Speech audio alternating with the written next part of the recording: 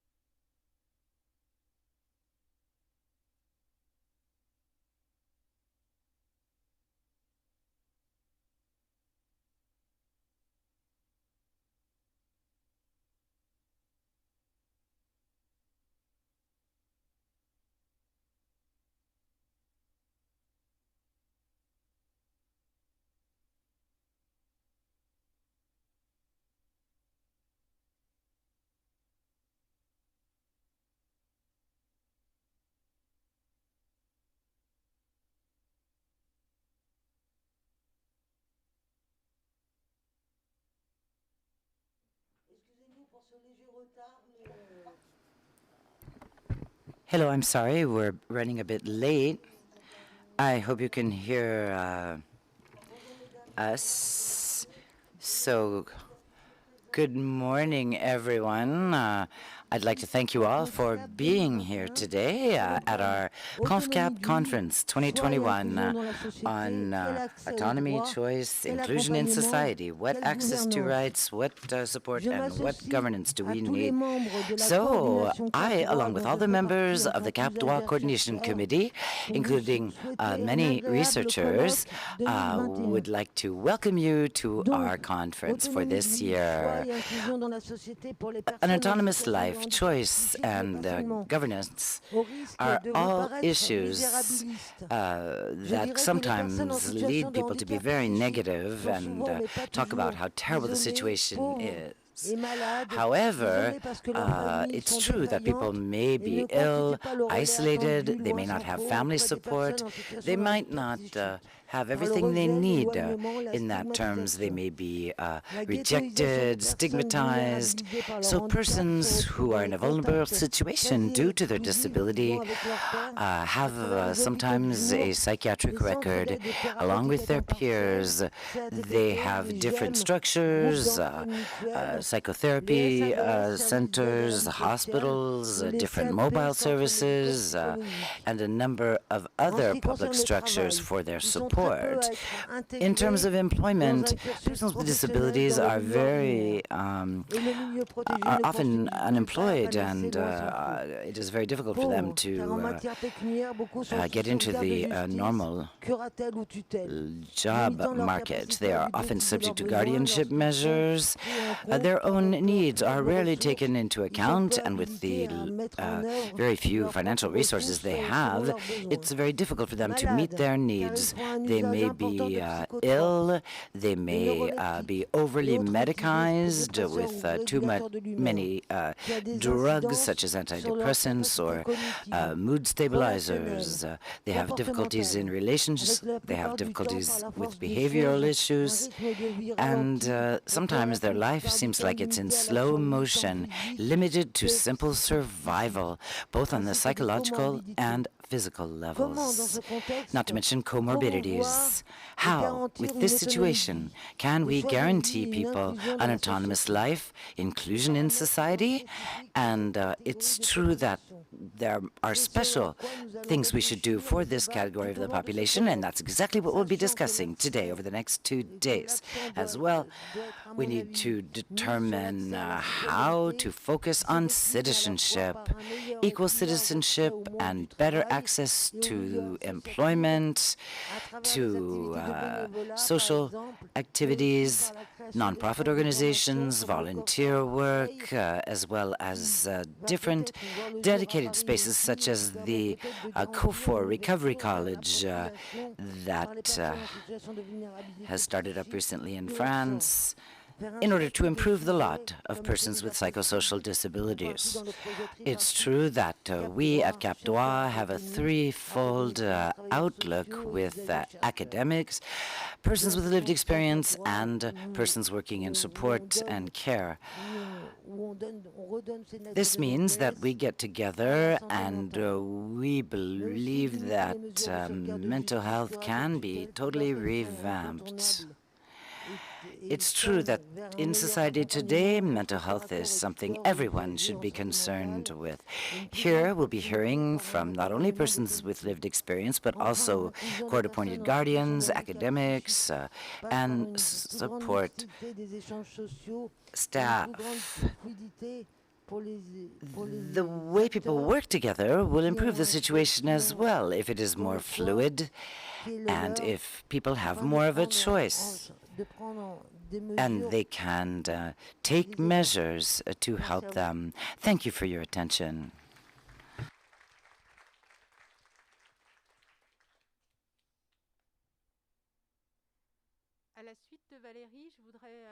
After hearing from Valerie, I just wanted to give you a little introduction in terms of what is special about our 2021 edition of the Confcap conference. Perhaps you were at the first two. This is our third initiative. I wanted to give you a little background on the history of how Confcap conference was designed. Back in 2017, if you were there, after the second Confcap conference, it was also, in fact, the end of our budget. And sometimes when you run out of money and you don't have a budget anymore, there's nothing you can do. But our team wanted to continue, so we all got together. And I'm talking about all kinds of experiential experience. There are people who provided their own time and involvement as volunteers as much as they could, either as partners. We have a partnership committee, and I'd like to thank you, those of you who are here, or as members of our coordination committee. Our coordination, in fact, represents all types of knowledge that we are implementing throughout the entire Cap Droit program. Researchers, academics, professionals, persons with lived experience directly concerned, and all of this work together is something incredible, especially if you've never done it before. And we, as the coordination committee, have thought a great deal about the types of tools we could set up to work on governance and organization, and there's a lot of things you can't see behind the scenes, but the result is here, and it's the result of the work of our coordination committee that little by little is trying to do something innovative, something new. It's great to participate, it's great to do things, and be able to make these decisions. So I hope that in terms of our program, the decisions we've made will be something you enjoy, and we'd like to hear back from you, and we're looking forward to your involvement over the next 2 days. So it's a threefold outlook. As I said, including in the workshops, including in the moderation of plenary sessions and the sessions themselves, as well as the 4 themes of our workshops. There are people, you may have noticed, at the welcome desk here at the door, and who are participating in this as well from several of our groups in Lyon. We want everyone's voice to be heard. I just wanted to make you aware of that as a little introduction, and I hope that this conference will be something different, perhaps, for you compared to other conferences you've attended in the past. We would be very happy to get your feedback afterwards. Allow me to pass the floor to Benoît Hérault. Thank you. Thank you, Isabelle. Thank you, Valerie. Before I thank the University of Lyon, too, and our partners, I wanted to say a few words about the issues we are trying to deal with and what we've been doing over the last few years. Our initial question in 2014, when we started this whole program, was that we were looking at the CRPD as a convention that is not necessarily specific only to persons with disabilities, but a new outlook on human rights and capacity at the heart of human rights. That means something to everyone. It meant revisiting human rights. Now the challenge of application of that convention is another thing. We're talking about all types of disabilities, and of course how people feel. You may be disabled in life. The policy of disablement is really something, so it may be a question of poverty, it may be a question of vulnerability, anything that prevents you in social life to have the same rights as others and to have an autonomous life. What is living an autonomous life? That's one big question we will be talking about here in terms of how people are subjects of the law. How can they be autonomous? What are the concrete ways we can provide them with independence and ensure that that happens? So this idea of living an autonomous life, as enshrined in Article 19 of the CRPD is something that persons with disabilities have been fighting for decades. We thought that it would be important to focus on living an autonomous life, which seems a better way of saying it rather than independent living, quote, because we are talking about autonomy in all areas of life. The challenges people face, more freedom in life. This type of thought is something we're doing through 4 workshop themes today and tomorrow. Autonomy, of course, is something people are debating heavily. Is it an individual thing? Is it more in terms of people's relations? And we'll go on with this debate, I hope, and contribute something to it. Autonomy also involves access to your choice of where to live. This is often very difficult for persons with disabilities, independent living. We see that the policies of housing first are something that can really help and can be something to encourage public policy. And this is also something that we'll be talking about, access to a place to live of your choice. That is at the heart of autonomy. And then there is an approach to capacity involving inclusion. What about institutions? What about our interdependency? That will be one of our themes as well for the workshops. And finally, as you know from our call for participation during the workshops, we'll also be talking about changing governance so that all of this could be achieved. As Isabel was saying, our coordination committee has been working on organizing this conference with our partners for several months, and now we're here at the conference. And it's quite exciting, but there are many things we hope will occur afterwards. And we hope that you will be involved, that you would like to work on the results, the proceedings, the written documents that are produced after this conference that could influence public policy.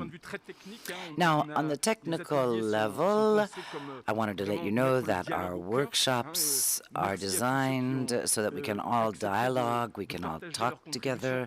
Thank you for having shared your contributions in advance so that we could prepare this and people could read your presentations perhaps in advance so that we could go further with the dialogue. Our updated program is available on our website. If you have any doubt about the most recent version of our program. And now I'd like to give the floor to Mrs. Christine Morin-Mezabel, who is from the University of Lyon, to our campus here today. Yes, good morning, everyone. I'm happy to welcome you here on behalf of the University of Lyon, too, and the Dean of the University. I was recently appointed Vice President in charge of equality and the fight against discrimination. The University of Lyon has decided to set up a vice presidency devoted to this task. We are very committed and will be over the next few years to inclusion, equality, equal rights, and fighting against discrimination. The issue of disability is going to be something very important in all of the action I plan to take, including with partners, because in my opinion, disability issues really involve discrimination. So that's why I think it's important to work with disability organizations. I'm happy to see how this is rolling out in this conference. And it really is related to what we plan to do at the university here in Lyon to fight discrimination. Number one, awareness. Awareness is so important, and this conference is an example of that. Awareness of all the stakeholders, including students themselves.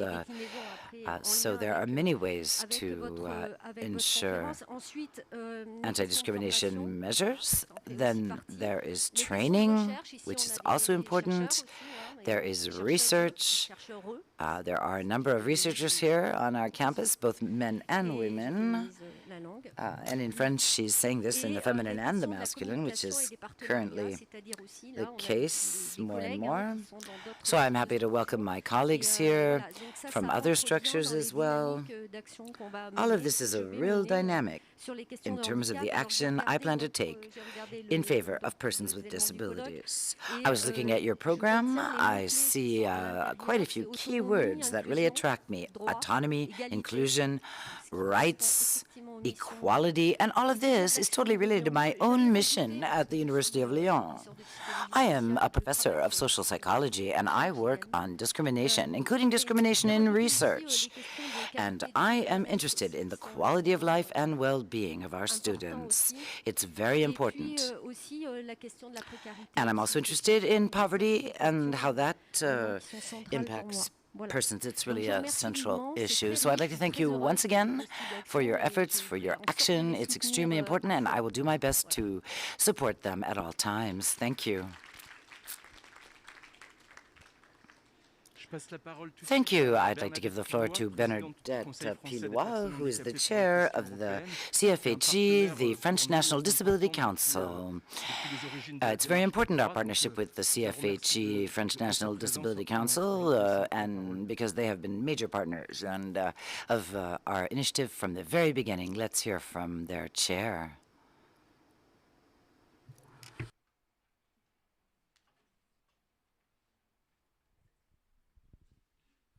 Alors peut-être les questions, bien sûr, de comodalité. Okay, so she is remote, and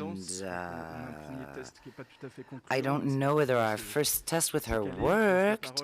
I hope we'll be able to hear from her soon, but otherwise, I think I'll just give the floor directly to Frédéric Bonetti, who is the Director of Housing from the Lyon Metropolis. And I'm very happy to have you here, and I'd like to thank the Lyon Metropolis authorities for having supported us, particularly in terms of new ways to govern. This is so important in the field of housing. Thank you. Good morning, everyone. Yes, indeed, for the city of Lyon, our metropolis, Cap Droit is really important because it is totally related to our Housing First program. We have decided to implement at top speed Housing First here in Lyon. Maybe you're familiar with this policy, which is on the premise that access to ordinary mainstream housing is the basis for social inclusion and is something that everyone deserves, regardless of any judgment made on their capacity. They have the right to independent living. This is a real change in approach when it comes to housing policy, as well as social policies. So the participation of users is related totally to the principles of Housing First, to support people so they can have control over their lives, so they can be included in society, be full-fledged citizens, and benefit from equal status. And when it comes to housing, a better approach to persons, listening to them better, and understand their needs in terms of housing and provide them with the services they need. This is true for implementation and in terms of evaluation. They must also be involved. For the city of Lyon, reducing the number of homeless persons or persons in difficult housing situations is a priority for us. This is true for our local authorities. And in fact, sometimes the persons with disabilities have been deprived of their rights to normal housing. We now have new guidelines, we now have new support methods and new ways to organize our services. All of this represents a challenge in terms of training of persons in contact with the public, for methodology, and to roll out public policy. To meet these objectives, the City of Lyon is working on hearing a collective view, listening to the voice of persons concerned and what they have to say, such as the Cap Droit program, without a hierarchy of knowledge, where everyone's knowledge is considered important. The City of Lyon supports the Cap Droit program and the Housing First project on a long-term basis now, because we are trying to include those persons concerned themselves, and we can see how droits is also involved and listening to those people in the Housing First project in Lyon. The city of Lyon supports these projects. We are working with peer workers as well to develop programs, and there are about 40 households that have benefited through a special university program in Grenoble with Housing First. We need to listen, first of all, to those users, to those persons concerned. We need to break down barriers in terms of types of knowledge. We need to think more about the terms and conditions that should apply to this new approach. Thank you very much for your attention. Thank you so much. I think the technical problem has been resolved. Not as yet. Right, is Stéphane Corbin with us? So it's really very important for us to have Stéphane Corbin, who is the Deputy Director of the National Autonomy Council, which has an extremely important role to play, and they basically are ensuring that research is in line with knowledge production and the citizenship approach. So we're really thrilled with the support that's been renewed today, and that way we can actually have both a good balance between research and citizenship approach. Hello everybody, good morning, I hope you can hear me. I know that research is about bringing together all stakeholders, and it's not easy, especially when there are technical glitches. Now, first of all, I'd like to thank the kind words that you said about the National Solidarity Council for Autonomy. I'm also very glad to be here with you, and I'm also thrilled with the support that's been provided to the research community. Now, you've had the COVID crisis and the dual transition of population and climate. The societal challenges are really important, and we really should have a broad reflection with all stakeholders. And this, again, is extremely very important. Now, bringing together researchers and citizens is innovative approach, and it's also necessary. It's innovative because it's not very often that in knowledge development we have such open approaches with crossed perspectives. And how can we promote auto-determination without basically gathering experience from the real world? You also have said that since 2011, one of the projects supported by the CNSA should be dedicated to the support of mixed research communities with clear-cut objectives. These communities should create bridges between researchers and stakeholders, enhance knowledge distribution, and create good conditions for participative research. You've chosen the theme of independent living,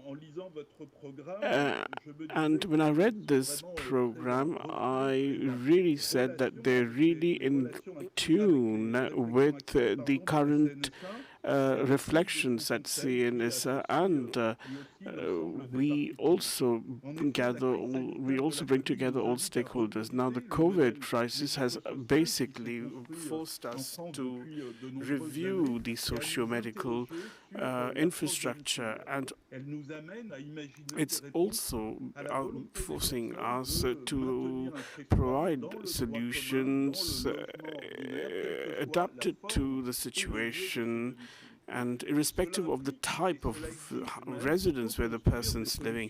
So it's also, so this means that we really have to co-design solutions while taking into account the person's wishes, and we really have to come out of this dichotomy and the inclusive society for people that we're all striving for. It really is something that will be built together with all the stakeholders. The theme that you're promoting is in line with our own thoughts. Now, experience-based knowledge was a theme in 2018 for us, and may I take the opportunity to share with you that on Tuesday, 6th of July, there's going to be the 6th edition of Researchers and Innovation on the theme of living at home, how to review the conditions. And this is basically going to echo similar concerns as of the panel discussion that you've organized during this conference about living at home and the role of institutions. Now, your conference is also supporting research and innovation and also our day-to-day actions alongside territorial players. I would like to give you two examples. First of all, the support for the development of inclusive housing. So I'd like to greet the city of Lyon, and I'd like to welcome their commitment in this respect. And this is a commitment that we have with the stakeholders in educating disabled children. Another point of convergence, amongst many others, is the point of vulnerability. So we really have to view all this, how to basically enhance and showcase the contribution of vulnerable people, and also raise awareness amongst the stakeholders and the public powers to review the paradigm of vulnerability. So the work that you're carrying out is very, very important, like the two-day conference, and we're really thrilled to listen to you and basically take home the fruit of this very hard work. So thank you so much. I wish you great proceedings. I can't be here for very long, and we really are quite attentive to what you're doing. Thank you so much for your kind attention. Thank you, Stéphane Corbin. Now, I'm just going to turn to my technical partners to see if the link with Bernadette Pellois has been established. Mrs. Pellois, can you hear us, please?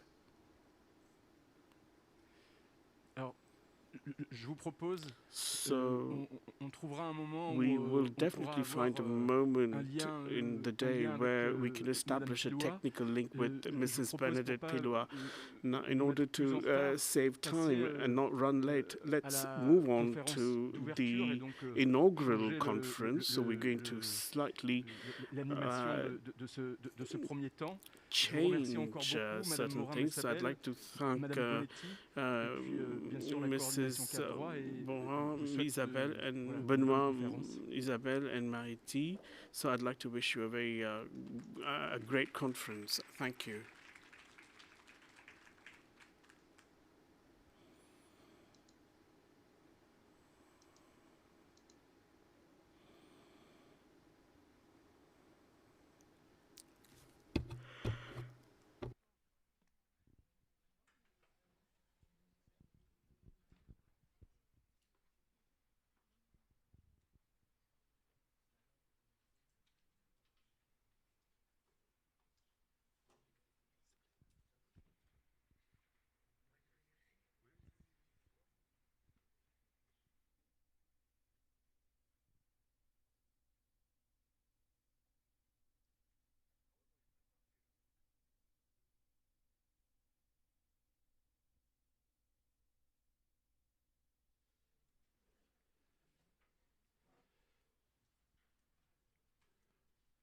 Voilà donc bonjour à toutes et à tous. Good morning, everybody, Bienvenue à cette and première welcome to this séquence, first cette conférence session, introductive de the introductive session of our Confcap conference, sera donnée par which Guillaume Leblanc, que je vais will présenter dans un be instant.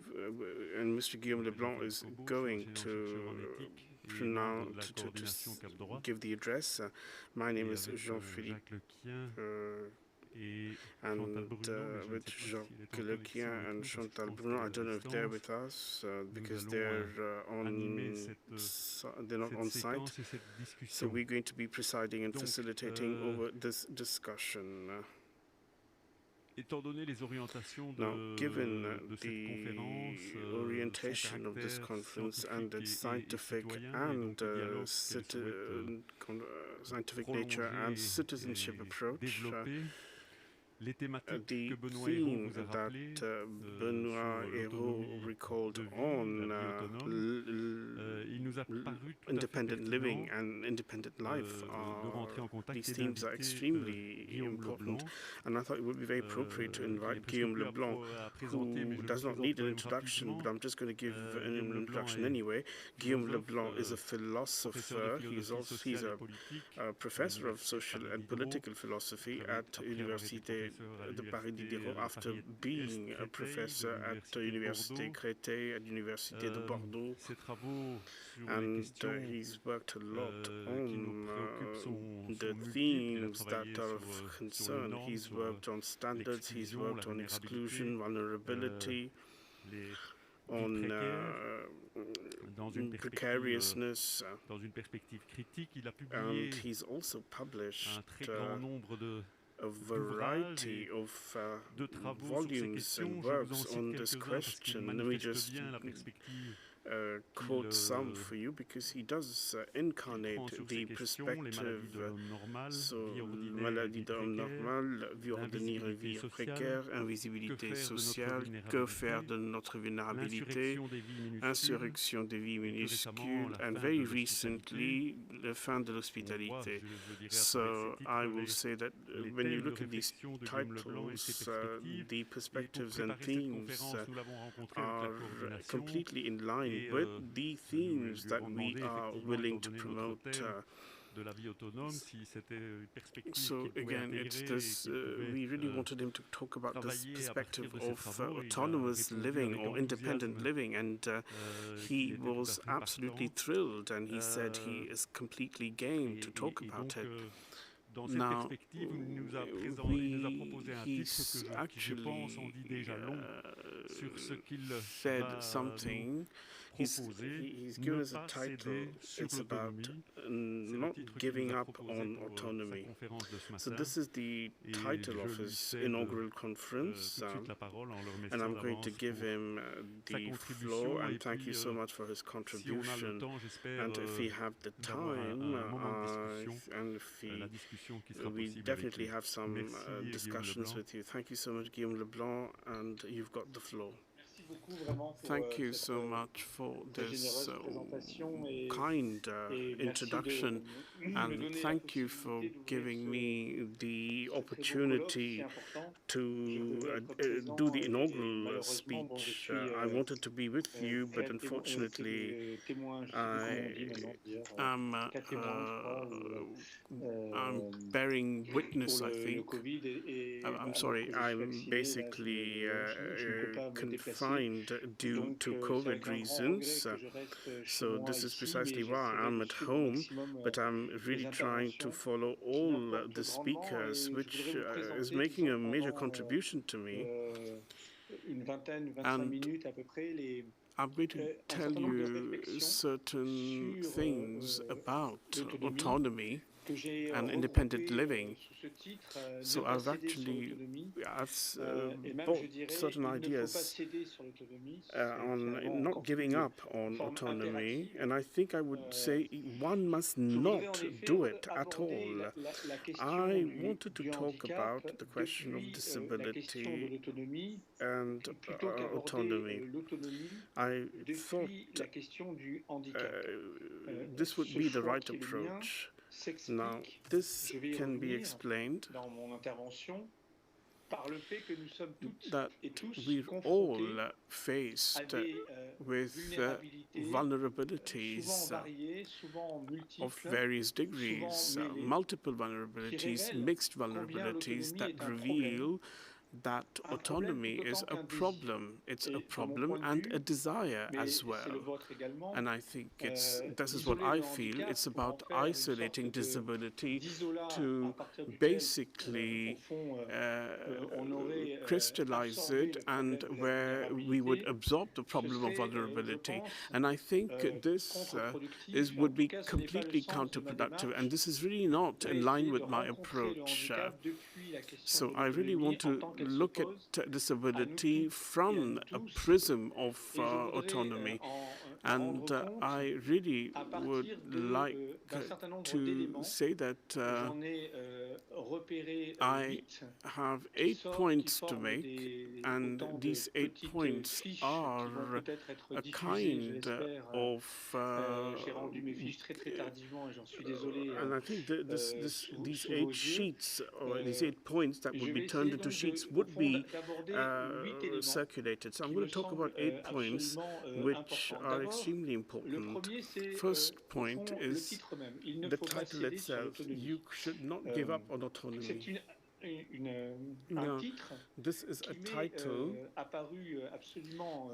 which I felt is extremely enlightening and important because because this reminded me of Freud's sentence. Thank you so much for these sheets that you're pulling out. So Freud says that you really should not, you should give in to your desire. So if this is something that makes someone lively and living, is the desire. So it's really important to basically fulfill your desires. So each person should basically do something to work on himself, to see what are the important desires, insofar as all desires are not the same and are not worth fulfilling. So there are certain essential desires, so we could call them fundamental or basic desires, or these are desires that really help a person to fulfill himself. Now, I really think I agree with this. The desire of autonomy is not only an essential desire, but it's also a desire from where all other desires actually take on meaning. Not desiring autonomy is about not existing. And at the same time, the desire of autonomy is an essential desire. And I'm sidetracking here because I'm talking of the desire of autonomy instead of real autonomy. And yet, the desire of autonomy is an essential desire. It means that autonomy is not something that is obvious. It's not something easy to achieve. It is very difficult to be completely autonomous or independent, and it's sometimes impossible to be autonomous at times. And yet, even though if I'm not autonomous, I will continue desiring autonomy. I will continue desiring to be independent, and it's this desire that actually gives meaning to my existence. And I think it's very, very important to start off with this approach, to start from this viewpoint. You have to want to exist by yourself, and you have to be as least dependent on others as possible. From an etymological perspective, if you look at the word autonomy, we've got this idea that can be divided. We can actually say auto and nemos, and autonomy is the fact of being self-sufficient, not accepting that your life standard is in the hands of the others, is dictated by others. So it's the desire that is devoid of any kind of submission. So this is what you desire when you want to be autonomous. So there is a form of social ill. It's a form of pathology when your own life standards is completely stifled by the norms or the standards of others. So a person who is disabled, if the person desires to have a house, the desire to have a house is rather unique because the person does not want to be institutionalized. And this desire to live independently in a house must be taken into account, otherwise you're negating the existence of the person. So this is one thing I'd like to share with you. And my second sheet. Now, there are two types of violence. Now, these, in fact, are serious, even though the seriousness or the gravity is not the same. So there is a first type of violence when we are going to reduce a person to his disability. So when you are reducing a person who's sick to his sickness, when you reduce a person, an unemployed person, to his unemployed status, and we spoke about these categories previously, and we know that reducing someone is about imprisoning someone in a category, putting someone in a category. So defining someone on the basis of his disability, in fact, is negating his existence. He's a person a person is living a life with a disability, and but the person, in fact, is not disabled, or he cannot be defined by his disability, and his disability does not absorb the person. So when the person is reduced to his disability, this is the first form of violence. There's a second form of violence, which is symmetrical, almost symmetrical, and it goes the other way around. Now, it's about refusing to understand and see that a person is living with a disability, because we are not going to take into account that a person is living with a sickness or is living with a major social faculty, without a major social faculty like work. But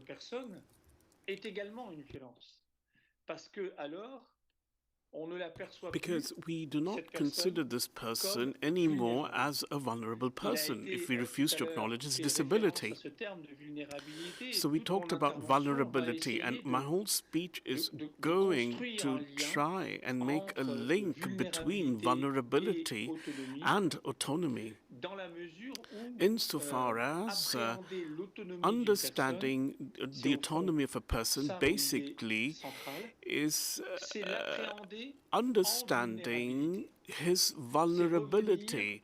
It's about looking at the forms of vulnerability. Disability is a form of vulnerability, but there are other forms of vulnerability other than disability, which involve types of communication or sharing that is possible because of this vulnerability. And everyone is concerned by this. So there's an initial violence happens when we reduce a person to his disability or sickness, and there is a second form of violence when we only see the disability or the sickness or the social violence that the person is inflicted with.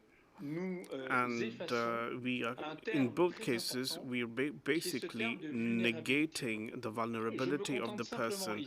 So here, I'm just going to ask you to observe that this notion of vulnerability has developed in our day-to-day life vocabulary, but also in modern social rhetorics and also in the medical social literature and social policies and in environmental policies. This word has actually become a rather important word, and its importance is often exaggerated because it has become a category, an umbrella term where you put everything, and you also include the social, the medical, and the perspective into this.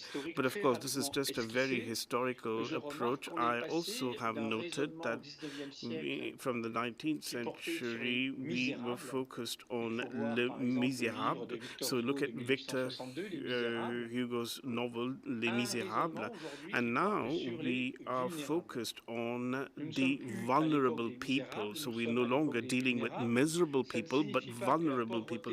It does not mean that poverty has disappeared. No, people are poorly housed. All that is still there. But it means that the way we look at social problems from now on uses the rhetoric of vulnerability and not miserability. So this is extremely important because in misery there was the fear of social fracture, of people who are in misery and out of misery, between people who've been included and excluded. But I think this modern reluctance, which is embodied by vulnerability and not misery, it basically is more to do with the notion of inclusion. We all fear being not included enough or not included at all. This uncertainty of modern times, especially with COVID, has in fact instilled this fear to a deeper extent. So this fear of insufficient inclusion. The notion of vulnerability has at least one advantage, even though you've got to be very careful. It really forces us to think of the fact that our inclusion modes are not that obvious. They are fragile, they are precarious, and our inclusion modes are plain vulnerable. And what I really want to say in my third sheet is that, so I call this presentation, you should not give in to vulnerability insofar as negating vulnerability is about negating, it tantamounts to negating human reality. No one can say that I am invulnerable. And if you remember Greek tales, Homer, for instance, you will remember this very fierce warrior, Achilles, who was so strong, and I think it's not the Odyssey, it's the Iliad. He was vulnerable, it was his heel, and that's why we have the expression Achilles' heel, and this is how he died. So you see, there is a form of vulnerability in each and every individual. Vulnerability is something that makes a human being exist, and at the same time it makes him weak, and it also gives him the human component. So we can say very, very strongly that it's inhuman to be not vulnerable.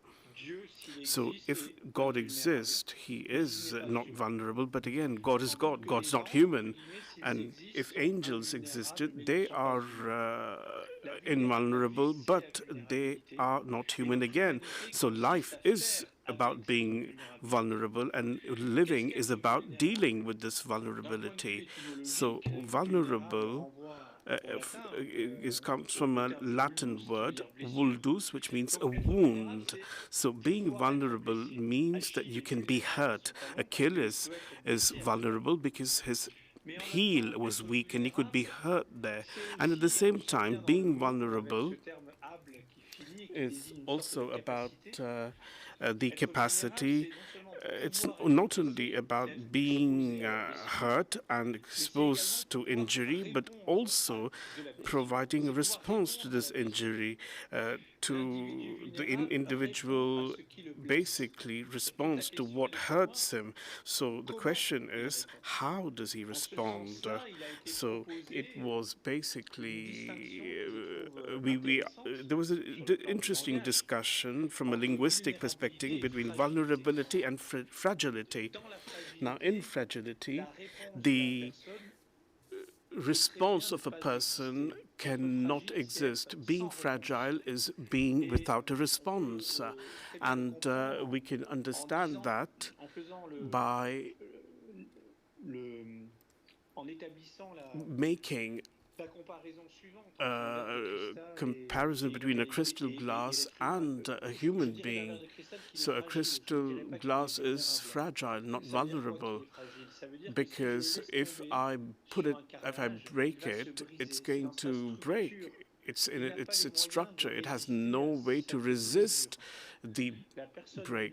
Whereas a vulnerable person, if the person falls down, and I'm sorry, if a vulnerable person, when he falls down, does not break, he will try and get up, and he may not succeed, but he will definitely try getting up. And to be able to get up, that person who is vulnerable needs other people to help them get up, who may also be vulnerable. You need support, aid, care, and this point is extremely important in my opinion. So what I mean by that is that we are all vulnerable, and our common vulnerability, including common with those persons with disabilities, should force us to think about how our existence is intertwined, is important because of our relations, our care for each other, which is why living a life with a disability puts you in a vulnerable situation. But precisely because you're in a vulnerable situation, you can continue to have an active life, fight against this vulnerability, and this effort must now become part of a whole support system of aid and care. Now I'd like to briefly discuss this in terms of the idea how we must not give up on care institutions. Because I would say that we ourselves fight against our own vulnerability, but also through not only self-help, but others' help, including the help of institutions. These 3 points are important because if an institution fights against vulnerability without the person themselves fighting against their own vulnerability, it will be a violent situation. It won't work. If I fight against my own vulnerability alone without the support of an institution, it will also be a violent situation, and there will not be a response by society to my problem of vulnerability. So we are fighting against vulnerability through various forms of aid. Number one, self-help, and being recognized as having the capacity to act and manage your vulnerability, and then helping each other, relations with people who you're close with, your family, your loved ones, your neighbors, anyone who's working with you. And this will make it possible to support a vulnerable person, including those persons with disabilities. So that's at one level. Everyone supports each other.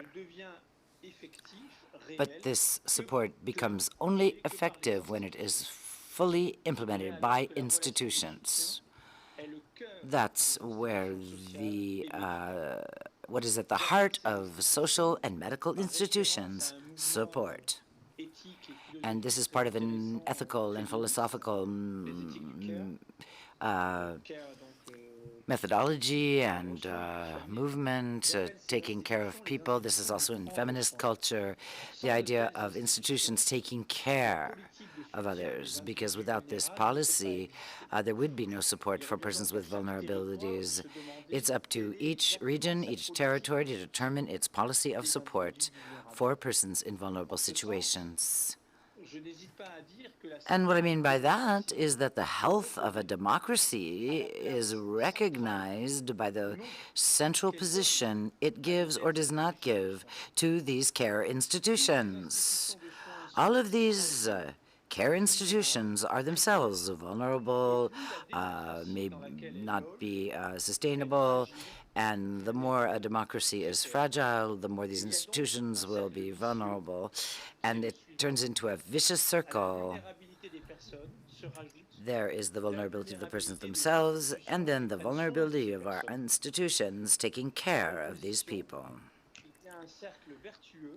On the other hand, you may have a virtuous circle where the vulnerability of persons is recognized right at the heart of society, because the care institutions have a central role to play in that society. So I'd like to think about what the philosopher Margaret said in a very interesting work entitled A Decent Society. This idea of decency is really the focus of my work. Margaret said, a decent society is a society where institutions do not humiliate people. And indeed, there is humiliation that occurs when an institution, instead of protecting people, is actually violent towards people. When institutions, instead of supporting people, expose them to even greater vulnerability. And so now I have a fifth slide to share with you, I feel is essential, which shows the connection between vulnerability and autonomy. In general, these are opposing forces, vulnerability versus autonomy, just like we say dependency versus independency. And the first should be negative and the second positive. Well, this is a false view of people. It was developed by the individualistic philosophy we see in today's society. It's almost an official philosophy these days, but there are actually two points of view, the point of view of autonomy and the point of view of vulnerability. And both of these points of view come together to define human reality. I would like to send you a text I feel is essential. It's Paul Ricard, the French philosopher, who wrote a book called Justice. He wrote in 2015 that there was a paradox between autonomy and fragility and vulnerability. There are these two different standpoints, and the two terms come together. Autonomy may be possible for persons in vulnerable situations, but persons in vulnerable situations or who are fragile can become autonomous and can be called on to become autonomous. Because to understand human life, we need both standpoints. We need to understand the standpoint of autonomy and the standpoint of vulnerability. They need to come together. And precisely, we must determine how this is interrelated, because if we believe that we are autonomous, we should still think about the points where we are vulnerable, and we should not give up. But when we think or feel we are vulnerable, and we want to be even more autonomous, we should not give up on autonomy either.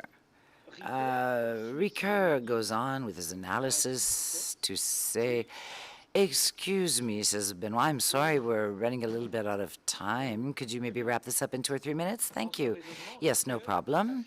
So Ricoeur says that the law plays a central role as it allows us to build this link between vulnerability and autonomy. As you see here in slide 6, capacity cannot be necessarily opposed with incapacity. There must be a reference to both. You have capacity because you could also have incapacity. It's just the other side of the coin in one way or another. So I would say in conclusion that we need to preserve, here in my 7th slide, this idea of how the law can link up vulnerability and autonomy. If you take a quick look at the CRDP, you will find a very interesting idea several times in the text of the convention, and it is almost the leitmotif of the convention. Persons with disabilities must be able to live on an equal basis with others. It comes back time and again, on an equal basis with others. And this is very strong. This means that we need to eliminate inequality. Even stronger, you see in the convention that it says on an equal basis with others. Others are usually people who are different, people that aren't like us, persons with disabilities, who are ill, who are marginalized, on the fringe of society. But here we're talking about on an equal basis with others, i.e. those people who are supposedly part of mainstream society, who are normal. And we should also look at persons as equals. This is what they are saying in the convention. This should make people aware. You are always different from other people, but the main thing is that we all have equality regardless of the way we exist and live. Second, the relations and existence among people only exist because of hospitable relationship and not violence. We are all interrelated. If you don't believe that, it's because you have forgotten all the links between all human beings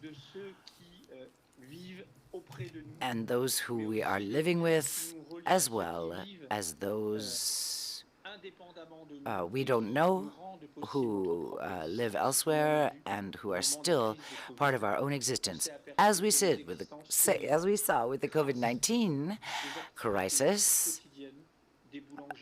daily work of butchers, bakers, garbage collectors really made us understand our dependency on all of these people that we do not know, without whom we could not even exist.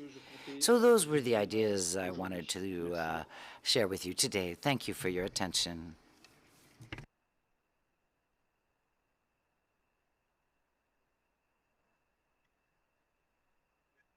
Thank you, Guillaume Leblanc. Very clear and very nice keynote presentation to start off our day. I know that it will not always be easy when we have these remote presentations, but we'll be right back, and I hope you'll stay with us, and we'll be expecting you for the debate afterwards in about 10 minutes. Wonderful. Thank you. I would like to introduce Marianne Leblanc, who is with us, and the president of the French Economic and Social Council, and also the chair of UNAF, a service provider organization on a national level in France. Thank you for inviting UNAF. And I'm also the vice president of the French Council, the French Economic and Social and Environmental Council. I wanted to get across a very important message on our behalf and on behalf of families.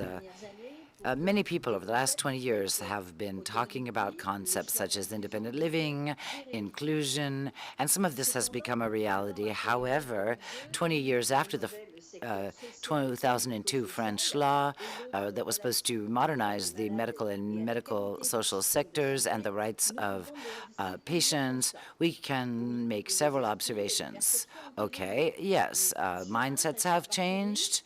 But there is still so much to do because the opinions and the prejudices of persons can be very deep.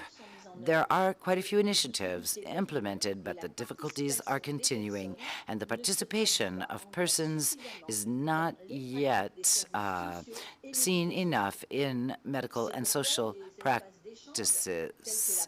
This is why a conference such as this, organized by Cap, is absolutely necessary to think about new prospects.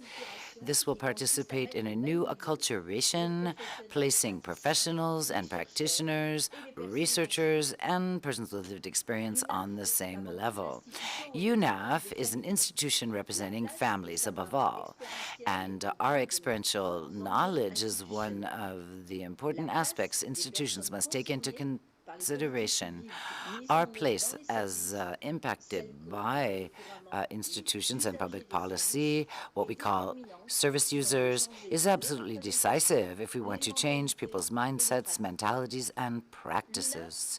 UNAF is a member of Association Les Savoirs, which is a nonprofit organization to recognize all types of knowledge that they may have gained through their illness, through their life, through disabilities, or whatever they do, in order to adjust professional practices to make them more efficient.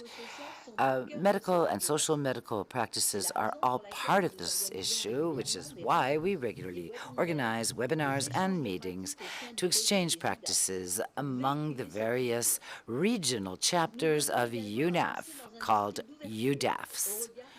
We have a very open mind. We want to know also what's going on beyond our borders. International law plays an important role in these fundamental issues. The UN CRPD, for example, is pushing us to a new paradigm. And I think that in particular, legal protection of adults through guardianship is one thing that will change. It's even more important for persons in difficulty than any other citizen. We're talking about family values, social aspects, and certain activities, and protecting the life and health of everyone. UDAF and UNAF, just like every association, have been committed since the beginning of the health crisis, particularly during the confinements that were very difficult for persons with disabilities as well as the elderly. Regardless of the service you're talking about, if it's guardianship, if it's support to parents, if it's other support for persons with disabilities, must all avoid situations of panic and isolation of persons. As soon as the pandemic broke out, we put together support, assistance, and got closer to our members. Professionals had to change their practices overnight to do unimaginable things, initially respond to the needs of persons, and we're talking about fundamental needs of persons in vulnerable situation and their families, so that we could take swift action to help. The guardianship organizations supported by UNAF have in particular worked very hard for those people who benefit from guardianship to ensure the quality of their protection, maintain their autonomy to the extent they are capable. UNAF has been involved in convincing bank branches to open even during the pandemic so that persons with disabilities could make cash withdrawals. UNAF has fought for the respect of the will of persons with disabilities in connection with the vaccination campaigns. We have now been able to measure how hard it is for people to get information, how landmarks are missing, how it must be action and not just theory, particularly when it is a very extreme situation. Our values and principles mean that there are demands on the culture of professional and volunteers. Brigitte Bourguignon, the minister delegated by the Minister of Health for Autonomy, has set up a mission on ethics in terms of elderly persons' concerns. Last January, there was a landmark document that was issued, and we are continuing to work on a ethical charter for support. UNAF is supporting this and a member of this commission so that people will see things in terms of the real lives of persons with disabilities and their families. Finally, housing is extremely important, and I'm very happy to see that on the program for the next 2 days. It's right, it is a burning issue. Thinking of the Wellfam report from 2020 in France, inclusive housing has really taken off in France over the last few years. Housing is often seen as protection, something that gives structure to people's lives, safety. You are supposed to feel at home and trust where you live as a free choice, but this private, intimate space must not lead to isolation you suffer from. It must be part of the immediate environment, in a neighborhood, in the community. And there are challenges in life, and if you are losing your autonomy due to a disability, illness, or aging, for example, living alone at home requires support from your friends, or should you choose an institution, sometimes the solutions are not adapted to the needs and interests or preferences of the persons. So what we call inclusive housing could be an alternative, allowing the person to choose to live at home in mainstream housing based on 3 community principles: consent to share your housing with another person, where each person has their own space, but then they share time in places that are common, such as living rooms, etc. Agreed to support by professionals who are there to ensure well-being and the proper environment of this co-housing unit. Then being included in the community, whether you're in a village, in a rural area, or in the city, having shops and services nearby is also essential to be a full-fledged citizen in the community. The state is trying to work on these inclusive housing projects that are part and parcel of the community, and this is extremely important. And in fact, financial resources have been devoted to this and have now been secured. UNAF and our regional chapters, UDAF, are supporting this and have for the last 20 years, particularly through our governance, our families. We have host families as who can house persons, and through the respect we have for each other, there is definitely a dynamic participation. We need to understand how collegial decisions need to be made for co-housing, and solidarity among neighbors, among peers, among everyone has now been observed in these co-housing units. I think it's an excellent choice for inclusion and really part of this whole conference and your themes. I hope you have a wonderful 2 days. I'm sure it will give you a lot of food for thought to inspire our policymakers. And I personally will definitely have a lot to say about what your work at our French Council, Economic, Social, and Environmental Council. It is also important, particularly in the field of health. Thank you. Thank you, Mrs. Blanc.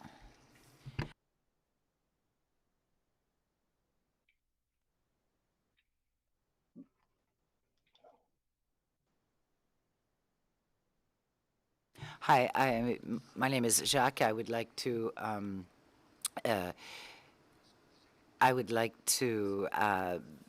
speak now to open the debate. And can you hear me?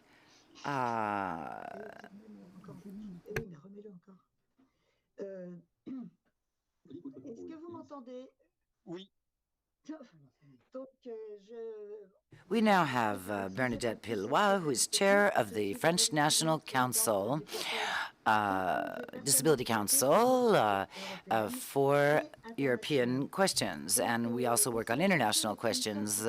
It's called the CFHE. The CFHE is the official French National Disability Council.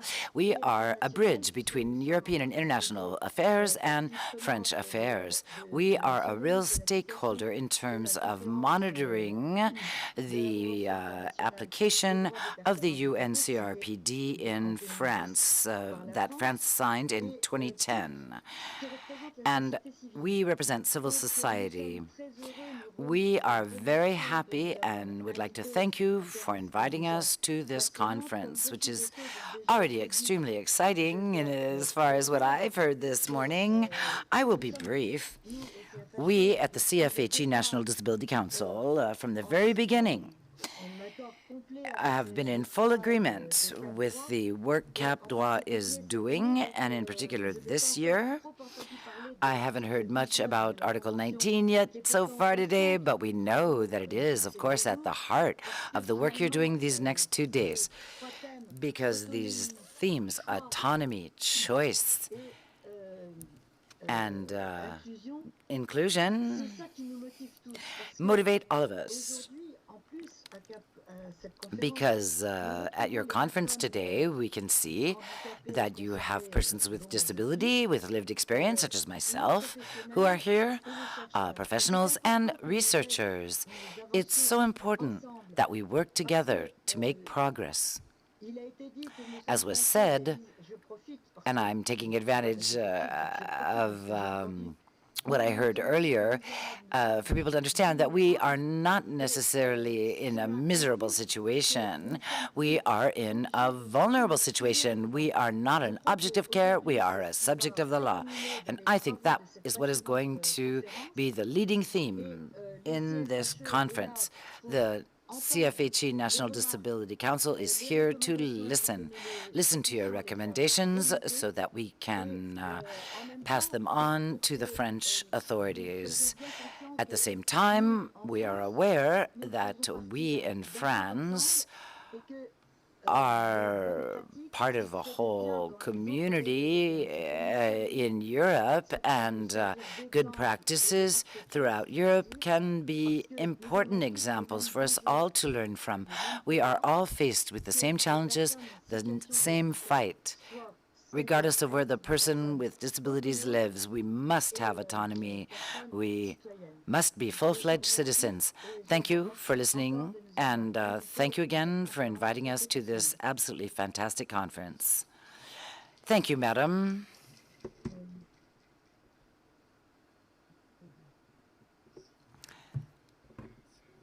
Thank you for those last 2 presentations. How motivating for us to hear all of your support for our program. Let's go back to Guillaume Leblanc, our philosopher. I'm right here. Great. I just wanted to make sure because I can't see you on the screen. Here I am. Okay, great.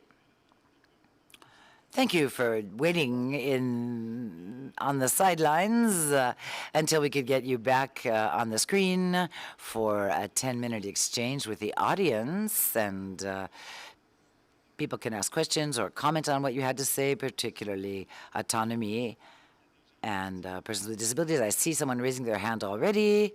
Please go ahead.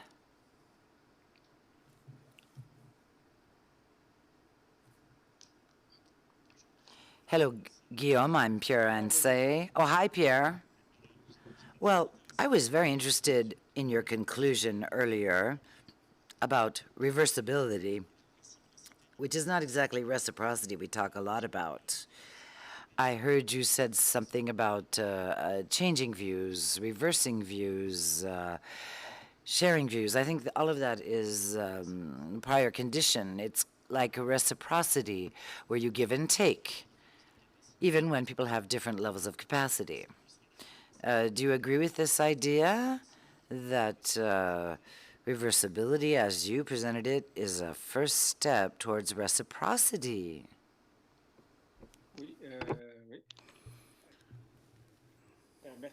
Thank you, Pierre, for this question. Indeed, I want to say yes, and at the same time, I'm going to see where this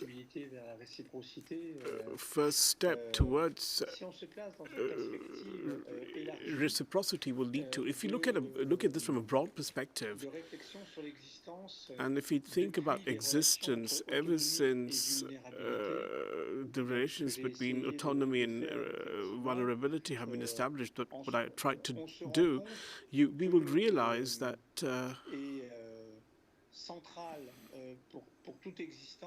what is really important for existence is a variety of factors, and I'm trying to understand how can autonomy be rolled out within a set of vulnerabilities. Now, in this perspective, and I can also take the opportunity to basically comment on the previous speaker. Madam, you said that we are no longer in a miserable situation, but in a vulnerable situation. I totally agree with you there, but I understand what you're saying. We're no longer objects. We're no longer an existence that are subject to institution. We are capable of managing on our own.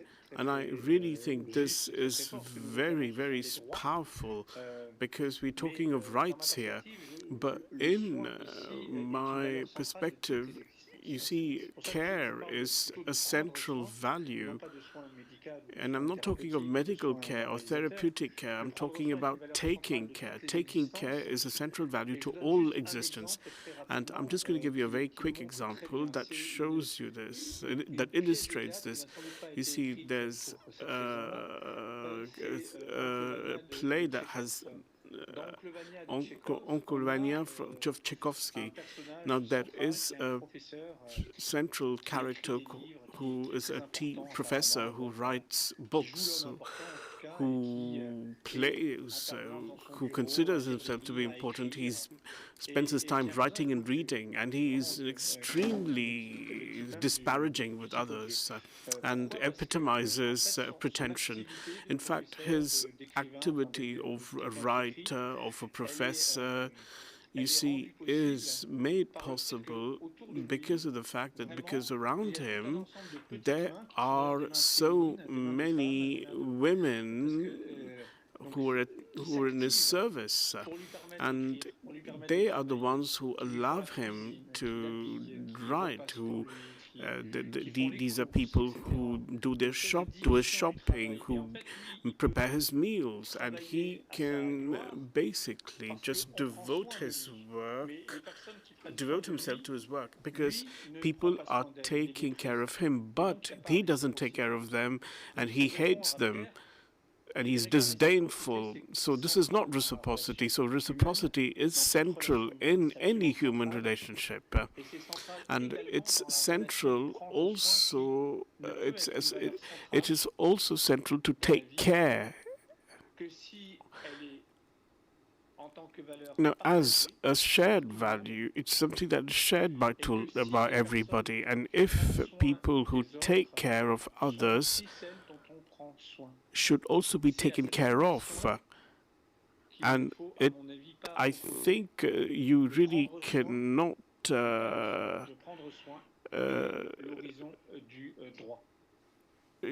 make a distinction here. Thank you so much. One more question, so that we not so that we don't run late.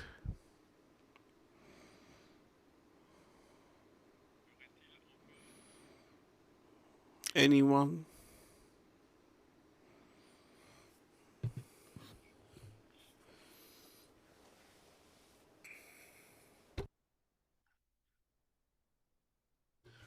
My name is Thierry Rousseau.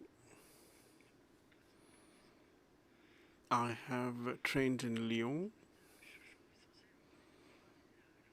You talked about independent living. But someone who's in other psychiatric care should be in a position to make a prescription for himself. You see, when a person is in psychiatric care, when he wants some kind of something,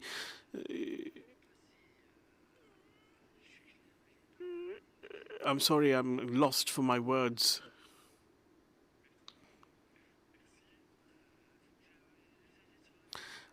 You see, someone in a psychiatric using psychiatric care in psychiatric care. I'm sorry, I'm repeating myself. I can't get my words out properly. I think it's important that there are tools to make the person independent. The person should be able to have a minimum of autonomy. I don't know if this is going to be possible. I'm sorry for phrasing my question like this. No, absolutely not. And you're very clear in your questioning. I completely understand you, and you've actually understood my speech, and this is exactly what I want to say. You really cannot give up on your desire to be autonomous. Let's take the example of psychiatry. Yes, you are right. When a patient is undergoing psychiatric care, and it's valid for all types of care. When he has a request, I think this request must be listened to. And in psychiatry, and it's also the case for medicine, we know how patients with HIV really had to struggle to have some kind of intimity, private space in the hospital rooms. And in psychiatry, we tend to ignore the patient's demands. And this is a very, very major problem, especially in psychiatry, because psychiatry basically affects mental balance. And I totally understand you really need to remind this. The question is, how do we do it? We really need to drive home again the desire of autonomy, and this desire must be listened to. Now, should there be a point of contact for the patients or a patient's union, or perhaps the person himself who's hospitalized?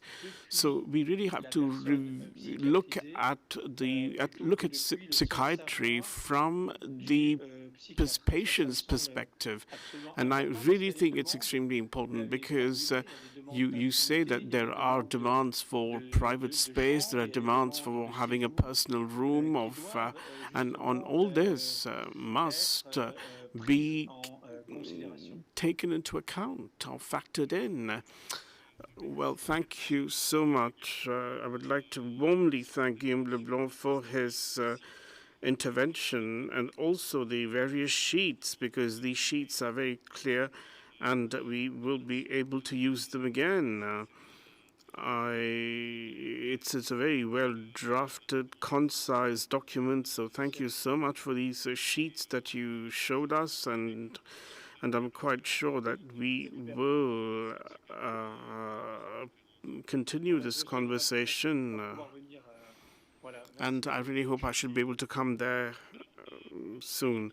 Now, just to move on to the panel discussion that will ensue, we are also going to give you headsets because some of the interventions are going to be in English, and you might want to hear the simultaneous interpretation into French. Now, if you want headsets for simultaneous interpretation into French, do raise your hands, please.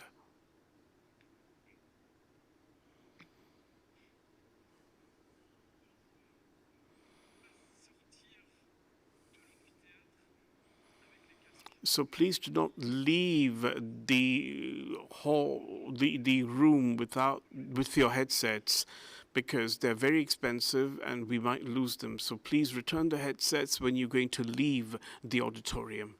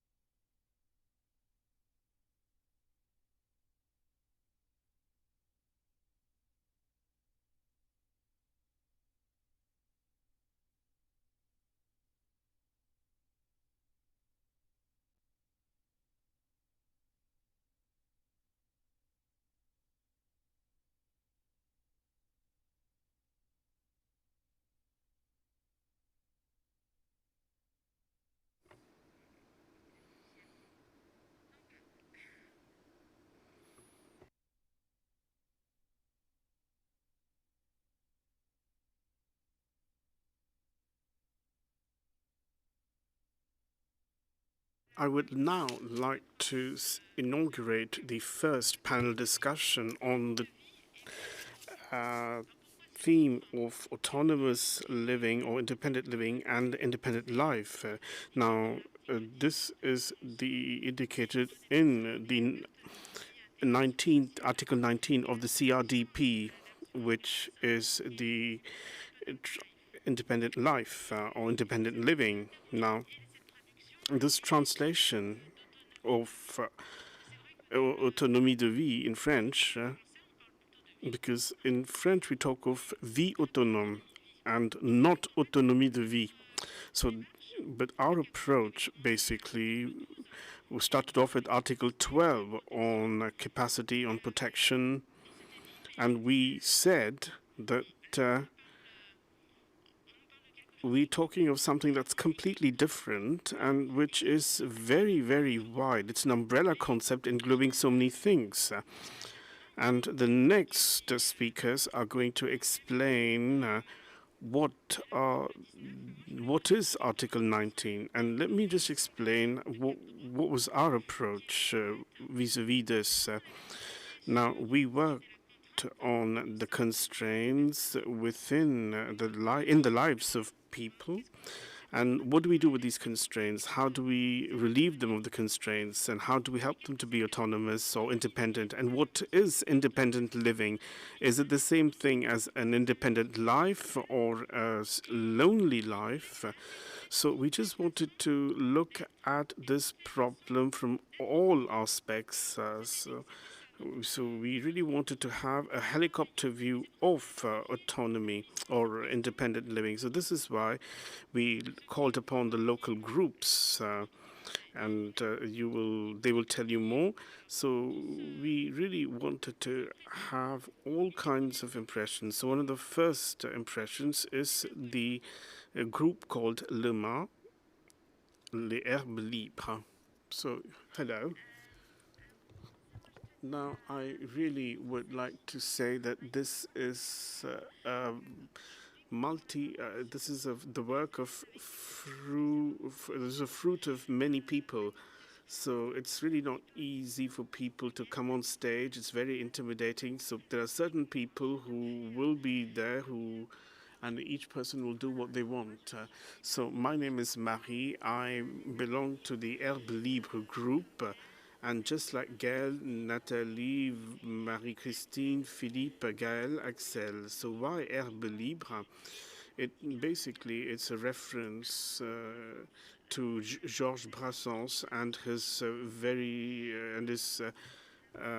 mauvaise herbe, or the weed. And we've actually become the free grass, so to speak. So this is a song by Georges Brassens.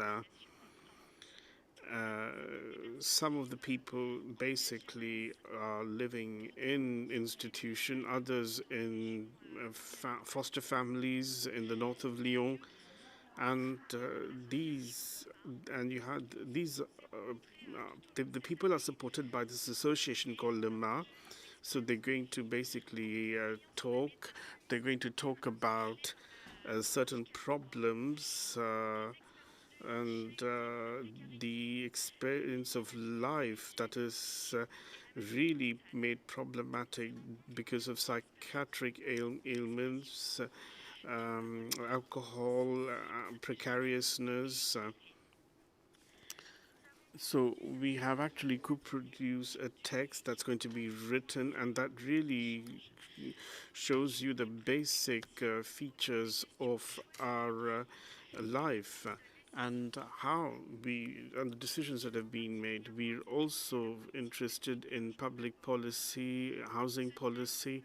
So this text is basically an invitation to think when we talk about the Article 19 on the CRDP, on inclusion and autonomy.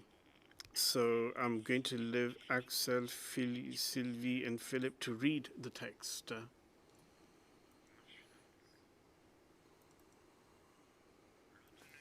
So, autonomy as an obstacle course.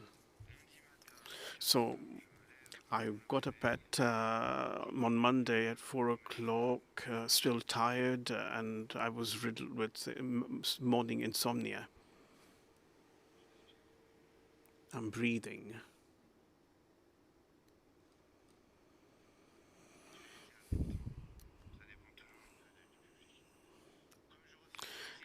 Since an educator was supposed to see me in the afternoon, I've scrubbed the flat clean. This is a flat that was given to me by the social organization. So I had lunch at the collective area of the residence, and I'm also going to take the opportunity to do my laundry and work on my computer. I've got to finish the report of the last Social Life Council and provide information to the housing association. And at the end of the day, I can either go running, read, or drink wine to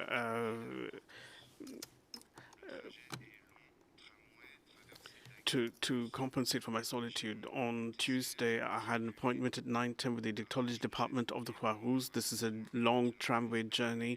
I have my bus pass. I can go around, but I had to get my treatment. I have to have peace of mind. I drink coffee. And I've got a disability allowance of 902 euros, and I've got to make choices all the time, and some of them are quite difficult. Often, when I undertake long journeys through the city, I think about the fact that I cannot live under the same roof as my loved one. Moving in together would largely cancel my rights to the adult disability allowance, and it would actually force me to live off him and condemning him to support me. I often wonder, where is the autonomy of life? Where is the choice of life and the way of living together? So one option would be to hide and declare myself as a co-tenant to not lose my rights and keep my financial autonomy. And that's outrageous. This is not a choice. Why should I be punished all the time? Over the years, I've come to understand that I have received an allowance for loneliness, but I really don't have the time to feel sorry for myself, and I have to worry about tobacco, or about cigarettes and other things. I have a supportive family. I'm lucky, which is not the case for my friends in the CHRS. In the afternoon, it's a drawing workshop. And we greet each other, and we're trying to joke a bit, given the times which isolate us, and which we work on a collective work. We work on feelings, on our emotions, on hopes after a year of crisis and hospitalizations. On Wednesday, I know there's a meeting at the Saint-Cyr Mondor with the psychiatrist. We know each other. We basically adjust the treatment together. He knows how to find the right words, even though at times during the rest of the interview, I feel that I'm even more exalted. But for the time being, I have to get on with this 40-kilometer round trip, which will take up most of my day. But after all, we are patient. We basically live up to our name, ready to wait in these corridors for our turn to come in a stream of emergencies against the backdrop of a medical desert. And as psychiatry is sectorized, I'm really forced to follow the parts imposed on me. In the evening, I go back to my theater group. Everyone is well within bounds. They've got a normal life. I'm respected, accepted, and I can actually talk about my disability at times. On Thursday, I fill in an application for the renewal of my care and I have to call my court-appointed guardian because the money for my weeks has not come. I'm confronted with a saturated switchboard for long minutes, and I'm afraid that the call reception time will be too soon, and I will not be able to find a solution. Once again, I probably have to wait or borrow money or wait till the next day to eat and smoke. And yes, I can't think ahead, but hey, I'm under guardianship for good reasons. In the afternoon, I gave a hand to Daniel, the cook, for his trip to the food bank. It's about driving, loading and unloading the truck. At the end of the day, I go to the library, I look for help in the books, and I dream of the DVD films, and I cut myself from the world with these CDs. Friday is the day of demonstrations. All over Europe, people are basically meeting to demand housing rights for all.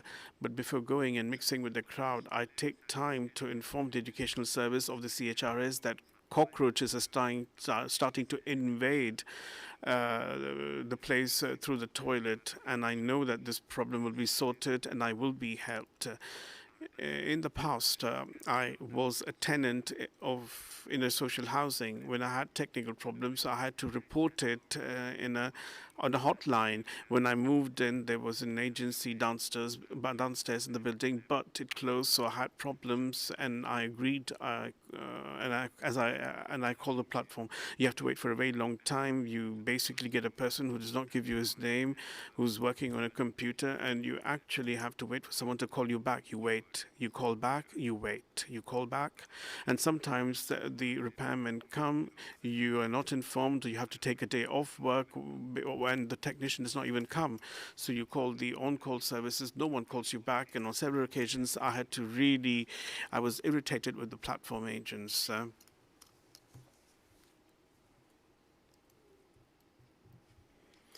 Now, the social landlords have invented these platforms for dealing with problems, but they are great problems of anonymity. It's terrible. There's a lack of human contact. It's really done to dissuade tenants in agencies. I think staff are putting in place avoidance strategies. They should take up Coluche's slogan, write us what you need, and we'll tell you how to do without it. And finally, the OPAC is aptly named, for there is nothing more opaque than OPAC. At first, I looked for my rights. I read all the tenants' flyers. I basically wrote letters, and someone answered me, but it's really not normal. I don't understand. We don't understand. But I know that some people give up and live in unworthy conditions. For others, it can generate into violence. Living like this with these platforms that don't answer and who let you live in unworthy conditions. And yeah, careful. If you're angry, then it's going to be used against you. Not everyone is able of doing all of this. How did we get to this point? How much do we have to do to be listened to? What about people who don't speak French very well? Those people who don't even know what their rights are? Who don't have enough energy? Who are alone and have no support? Those people end up with a lot of serious consequential problems no one deals with. I am just a resident. I'm not a tenant of this temporary housing place, but I do know there are people there to support me. During the week, I see my Quel friends in the association. We're going to Vichy next Sunday. We are going to rent a car, and I'm going to drive there and back. It's an association for those people suffering from addictions. We have a journalist who it moderates our seminars. I take notes. I love to take notes. I became a member of the Quel after I went through a disintoxication cure and needed support. There was an addictologist who provided me with prescriptions. I got psychotherapy, and I was with a group of former drug users. Thanks to this experience, sometimes I think I should become a peer worker. I know that the concept of peer work has existed for a long time. It's based on the idea that those people who have had the same mental health problems or physical problems or dependencies can help each other. Now, when it comes to a mental health or a psychosocial disability, I know some schizophrenics who have become totally stabilized and who have jobs. There's even training to get to that point. From what I understand, this concept is not very mainstreamed. There are still so many prejudices out there. I should find out more about this. But anyway, my week is over, so I just didn't have anything to pay for my retirement scheme. I don't have any savings. I don't own much, but I've done my best. I have a zest for life, and I don't envy anyone else. I'm not a salaried worker, but rest assured, I do work. Yes, I do, and everything I do is work.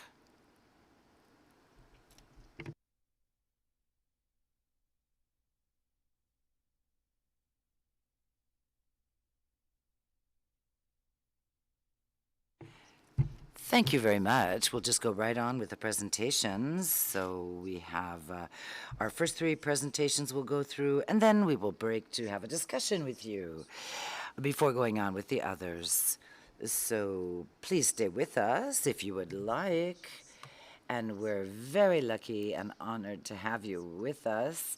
Whereas, unfortunately, so many are with us remotely. So why not stay with us up here? That's great. I would like to give the floor now to Nadia Haddad, who is remote with us. She is the co-chair of ENEL, the European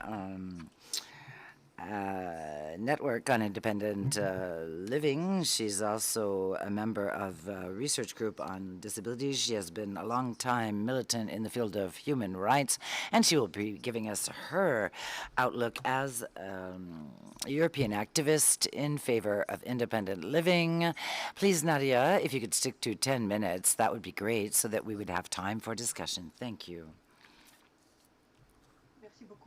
Thank you very much. I'd like to thank Cap Droit for inviting me, and I would like to thank the previous speakers who have said so many interesting things. I'm sorry for my French. Please excuse any mistakes I make.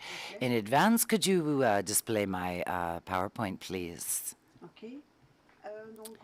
Thank you. My talk today, please go on to the next slide, will first of all, present ENEL to you, the European Network on Independent Living. We work in the field of advocacy for independent living and inclusion in society of persons with disabilities based on a human rights model, solidarity, democracy, choice, and the control over your own life, self-determination, self-representation, and we do a lot of work on deinstitutionalization. We defend and encourage these values and these principles and practices because we want full citizenship for all persons with disabilities. Now, there are many conditions to achieve this, which I will discuss in the next slide. Today, I would like to remind everyone of what we mean when we say living an autonomous life or independent living. For us, this means that persons with disabilities have all they need, all resources to be able to make a choice and control their lives. They must be able to make all decisions concerning their life. This freedom to take action and decide on your own is absolutely necessary to have an independent life and an autonomous life, which means access to all ordinary services on an equal basis with others. ENEL supports several ideas for this because all factors come together in the environment and on an individual level to be included. And we need the possibility to choose where we live, with whom we live, how we want to live, our lifestyle, who will help us, if we want assistance, how and where we are receiving assistance, and there must be flexibility for us in daily life. And we need to be included in society just like everyone else with the right support. Now, we talk a lot about Article 19 of the UNCRPD. Article 19 talks about living independently, but being included in the community at the same time. It's both. States which have signed the convention recognize the equal right to choose where and with whom you want to live, on an equal basis with others. And the Convention promises us that we have the right to access a range of in-home, residential, and other community support services, including personal assistance necessary to support living and inclusion in the community, and of course to prevent isolation or segregation from the community. And third, the Convention promises community services and facilities for the general population, which are also available on an equal basis to persons with disabilities and that are responsive to our needs.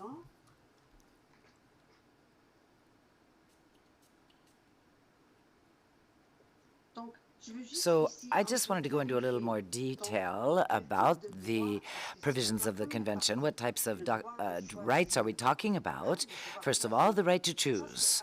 Well, the right to choose, this is a civil and political right.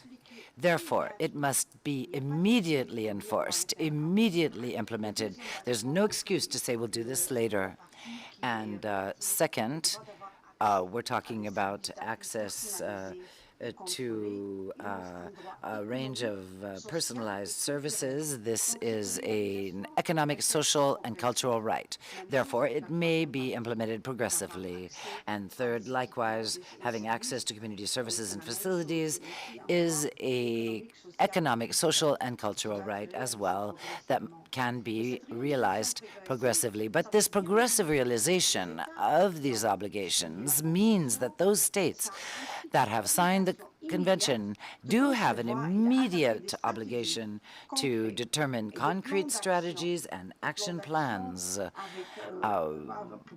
in order to set up these support services and provide the required resources, the budgets we need within a certain period of time very clearly, and develop services for the general population that are also accessible for persons with disabilities. So for us, for an autonomous life, it will only be possible if we realize the 12 pillars, i.e. we need complete and accessible information on everything happening in society. We need a public transportation system that is also accessible, affordable, and that can be paid for, so that we can go from point A to point B just like anyone else. We also need full access to the environment, accessible in terms of time frame, where we can go to see someone, physical access. I want support when I get there, and I should get it. Also, we need technical aid and equipment that is appropriate, that I need to be able to live inclusively in society. We already heard about housing that must be accessible, affordable, and adapted to my life situation. I may be on my own, I could live with my family, but in any case, the housing must be adapted for me. I also need health care services and social services that are adapted to my requirements. And I need to have sufficient revenues, sufficient financial resources as a person with a disability. Also, appropriate personal assistance. For us, disabled persons, it is really a tool for us to be included in society and to be able to decide how we want to live.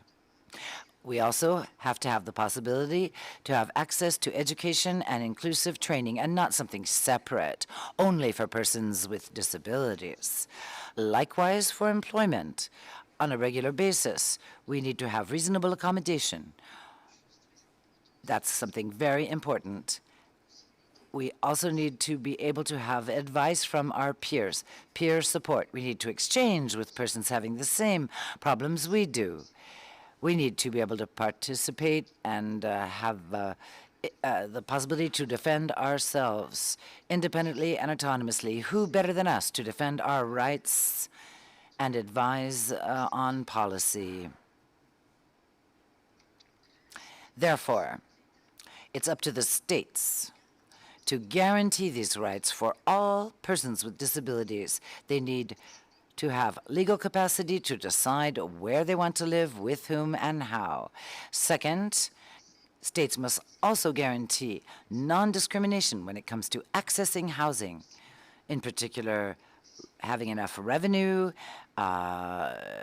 It has to be accessible. There must be mandatory standards when it comes to building construction that allow accessibility to new housing, and they must have renovated housing. Also, a concrete action plan for independent living must be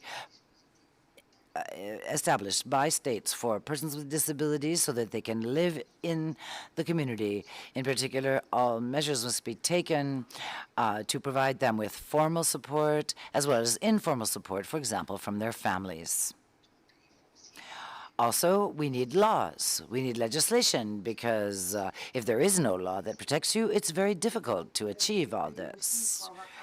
We also need to have an action plan, a concrete action plan to take the measures we need and design these services and implement them to provide fundamental support for persons with disabilities based on human rights, specific to persons with disabilities and all of the services we need. Next slide. Another thing is we need a guarantee that things will not go backwards, because with the COVID-19 situation, we saw how things went back to a medical model. The state must protect us. The state must not allow things to regress. They cannot find any justification for this. They must be in compliance with international law. We need to systematically collect data, gather quantitative and qualitative data on persons with disabilities, particularly those who are still living in institutions. And another point is that we need to use the available resources, including regional financing and cooperation funds for development, to set up inclusive services which are accessible and provide people with an independent life. So, these rights are for all persons with disabilities, regardless of their intellectual capacities. Often, there is a lack of options. There is, in fact, no choice for persons, and it's impossible to exercise your right to choose. We also need to take into consideration all of the restrictions when it comes to legal capacity and the right to act of persons with disabilities. Their legal capacity must be ensured. You must keep in mind that all support services must be designed, implemented, so that it will benefit the implementation of the convention in full. We need services freely chosen by persons with disabilities so to ensure their independent life. I will try to reach a conclusion here, and the convention does require implicitly that all states do three things. Number one, there is an obligation of respect. States must not erect barriers against the enjoyment of rights by persons with disabilities. They cannot exclude persons with disabilities from schools on the basis of their disability. The state has an obligation to protect us. They must prevent violations of our rights by third parties.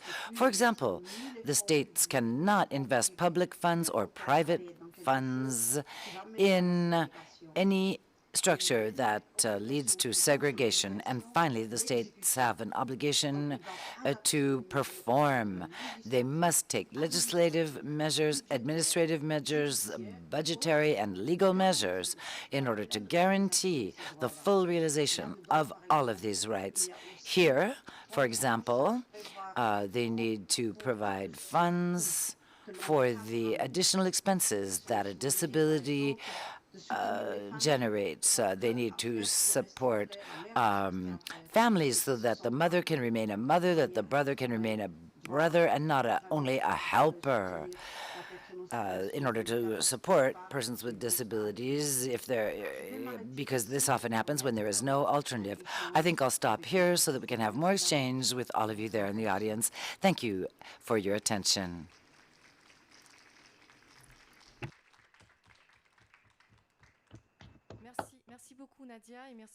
Thank you so much, Nadia, and thank you for being right on time. I'll give the floor now to Gilles Raoul Cornet, who is a professor of private law at the Brest University in the LabEx issues of vulnerability and specialized, and is going to talk about a recent jurisprudence, a recent case on electric wheelchairs. If you could also limit yourself to 10 minutes. Thank you, Gilles. Thank you very much. They have to turn the mic. Je regrette vraiment de ne pas être parmi vous. Je remercie les organisateurs de ce colloque. Thank you very much for inviting me to this seminar. De l'autonomie de la personne très vulnérable, regard d'un civiliste. I am a civil law lawyer, and I could talk to you about guardianship, and I could show you how, thanks to the work of Cap droits on Article 12, the 2019 law on the reform of justice in France has, in fact, been able to develop the autonomy of persons under guardianship in France. But if I take a look at Article 19 now, which is today's theme, on independent living and inclusion in society, I was thinking that when you look at civil liability, current case law precedents in France are very interesting, because we have seen very recently in a practical case what these words really mean when we say on an equal basis with others. In the case at hand, I'm talking about a decision that is now jurisprudence of the French courts. It always ends up with a single case, doesn't it, in the beginning? So here are the facts. It was a big city, and a 30-year-old woman who has a cerebral condition and who needs an electric wheelchair to get around. She crossed a street. Perhaps she wasn't paying enough attention, and she was run over by a car. Now, there was an accident. It's a traffic accident. And this young woman who was in her electric wheelchair suffered great bodily harm. Now, of course, you need to take into account her situation at the time of the traffic accident. The insurance company of the vehicle that ran her over said that, well, this woman was in an electric wheelchair, so that should be considered also a terrestrial vehicle. So she is liable for this accident because she crossed the street in an electric vehicle in an inappropriate place.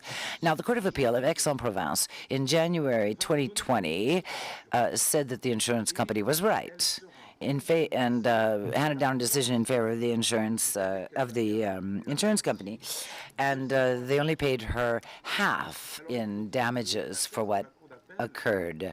Now, the Court of Appeal had a solid basis for this decision. A person in an electric wheelchair moving around, well, does this constitute what we call a terrestrial vehicle? What we learn in law school and what I teach myself in January 2021 is that a terrestrial vehicle is a way to provide movement for a person. It's not a manual wheelchair. It's an electric wheelchair. Therefore, it has a motor. It's a motorized vehicle and a motorized land vehicle to boot. So these people are in fact, insured against traffic accidents with their electric wheelchairs. So the user of this electric wheelchair is the driver of a terrestrial vehicle, a motorized land vehicle. And in fact, therefore, they could limit her damages to half of what was applied for. However, her lawyers went on to appeal before the Supreme Court of France, the Cour de Cassation. I'll only tell you about the final appeal they made because the French Supreme Court in May 2021, handed down a very important decision that is a real precedent, ruling that an electric wheelchair is not a motorized land vehicle according to the 1985 French law, that it is a medical device, that it is for the movement of a person with a disability. So, practically speaking, that's one solution, but then what about the law and how it was interpreted and the solution found? You could almost talk about a reversal of jurisprudence by the Court of Cassation, although it had never made a ruling on this type of subject. Yes, you could consider, and we should consider, that the electric wheelchair is not covered under this definition of motorized land vehicles because of the characteristics of the user. In the 1985 law, there is discussion of prothesis, and the law states that if a person's prothesis is damaged due to a traffic accident, the replacement of it and compensation should be considered a personal prejudice, bodily harm, and not material damages. You could go even further and say that an electric wheelchair is a prothesis. It's actually the prolongation of the person. It's actually part of the person themselves. So the user of an electric wheelchair is to be considered just like a user of a manual wheelchair, i.e. a pedestrian. So the legality of the situation is now clear for all persons who need a wheelchair to get around in the city, to be mobile, and to be able to fully live in an inclusive society. The solution, in fact, is quite avant-garde. But how did the French Supreme Court justify the fact that an electric wheelchair is not a motorized land vehicle? What made it possible for them to say that, to interpret our 1985 law this way? Well, it was actually the UNCRPD. It was the very first time that our French Supreme Court in May 2021 interpreted domestic law in light of the UNCRPD. This is why it means major progress for us. And as always, legal scholars are critical. Of course, legal scholars are trained to have critical thinking. And it's kind of unfortunate because we take less pleasure in this decision because of this. The Supreme Court interpreted the French law of 1985, not in light of Article 19 on independent living and inclusion in society, and not in the light of today's theme having to do with Article 20 as well on personal mobility, because they could have also used as a basis Article 20 personal mobility. No, they used 1, 3, and 4 as a basis. Now, Articles 1, 3, and 4 of the UNCRPD are extremely general. Article 1 is related, after a major introduction and preamble, to the purpose of the convention. Article 3 relates to general principles, and Article 4 to general obligations of states. It's interesting to see that under the general obligations, Article 4, you must not discriminate against persons with disabilities.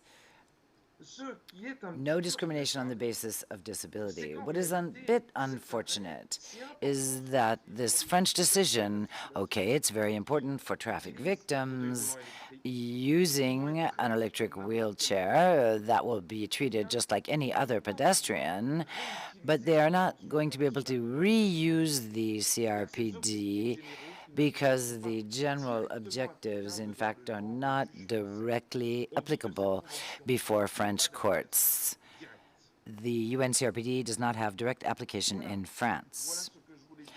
So that's what I wanted to say very quickly. You can see that tort law or laws on liability in France, and my comments are available to you in writing in much greater detail. The UNCRPD has definitely made things evolve. It's quite avant-garde, and this will probably change a lot of things in tort law and in the liability of persons. But in any event, we will see what the next generation of persons with disabilities experience in terms of their personal civil liability, and that's wonderful. And thank you for your attention. Thank you very much, Gilles, and thanks to all of our speakers. Now, why don't we stop here for a minute and exchange with our audience so that we hear from you as well, get a little interactivity going here now. As you saw, Nadia Haddad laid down the principles and the pillars of independent living, and others had a lot of concrete, real-life experiences to share with us. And we heard also about disability pensions, and we're familiar now with this Supreme Court ruling from May 2021. Now, personally, I wanted to say something before I give you the floor. To let you know, it would be nice if you could keep your questions brief, and if you could respect the time. I wanted to thank especially our members of the Captois group Masse les Herbes Libres for their presentation. I think they deserve a new round of applause. It was fantastic. I was very touched by your presentation. Now let's take questions from the audience. Please go ahead. I have a question, a technical question. Could we have some documents or retransmission of presentations? And when you talk of exhaustive information that's accessible, are you talking about fact sheets or other formats? Thank you. So I'm going to give the floor to Nadia so that she can react to this. But before that, may I just say that all documents can be accessed from my site, and we will give you the links at a later stage, and especially links to retransmission of all plenary sessions. So if you could just ask Nadia to respond. So when we talk of accessible information, it's something that's easy to understand, and it should be in Braille, in sign language. So again, it should be adapted to all types of disabilities so that everyone can understand the same thing at the same time. So again, it's not only the information that we're diffusing, but also information in public buildings, in transport, and we're talking of general information here. It should be accessible and adaptable to all types of disabilities. Thank you. Other questions, other comments, please do come out with questions.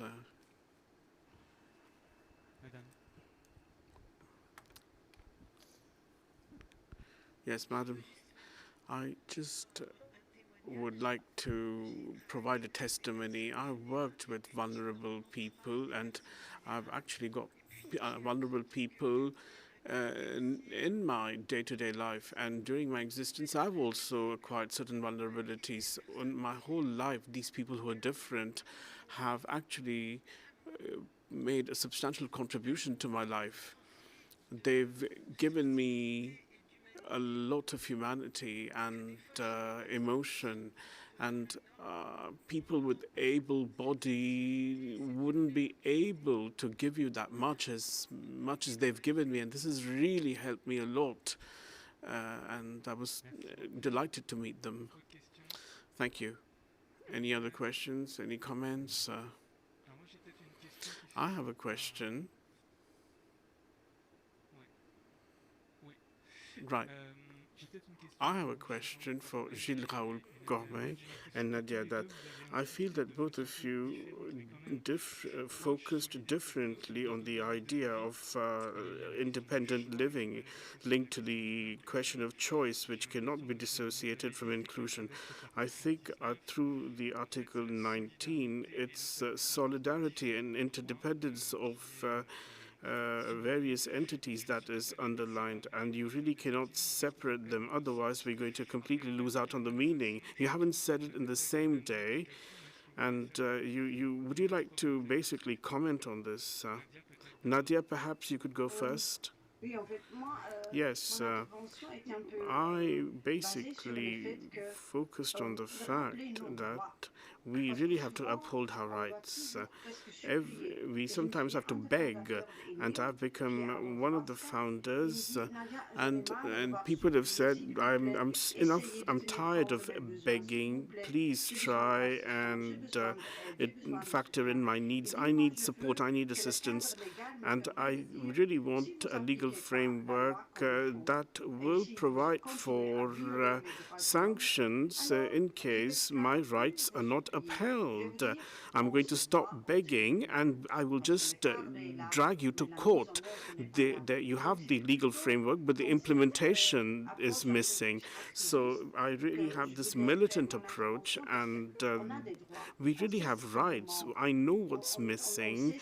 We also know what we need to do. There are good practices, there are best practices elsewhere that are implemented, and people can really live in an independent way.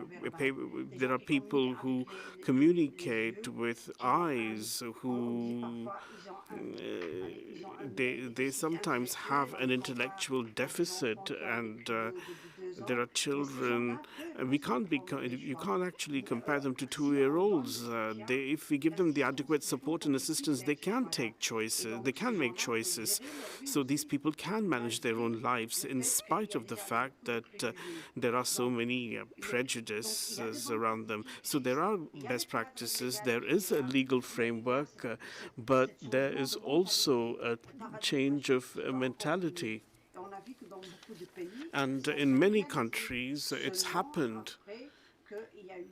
There have been collective complaints that have obliged the government to take on responsibility. They've signed and ratified a convention, and that really obliges them to change and put into practice many things which are not being implemented, and they're continuing to use the post-war practices. So I think it's really time to basically unite, come together, and get our rights upheld. And this is the entire background behind my intervention. Thank you.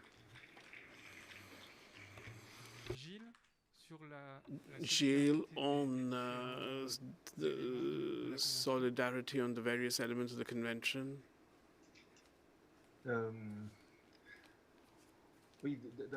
Right, first of all, I've got to reiterate that I was completely in admiration of with Nadia Adar, and it's when I listened to her that I completely changed my topic. I really feel that this is a very, very good illustration of the fact that rights are a struggle, and rights are sometimes enshrined collectively. It's a balance between the rights of one and the rights of others. And the difference must be taken into account by the legislature. So this court order dated 6th of May 2021 allowed a woman who was disabled to get complete compensation for the damage done. So this is a major step forward in civil liability. Usually, solidarity is there, but it obliges disabled people. In the former court orders, you have an obligation you have an obligation to compensate for damage that they cause to others. So this is something completely different. We are going to consider that the disabled person can be treated as a common individual, as an able-bodied person, and he needs his wheelchair, electrical wheelchair, and he should be it should be considered to be on a par with a person with a manual wheelchair. And obviously, there is this question, underlying question on solidarity, and do we need to circumvent the civil liability assurance? I think users of an electric wheelchair must have an insurance, but it does not really, it should not really turn against the fact that solidarity can be expressed as pooling risks. Nadia told me that this is the case in Belgium. The insurance is compulsory. In France, it's not the case. Will it happen sometime in the future? We don't know. There are road accidents with electrical scooters, these hoverboards, and there was a ministerial order. And I don't know what UNAV thinks about this. If we really cannot review the legislation of 2019. So this is extremely important, but in a more general way, it shows how much in the CRDP all provisions are basically unique. There was a major spirit in this convention, and I'm really glad that legal experts basically recognize this, and they have the Paris court has stated this. Thank you so much. So let's move on to the next speaker, and I think we will have another Q&A session at the end of the panel discussion. You can actually stay with us. It's as you want. Thank you. So we really enjoyed your presence here. Thank you so much. I'm going to give the floor to Wayne Martin. He's been this morning. He's a professor of philosophy at the University of Essex in the UK. He's also the director of the Essex Autonomy Project, which is carrying out studies for public bodies on autonomy in medical care. He's going to speak in English, so please feel free to use your translation headsets if you need simultaneous interpretation into French. He's going to talk about he's going to draw from his empirical research, and that has led to this project. And just like other interventions, Wayne, could you please restrict your speech to 10 minutes so that we can have time for Q&A? Thank you. You've got the floor, Wayne.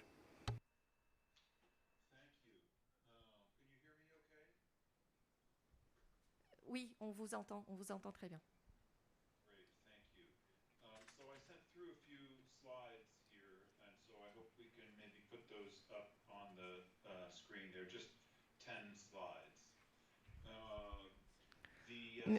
Merci de montrer le support PowerPoint. There it is. Great. Thank you very much. So I want to talk about two case studies pertaining to autonomous living and the right to live independently. There is a general comment on Article 19 from the Committee on the Rights of Persons with Disabilities. I'm sure many of you are familiar with it. The two main themes in that general comment are very important themes. One is the theme of deinstitutionalization, which is a movement that has now been underway for more than half a century, but continues to present challenges. And the other is the theme of choice, the importance that persons with disabilities have choice in deciding where and how to live. Now, I think those are both tremendously important themes, but I think that there is a third theme that is missing there. And it's that third theme that I want to explore a little bit today. And I would like to encourage I see it as a very important research need that Cap Droit, with its extraordinary network, is uniquely well placed to address. You see, I think that sometimes we think that fulfilling Article 19 is simply a matter of removing certain obstacles and providing certain resources. But I think that there's a third thing missing there. So that's what I want to talk about. Let's go on to the next slide, please. So I want to introduce you first to Grace. Grace is a person with disability with whom we've worked. She's a young adult, and she's living with a serious brain injury that she incurred in a traffic accident when she was a teenager. She suffers from significant memory loss, impaired language, and problem-solving skills. She has high visual intelligence and creativity. She recently completed a fine arts degree with a first-class result, and her multimedia artwork has been exhibited. She's an activist. She also likes to spend time, like a lot of people her age, on her smartphone, and she's a very capable user of that phone. And she exhibits, like many people with frontal lobe injuries, high impulsivity, and disinhibition. Next slide, please. Here I just want to allude to some research from our group and work that we've carried out in collaboration with others, which has been based on interviews with patients with brain injuries, focusing on the way in which they make decisions. So both of these articles are available on our website, and I've provided the link there.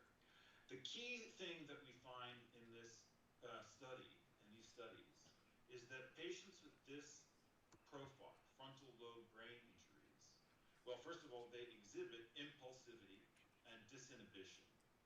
And the key thing which leads to problems in their decision-making is an inability to step back from a stimulus in order to reflect about how to respond. There's a tendency to respond immediately to a stimulus, rather than that ability to step back to provide the time and the space to think things through. Next slide, please.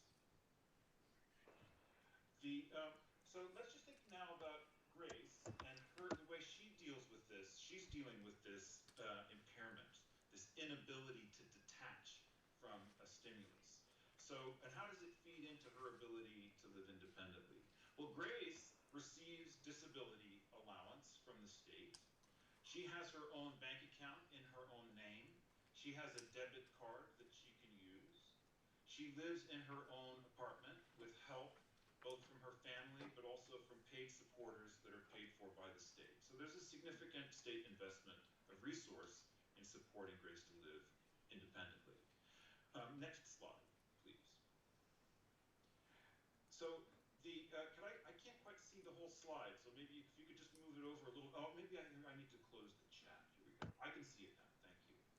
So here's just something that Grace and her supporters have developed when they're interviewing potential supporters. So suppose that you are a job applicant and you are applying to be a supporter for Grace. And now you're in the job interview, and here's the question you're presented with. It's a scenario question. You're out shopping with Grace. Grace likes clothes. She likes to shop for clothes. You notice that Grace is heading for the cashier with an armload of clothes that are not in her size and are not in a style that she ever wears. So what do you do? Next slide, please. There are two very common responses that come up in these job interviews. Some of the job applicants respond, I would intervene to prevent her from buying the clothing.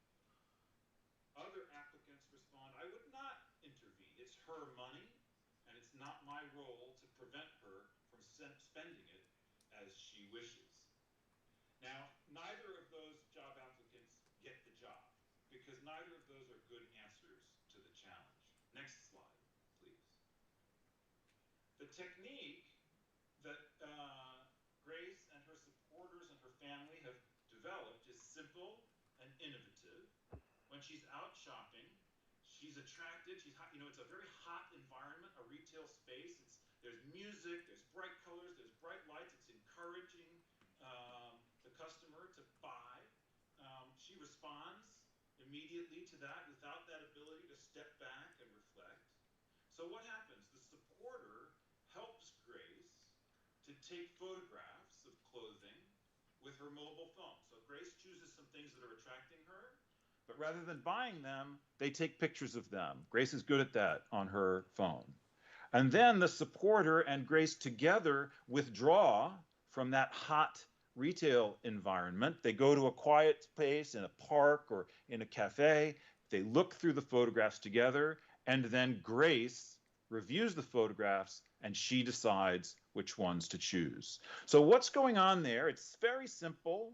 It's a form of support. It's very innovative, but it's a targeted intervention to support Grace in doing the thing that she can't do by herself, that detachment from stimulus, to create the space where deliberation is possible. So that's a success story, I think, in fostering independent living.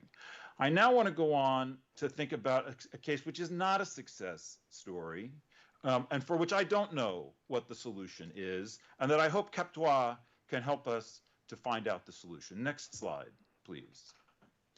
So the study that I'm currently involved in is a study of clinical decision-making in acute psychiatric settings. The study is actually on hiatus right now because of COVID.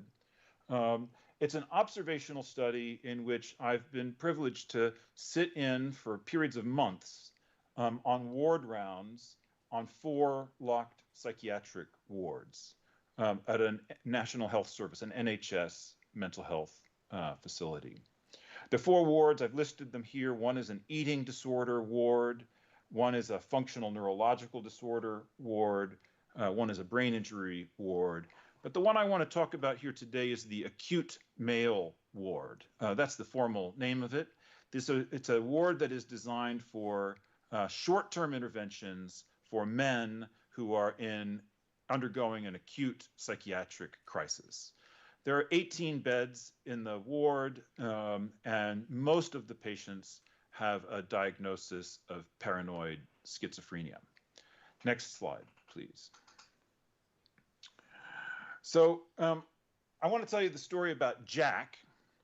That's not his real name, but and Jack is an example of something that's very common in this ward. So the people who show up in this acute male ward, very largely, they are already known to the medical team there. In many cases, the medical team has known them since they were children. They've been through this sort of cycle of interventions, crisis and intervention. So here's one example of the cycle with Jack. When I met Jack, he came into the ward. He had recently been discharged from prison. He was diagnosed with paranoid schizophrenia. He led quite a chaotic life. And like a lot of people in this patient population, he also engaged in drug-seeking behavior. While he was in prison, he had become addicted to drugs. And when he was discharged from prison, released from prison, he became homeless. He was living on the streets of London. And while he was there, he was arrested for possession and disorderly conduct. He's quite a chaotic individual, and at times he can become quite aggressive when his paranoia is high. The police, rather than taking him back to prison, brought him to the acute male ward, where he was then placed in a locked psychiatric setting. He was treated there without consent. He was discharged into a supported group home. He'd been in a supported group home before. That's a place where there was monitoring of whether he was taking his medication, for example. People were checking in on him regularly, but there were rules there, and he broke the rules. And so he had to leave the supported group home. He ended up in a subsidized apartment on his own. But while he was living there, his paranoia became quite acute. His apartment, he wouldn't let anybody into it. The condition there was squalid, and he became involved in an aggressive confrontation with his neighbor, and he was arrested and went back to prison. Okay, that's what I call the acute male carousel of misery. So the question for me is really, what does Article 19 mean for people like Jack? For people like Grace, I feel like we've found ways with research to identify the thing that is preventing them from living independently and helping inject a solution there. But I don't think we know that for Jack, and I think we need to figure it out in order for Article 19 to be meaningful. Simply deinstitutionalizing Jack is not a solution. Simply giving Jack choices is not a solution, because it's exactly those choices which move him around the merry-go-round. So we need to figure out what the third thing is there. Last slide, please. I'm sorry, I'm just a little bit over time. So I don't know the answer to this. I'm looking for help. I think we desperately need to address this. I'd like the committee to address it. I'd like Captois to address it. But I think one clue for me is to return to the original political meaning of autonomy for a kind of guidance and constraints. So if we think about the political meaning of autonomy in the context of international relations, you think about a state being autonomous or a region being autonomous. In that case, the opposite of autonomy is domination or interference by some foreign power. Autonomy is in contrast to that kind of domination. And so one might think all you need is to remove the domination and then you'll get autonomy. But that's a mistake, I think. Removal of domination or interference by a foreign power does not always result in self-rule. Sometimes it results in a descent into chaos. Sometimes it results in the emergence of a kind of a failed state. So something else is required. The question here with which I will leave you, after the removal of domination, we have to ask, does the community have the capacity for self-regulation? If they don't have it, they're still not going to be able to live autonomously. If they don't have it, we have to think, what kind of support can be added in there in order to make that meaningful? So I don't think we know how to do that in cases like Jack, and I think we need to work to try to figure that out. Thank you.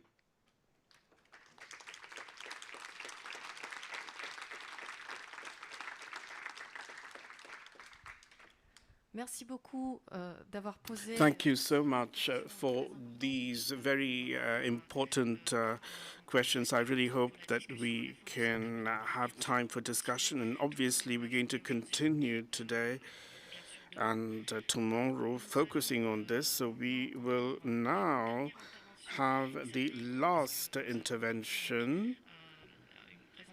So we had a presentation around a subject in the UK. Now I'm going to give the floor to Claude Martin, who's a sociologist, director of research at the CNRS, and he is a program, or he's also directing a program on research and autonomy. So Claude Martin, you've got the floor, and please stick to 10 minutes, please, so that we can have time for a Q&A.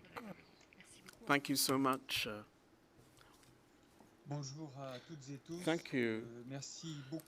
Thank you for this invitation, and thank you also for allowing me to listen to what was said this morning.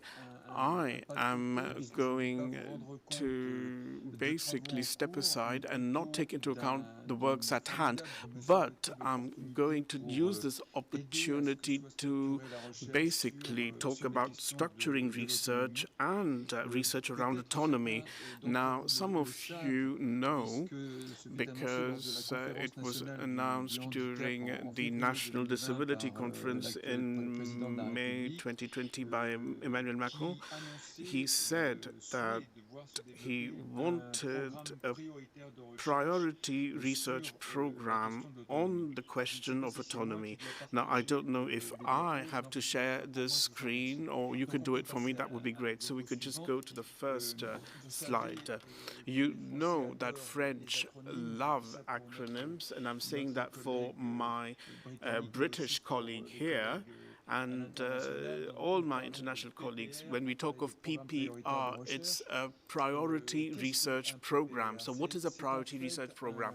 It is, in fact, a decision that the government can take thanks to what we call in France the future investment program. It's about defining themes where there is a genuine need to structure and amplify research because these are themes that are deemed to be priority. There are projects on climate issues, on oceans, on high-performance sports. There's another one that's going to develop on neurosciences and education. And there's also one on autonomy and autonomy with all the contributions and reservations, and we're going to come back to it. So this includes aging and also disability. So this is an opportunity because we're not used, especially in social and human sciences, to have such great investment to restructure research and recenter research. The 30 million euros would be used in France to refocus research, and this will be for 2021, 2026, and I think this would even go beyond this.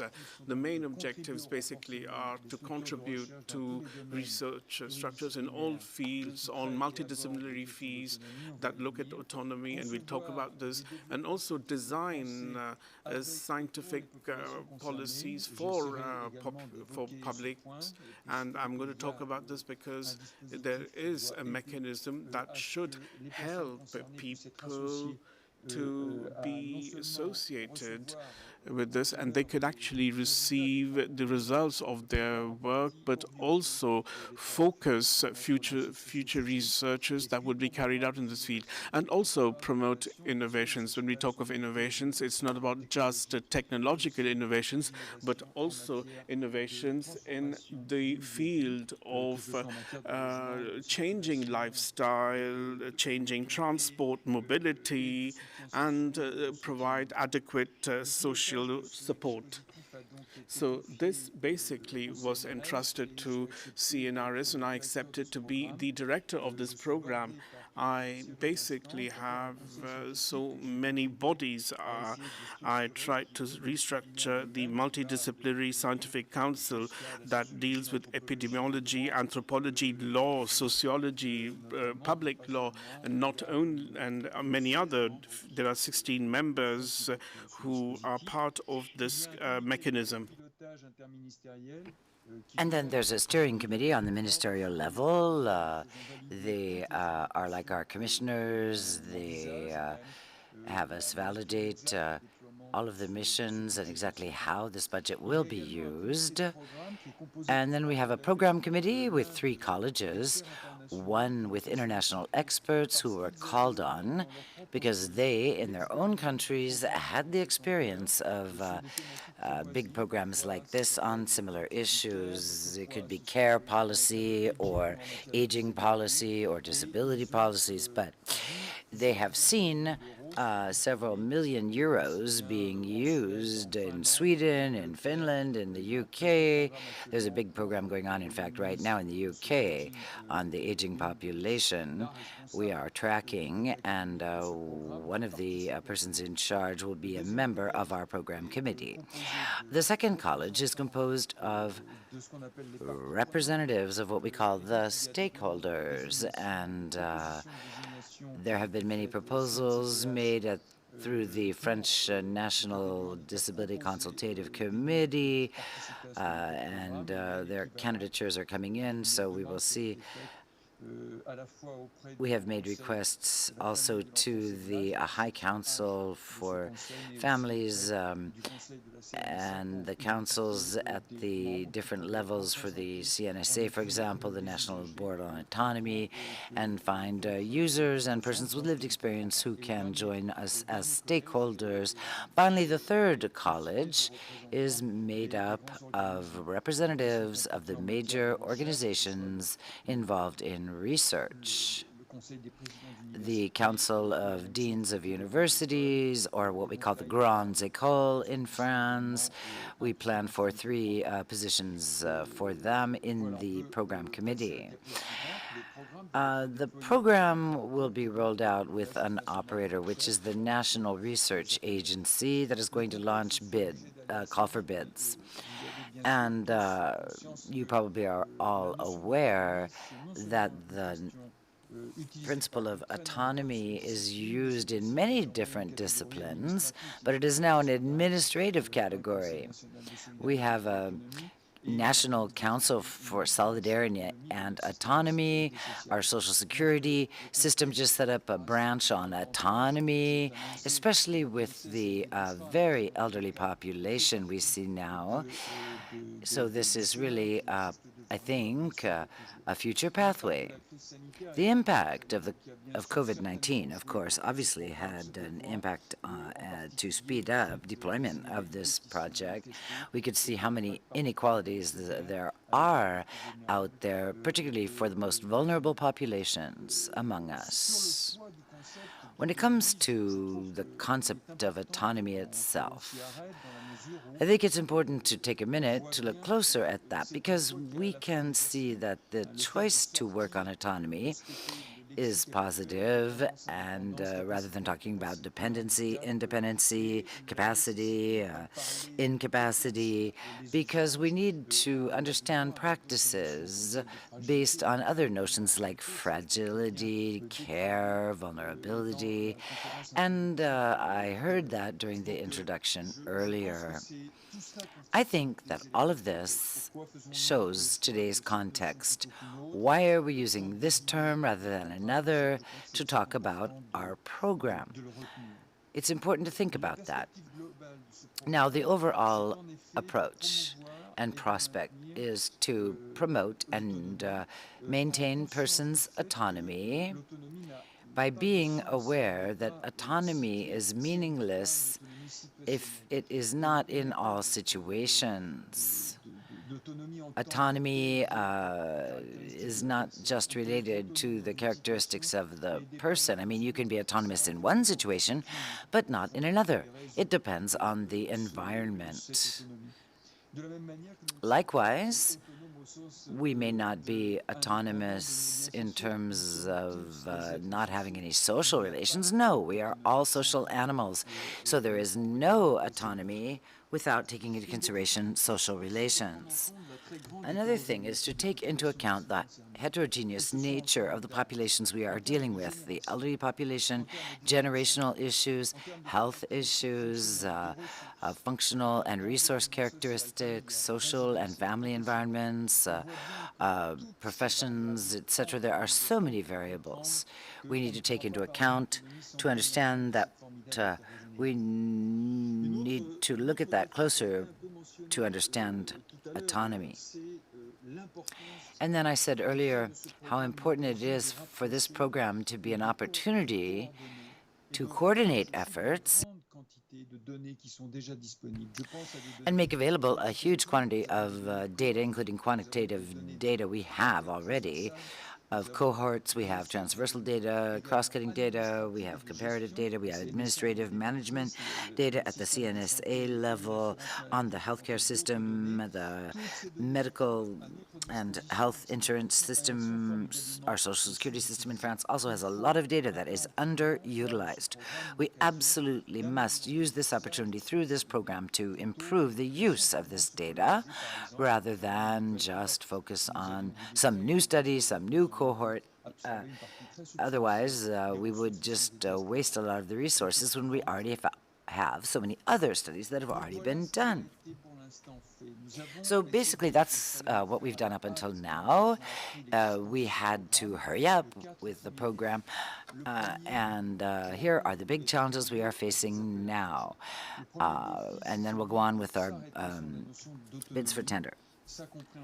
The first is to define the actual notion of autonomy, to understand it, genealogy of it, go to the full extent we can to understand how to measure autonomy. How are we going to understand and measure autonomy?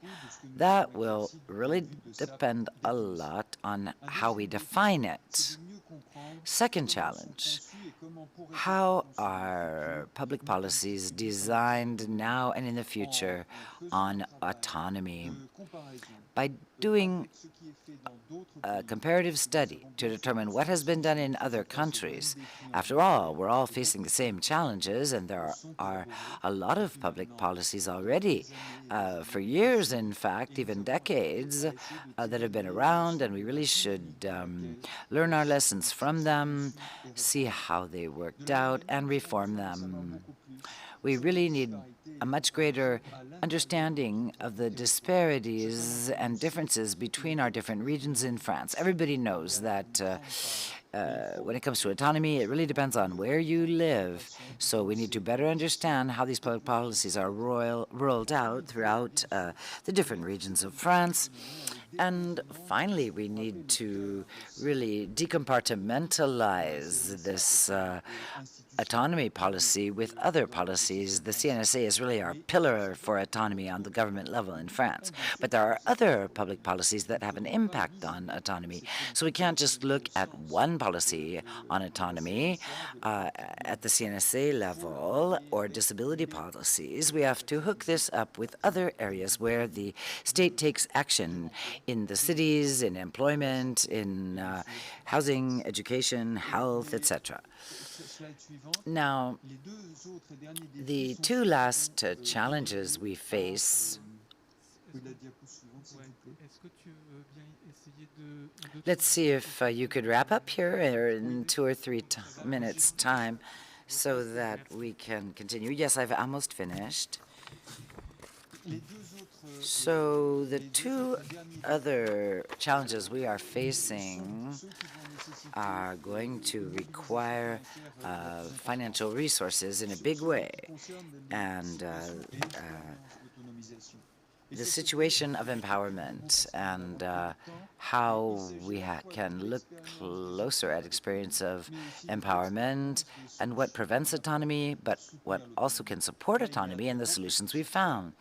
So this means a big focus and a lot of work will be done on a qualitative level to understand these experiences that lead to barriers against autonomy.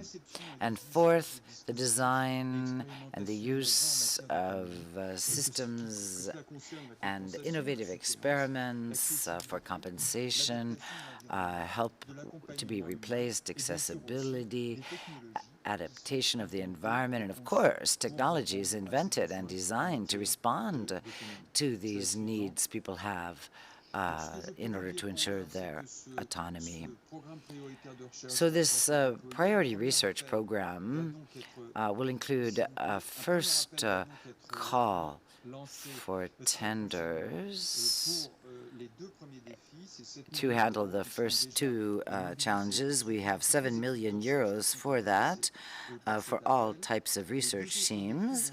The two other challenges will take more time to deal with. We're first going to launch a call for interest by the end of the year and see what people have to say, and we'll probably hold a seminar for those people who have responded to our call for interest so that they can set up their own consortiums and get behind a project, big scale, so that they can handle our last two challenges, 3 and 4 I mentioned. We plan to structure a system to help this community we build with seminars and with scientific mediation, media, other support, so that we'll have greater impact. Now, finally, I had a final slide, but there are going to be there's going to be a webinar next Monday that will present the first call for tenders and the program for any potential candidates interested. And we're actually sending out the information tonight. You can look at the ANR Research Center website, the National Research Agency, ANR in France, to get further information. Thank you very much, Claude. I think everyone here is convinced of the importance of such an ambitious research program. Lots of resources devoted to that. I see you're interested in interdisciplinary aspects with aging population, persons with disabilities, and other groups. It's really an intersectional program. So I see we have questions coming in from the chat discussion remotely, and I see people raising their hand in the room. So maybe you'd like to ask Wayne or Claude some questions, maybe some questions about Grace and Jacques over there in the UK. Those were interesting situations. Hi, my name's Hervé Morin. I'm a sociologist. I have a question and a comment about what you said on autonomy and what others said.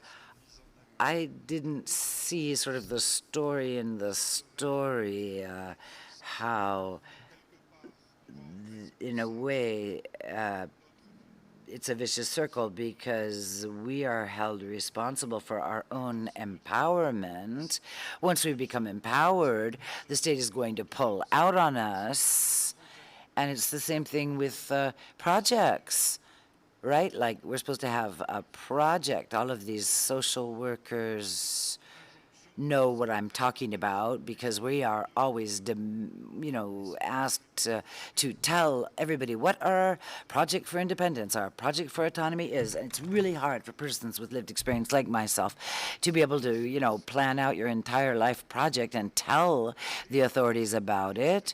That in the end will lead to the pull out of the rug of assistance by the state. Yes, that's very important. If you promote autonomy, that should not mean that it's on an individual basis and that you would lose support or state support, and it's a question of solidarity as well. What Jack is. For me, it's completely clear. Oh, je peux parler en français plutôt? Non. Bon. Donc, d'accord. Je vais répondre donc à Wayne Martin sur le. God. Okay, I'd like to talk to Wayne Martin about Jack's case. To me, it's obvious the response. This is a gentleman from the UNIFAM family organization. Getting him out of prison like that, well, okay. I'm sorry, he should go to a locked ward, even if it's a forensic ward, and he should start his life over again. Why? Because the guy's he's still pretty young, and he's already committed repeat offenses, I'm sure. Maybe Wayne will tell us if he's committed repeat offenses, but if you look at DSM-4, it's not the same in DSM-5. He has a total lack of insight, and that means that this person who suffers from paranoid schizophrenia, because my son also suffers from paranoid schizophrenia, that he doesn't realize himself what he's doing. And so he's been incarcerated 4 times, is that right?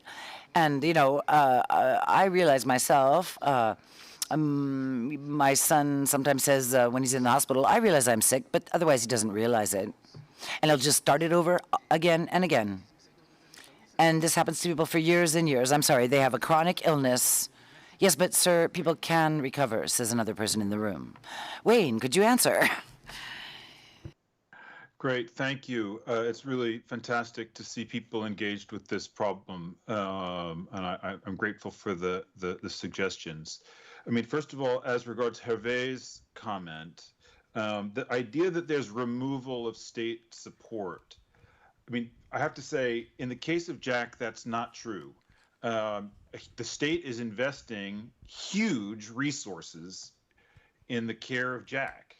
It's just not working very well. I mean, prison is very expensive. The care in a locked psychiatric ward is very expensive.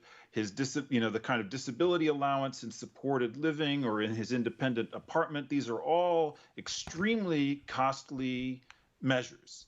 And when he's living independently, he's getting, of course, is it sufficient or not? I mean, these are things that we can obviously discuss, and there have been a lot of problems with austerity in Britain, as I'm sure everyone is aware. But the question is not about, the idea that somehow the state is not investing. They're just not investing in ways that are achieving the Article 19 objective.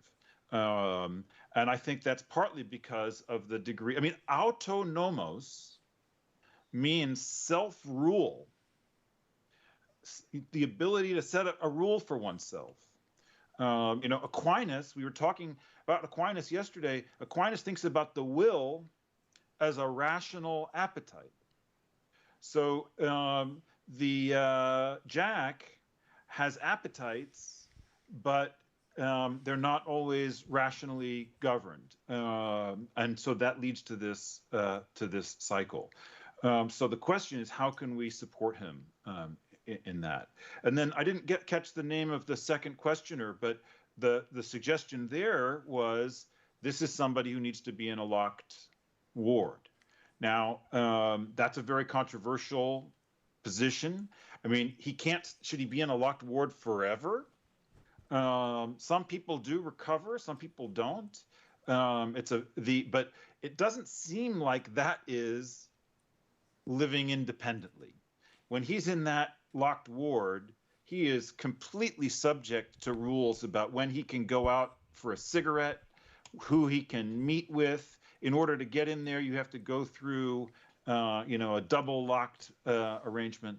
So that's not a pathway to living independently either. I understand the impetus behind that, but it doesn't seem like a solution to the Article 19 objective. Thank you. Est-ce que Nadia ou Gilles, si vous êtes encore là, Nadia or Gilles, maybe you would like to react to any of the things said this morning? I was thinking of the cases of Jacques and Grace. I guess I put something in the chat, but there are different organizations such as user and survivor movements of psychiatry where they work with buddy systems. They have mentors who work together and peers. There are also formal and informal networks to support persons to ensure they do not relapse or commit repeat offenses, and support persons with continuous contact. The person knows they can call their helper 24 hours a day, and that way they can avoid falling back into this vicious circle. There are some very good examples out there. Before a person makes a decision, they can learn how to challenge their different ideas and think it over again, or at least have someone to talk to about it. That's often the problem. People are isolated on their own. They turn inward.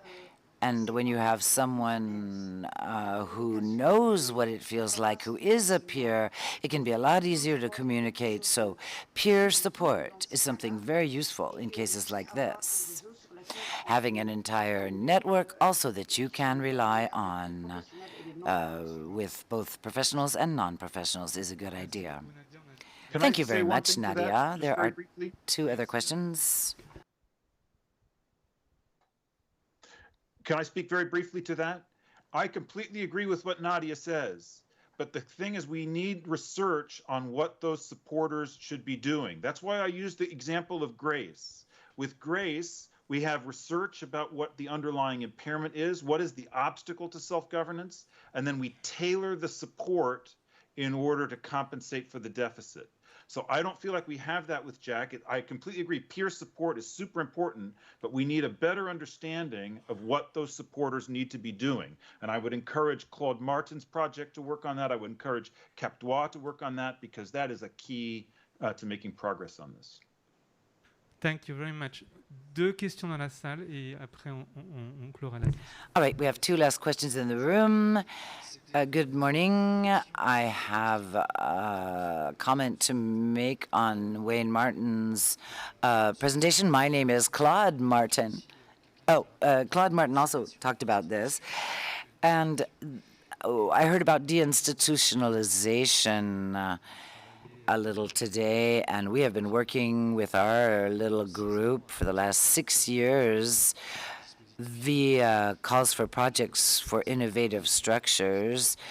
And these days, it's difficult sometimes to respond to these calls for projects with a participatory program. It's important in terms of gaining autonomy and participation, but the problem is if you want to create a system or a structure or a center together with the users, there is very little financing available. The agencies, the state, apparently are not interested in this type of working together and finding ways to support people and allow everyone to participate together in these calls for projects. Maybe what I said wasn't too understandable, says our speaker. Yes, I understand. Getting people personally concerned with lived experience in these projects can sometimes be very difficult. Maybe Claude Martin would like to say what he's going to do about it.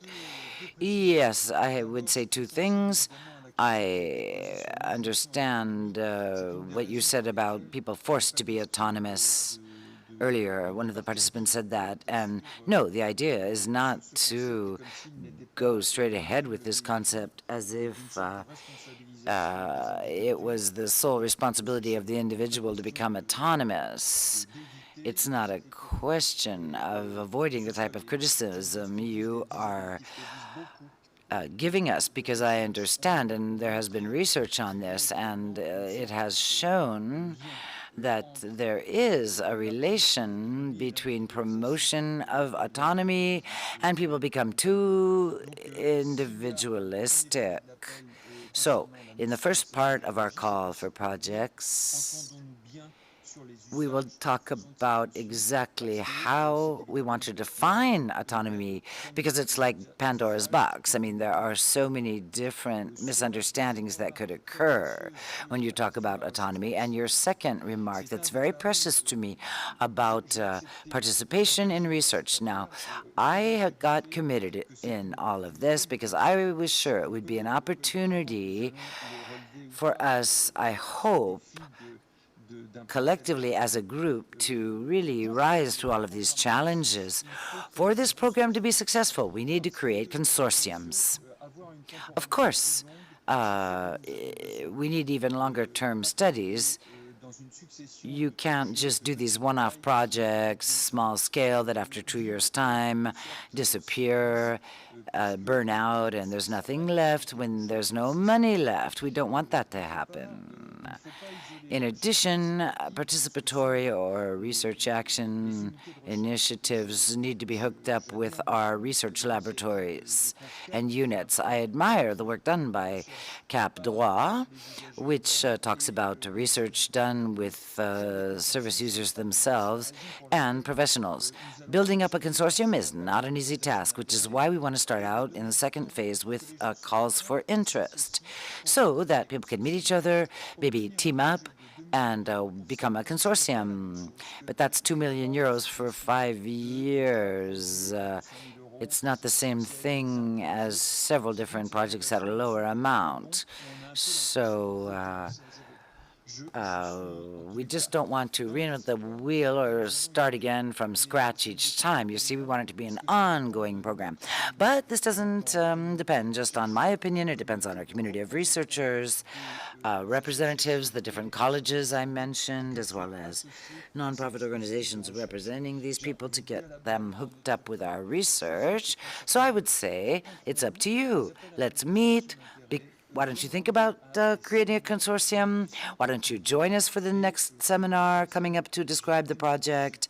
And we really need to work like an anthill with people moving all over the place to get the message out, like you, because you are experienced in this, and we won't be able to do it without you. So this is an invitation, and I hope that we will be able to transform the world in the future if my own dream comes through, and I'm willing to do everything possible for that to happen. Thank you.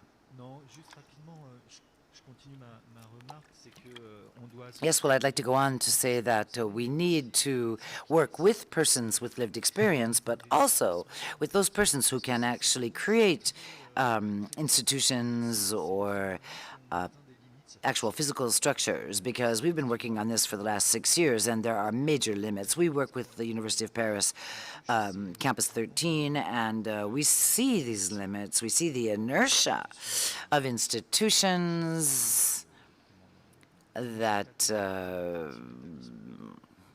provide the framework for legislation on housing. Thank you so much for all of these presentations. I have a comment and a question on what Wayne Martin had to say. I really liked what you said about this dilemma, because this is something we see when we try to support people in social life that have psychosocial disabilities. What type of support do they need? How to support them in their choices? It really leads to these dilemmas, like you explained, with grace, the immediate choices, and then maybe a choice with more reflection on a longer-term basis. It's the exact same thing with immediate autonomy or longer-term autonomy, working towards that. So I don't know if this is a question or a comment, but I'm wondering from a philosophical standpoint what having a choice means. Should you decide what's a good choice, what's a bad choice, what kind of a choice you should put off until later, and how to get people themselves to think about this? Should I respond now, Benoit? Yes, Yeah. I wanted to also mention something that Wayne Martin said about Jack's case. I think, you need to trust Jack more. I think you should teach him recovery methods. I think that he should be in an open ward.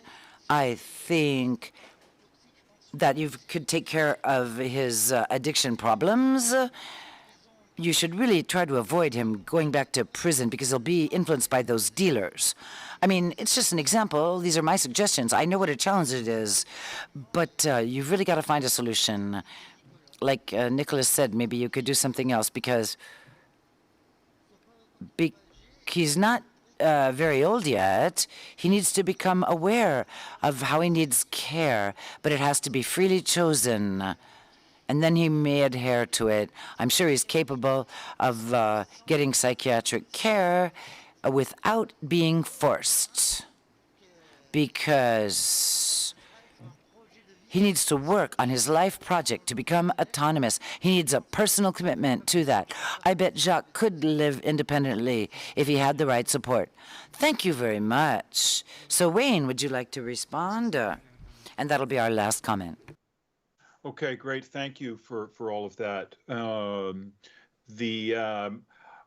I guess one point I would make, and this really relates to the further research in this area, at least here in the UK, my experience is that the government is ready to invest, but they're keenly aware that what they're investing is taxpayer money.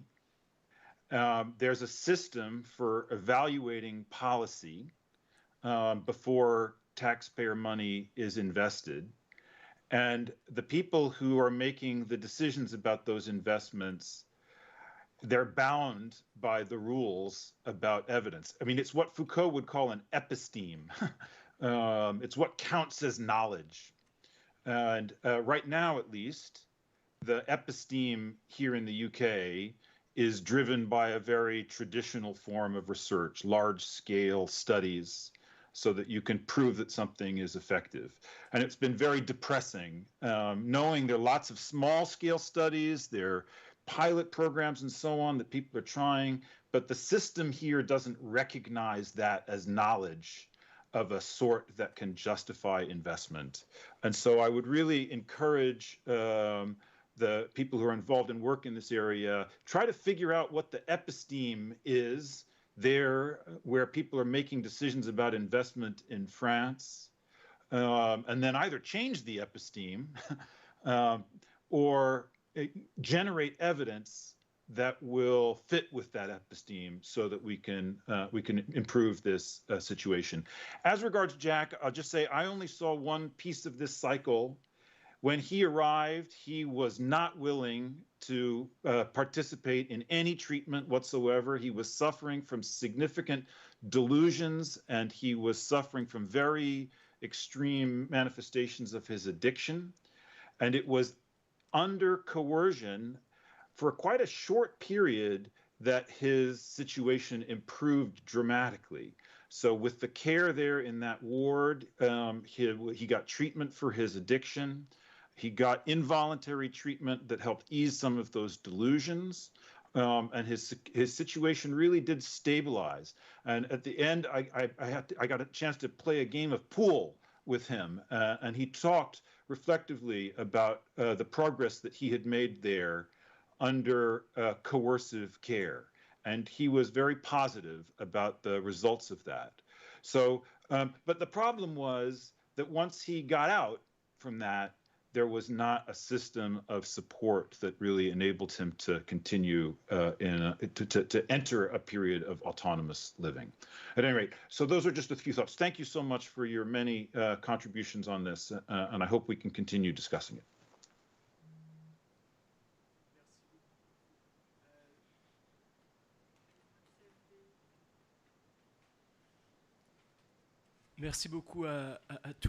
Thank you, dear participants. Thank you, Claude, Wayne Martin, Nadia Haddad, to the group Herbe Libre, Gilles Raoul Cormeil, and the excellent facilitation that helped us stick within times. And this afternoon, we are going to start with the workshops. So please start off as 1:40. It's going to be in 1:30, 1:27, and 1:25. So it's just above the forum room where you can find lunch. So we're really not very far away for the workshops. Please get there early so that we can stick to the times and we can have enough time for a Q&A session as well. Thank you so much.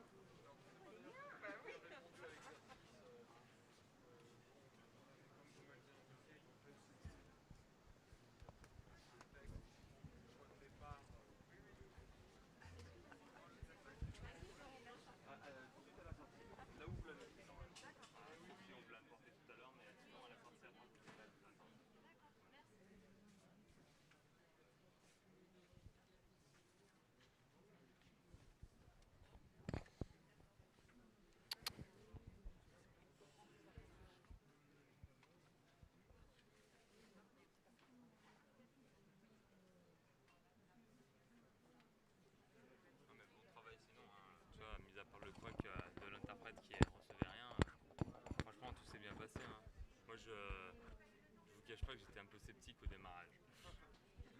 Et que tout fonctionne. Et Zoom, enfin via Teams, tout marchait bien. Dans les deux salles, le son était bon. Sur YouTube, pareil. Bravo les gars. Ils étaient 16 sur les dernières heures. Et des fois, vous ne pouvez pas connaître les chiffres. Ouais, c'est ça. Et en fait, genre, on est en train d'inverser la tendance. Avant, on avait plus de monde en distanciel, physique. Et là, ça. Ouais.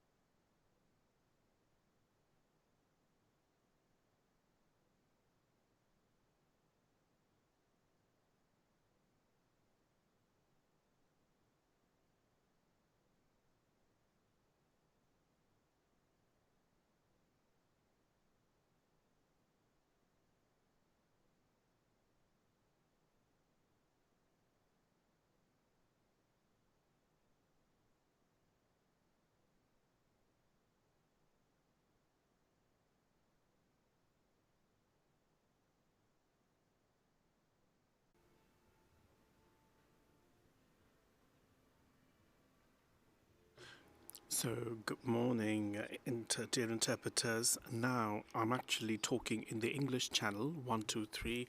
This is the interpreter who's talking in the English channel. That's perfect. I'm going to now move on to the French channel.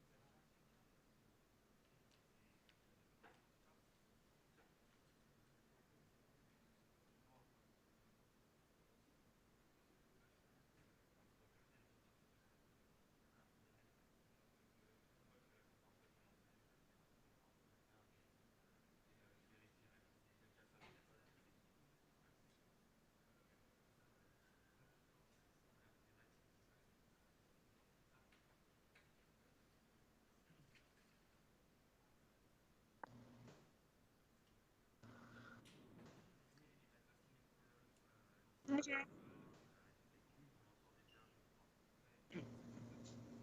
Et vous m'entendez?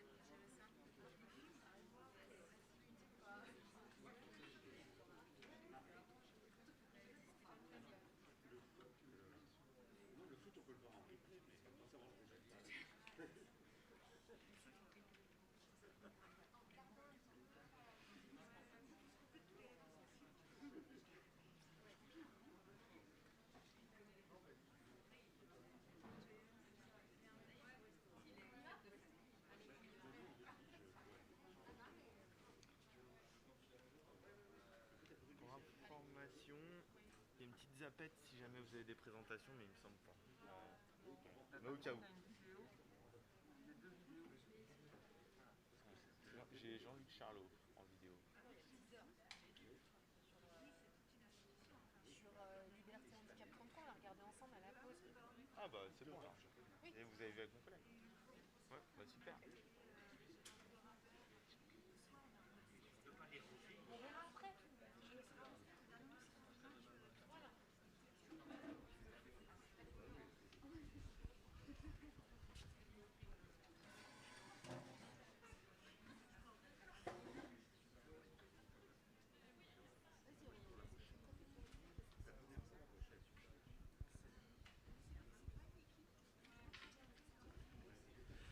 Bonjour à tous et à toutes. Du coup, on va reprendre.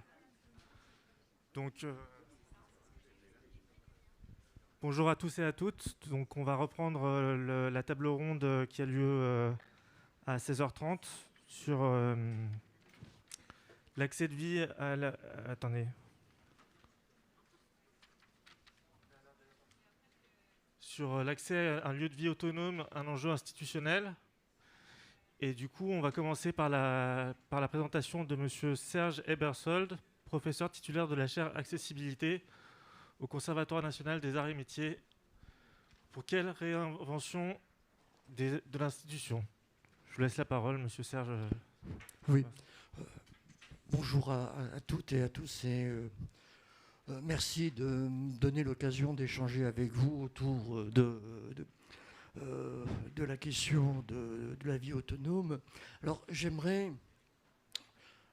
prendre une notion qui a été évoquée ce matin et qui est souvent utilisée pour qualifier les politiques inclusives, c'est cette notion de désinstitutionnalisation. Parce qu'elle me pose beaucoup de problèmes. Pourquoi? Parce que c'est une notion qui admet qu'il suffit de fermer les établissements, finalement, pour que les personnes puissent concrétiser leur choix de vie.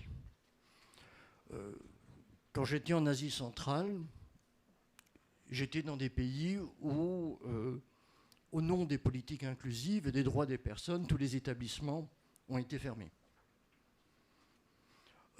Le résultat, c'est que beaucoup de personnes qui pouvaient bénéficier de soutien se sont trouvées, comme ce fut le cas en France au début du XXe siècle par exemple, cloisonnées dans les familles. Et si je prends le cas des enfants et des adolescents, ça a signifié une déscolarisation. Autre dimension qui me paraît importante à pointer, c'est que, alors, par rapport à la fermeture des établissements, tous les établissements tous les pays de l'Union européenne ont des établissements spécialisés, à ceci près que, y compris l'Italie. Mais l'Italie ne les compte pas parce qu'ils relèvent du secteur privé. Donc, mais tous les pays de l'Union européenne ont des établissements, mais de manière variable selon le pays et avec des objectifs variables. Autre chose qui me paraît importante aussi à propos de cette notion de désinstitutionnalisation, c'est que finalement... Another thing which is important about disinstitutionalization is that the work carried out within the framework of common law do not have any institutionalizing function, around which, for instance, we make a distinction between people who require support and people who don't.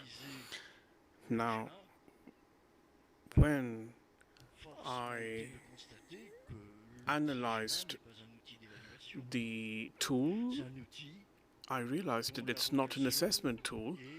It is basically a tool to institutionalize people So you basically have characteristics of people. You have the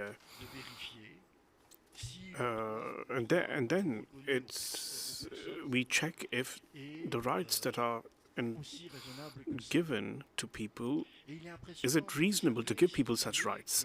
So in all EU countries, we emphasized,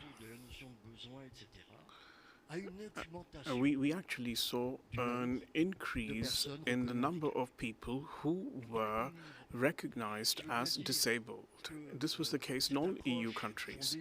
So this means that the approach centered on disinstitutionalization that basically calls into question an approach based on incapacity is basically reconfiguring these criteria for institutionalization. And another point that's really important is the link between disinstitutionalization and enjoyment of rights by people and the participation. So I carried out an analysis on the life conditions of people and the people who had deficiencies, motor deficiencies. Now, this mechanism on ensuring enjoyment of rights is basically a source of enslavement, just as the conventional medical social establishments. Now, the enslavement, when I talk about enslavement, it's basically the symbolical price that we make people pay because they need assistance. And we realize that the new criteria and the new forms of vulnerability focus around the forms of participation, and families that have problems upholding their rights are families whose resources basically do not allow them to fully participate because they do not have the available time due to work. And in case of families with just single parents, they really do not have family support that would guarantee them time. So all this goes to say that the common law mechanisms are basically a source of enslavement, just like the establishments. And they become a source for vulnerability and inequality. And it is striking to observe that inequalities, in fact, have increased between the people who are recognized to be disabled and the rest of the population. Yes, there are individual situations that have improved, undoubtedly so. But if you look at statistical data provided by the OECD or the statistical data from the EU in employment, for instance, the situation has worsened. So this means that instead of talking about disinstitutionalization, I think we should talk about reinventing institutions. And one of the stakes, basically, is that is to ask on the new logic, the new rationale behind the mechanisms of common law. Because when you analyze this rationality, it will help you identify the new benchmark. and where disability will be a pioneering theme. Now, someone who does not have a legitimate project, and if someone does not really fit in with the project that the carers have in mind, he is considered to be someone who is on the wrong path.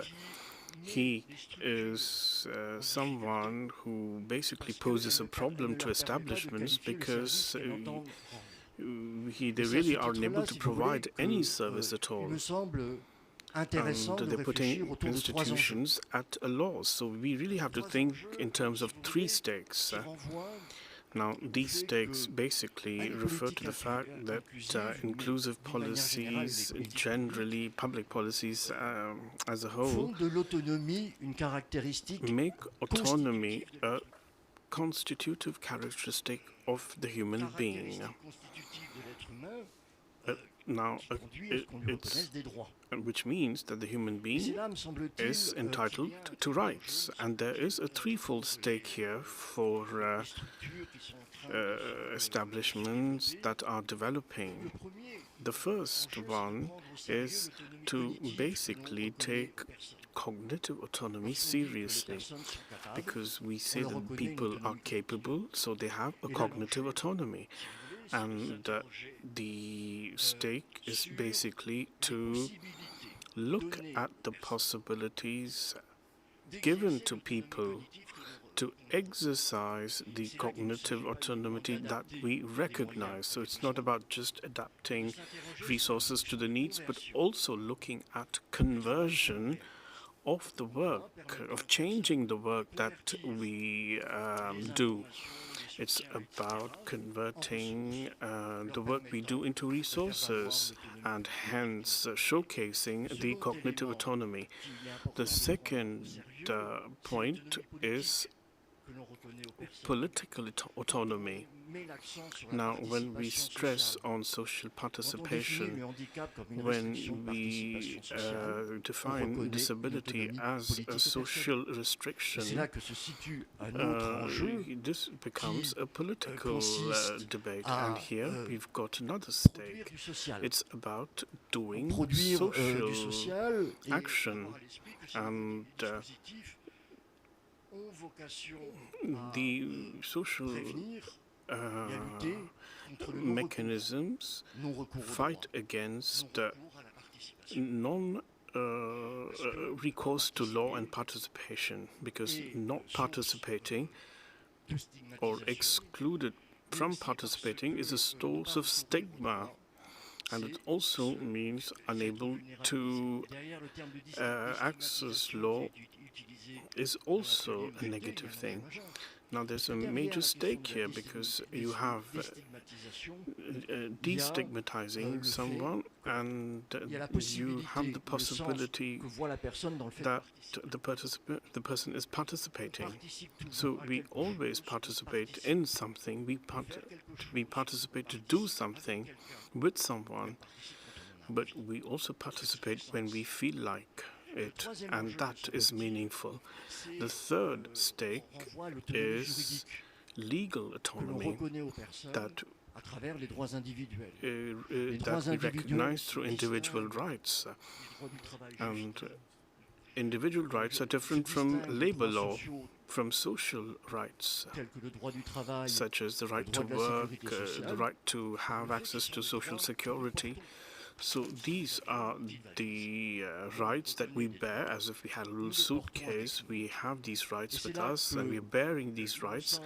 And this is where I think it's important to think about the way we work with people and how this allows and how people with unequal capacities can react, because it's around this that we can really ensure that the rights are upheld. Now, to conclude, I can say that one of the stakes is that we shouldn't be talking about deinstitutionalization, but reinventing institutions.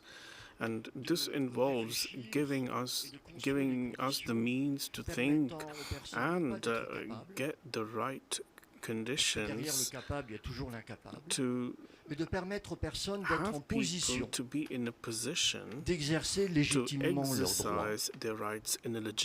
Parce qu'en les plaçant en position d'exercer légitimement leurs droits, nous nous donnons les moyens de penser les personnes légitimes dans l'exercice de leurs fonctions. Parce qu'il ne faut pas oublier qu'il n'y a rien de plus normal que le handicap. Toutes les sociétés ont toujours besoin de codifier le pathologique pour penser le normal. Et quand je parle de réinvention, c'est bien de ça dont il s'agit. Je vous remercie et je vous prie de m'excuser si j'ai été un peu trop long. And thank you so much for listening to me, and I apologize for having taken too much of time.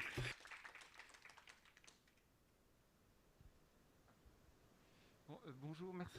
Hello, thank you. So you've actually put us right in the middle of the discussion.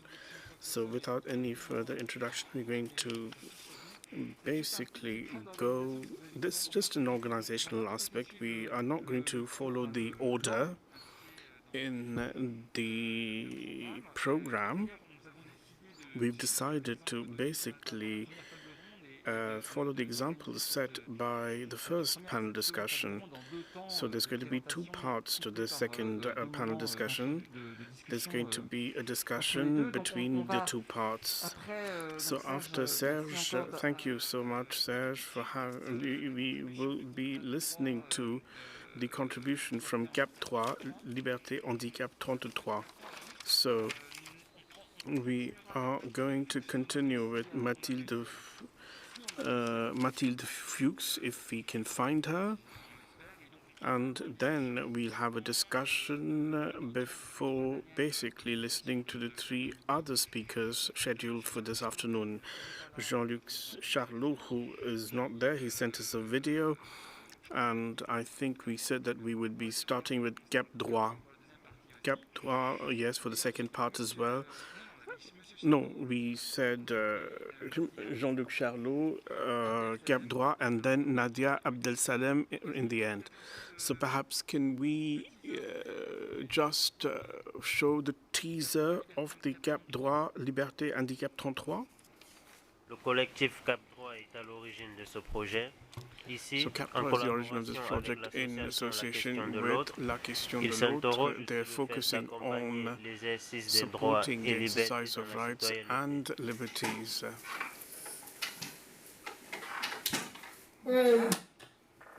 Moi, Guillaume. Des citoyens concernés par le handicap et ou travaillant dans le médico-social se sont réunis autour de deux thématiques. Met around two themes, the private rights, the individual rights of people who are living in an establishment or in a private residence, their participation in day-to-day life and civic life. Avant d'être à la masse, je vivais au foyer des Lilas à Lormont. Je m'appelle Sophie, j'ai une trentaine d'années. I am 30 years old. J'ai un handicap moteur plutôt lourd. I've got a major disability, motor disability. I've been faced with several situations, and then I landed up here. I live in Gand, and I'm 33 years, and I work.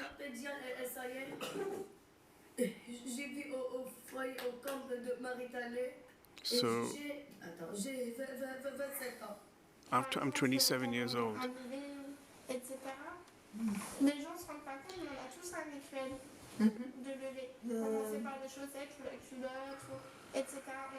I'm sorry, this is a video film and the sound is a bit unclear.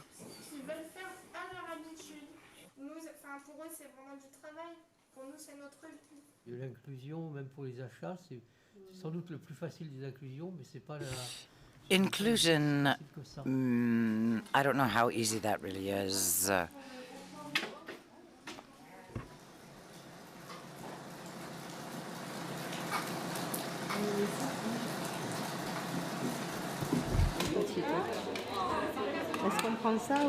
Should we get this, or do you want to see if there's anything else?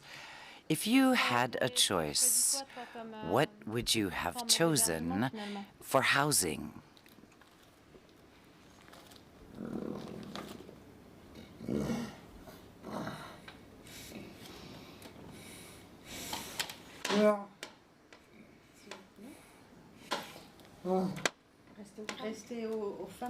You would like to stay with your family? Okay.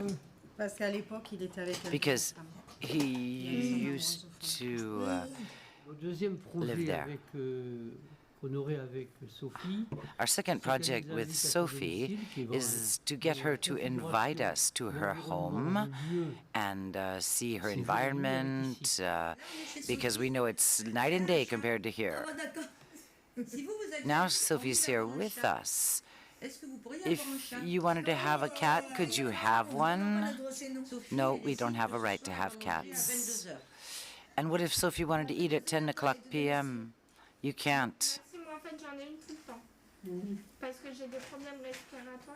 I have problems. In fact, Florence helps me with things because I can't serve myself and I can't use my arms and legs. So she helps me cook, she helps me get up and wash, and helps me prepare food. And she helps me basically with everything in everyday life. I'm the one who asks her. I ask her what to do. I tell her, and she does it. But before, I used to be all alone. And now, when I'm able to come home, I have an infrared system to open the front door. I can do it with my wheelchair. And I have a cat. And it's incredible.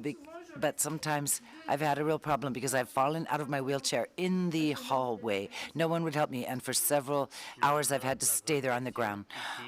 I have a big question. How can you decide on your own yourself?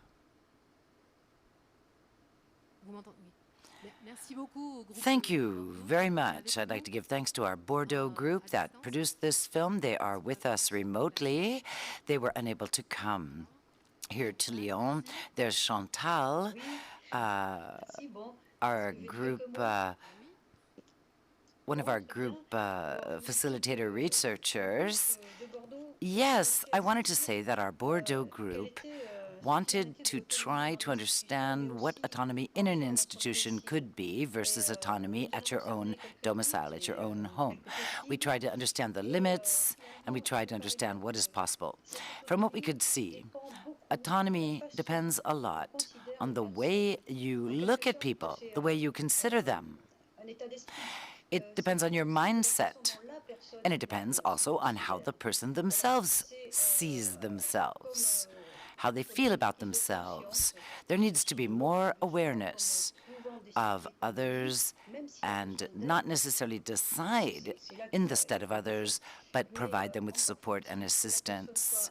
However, people need to know about their rights, and support persons also need to have training in rights. With Cap droits, we have looked at the UN CRPD and how little known it is in France among persons concerned themselves and professionals. We know that a change in approach will take time, that it's a long-term job. We have to change people's outlooks and the way they see and think about things and deal with situations. Now, I'd like to give the floor to the other members of our group to see what they would like to add. I had a question for your group and for those of you who live in the specialized care home. Now, we had a group here, it's called Autisme au Féminin, Autism au Féminin, women's style, that was reacting to this and earlier, and this type of question about making decisions. And I was wondering, for your group, when people enter an institution, do they try to understand people's habits and lifestyles before they enter the institution so that they can feel comfortable and they can adjust better? Guillaume va prendre la parole. Guillaume. Okay.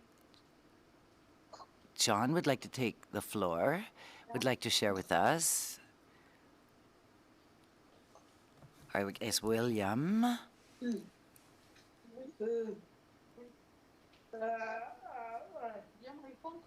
He said, yes, there is a logbook for residents that helps the staff get to know the people better. And there is also the family that participates to help those who can't express themselves as well to explain their needs to the staff. They can explain their preferences, right? Is that right? Yes.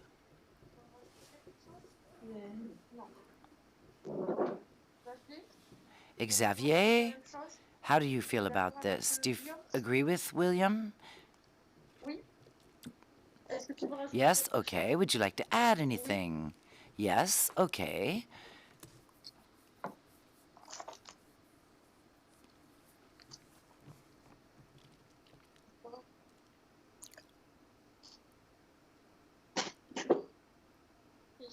This one? This page? Okay.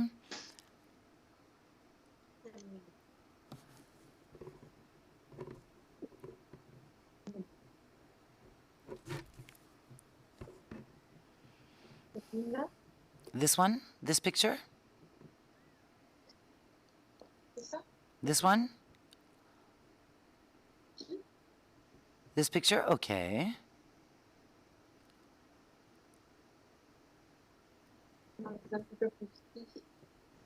Quel professionnel? Ici, ils occupent de personnes, c'est ça? C'est le... Tu sais qui c'est? Pour toi, comment ça s'est passé quand tu es arrivé? How did it go for you when you arrived at the institution? On se souvient? Quel professionnel? Toutes les équipes? You were able to communicate with the staff, with the team. First, the social worker, is that right? Yes. So the first contact was the social worker. Right, okay. Could you explain a little bit in more detail how you're able to communicate? Well, we have this pictogram chart, if you can see it. It's a binder with these pictograms based on different themes. So I have pages for verbs, I have pages for questions like where, who, why, etc. Then we have the days of the week, we have pictures, depending on the question asked. Or what the person wants to say. We also have a page with different animals.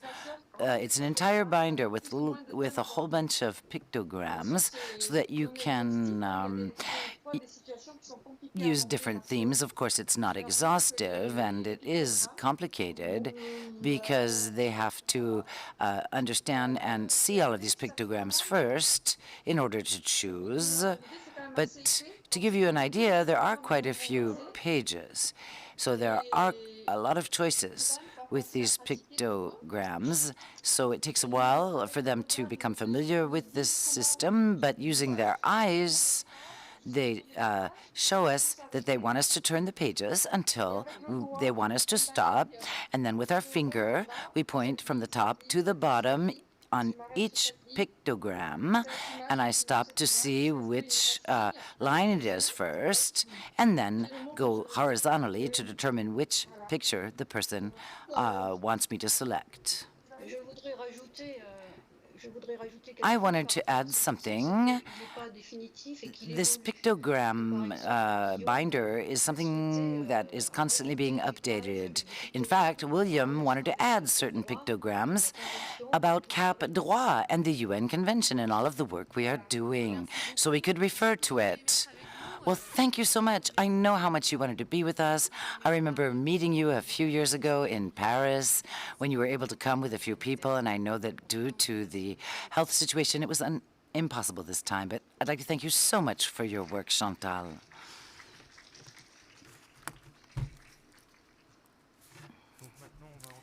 All right, now we'll be hearing from Mathilde Fuchs, who is a member of the collective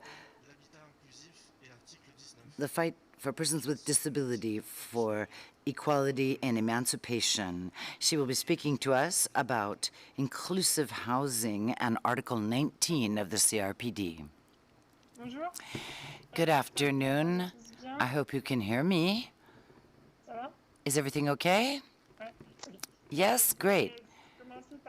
I'll start by reacting to what the first gentleman, Serge Ebersold, I think, had to say.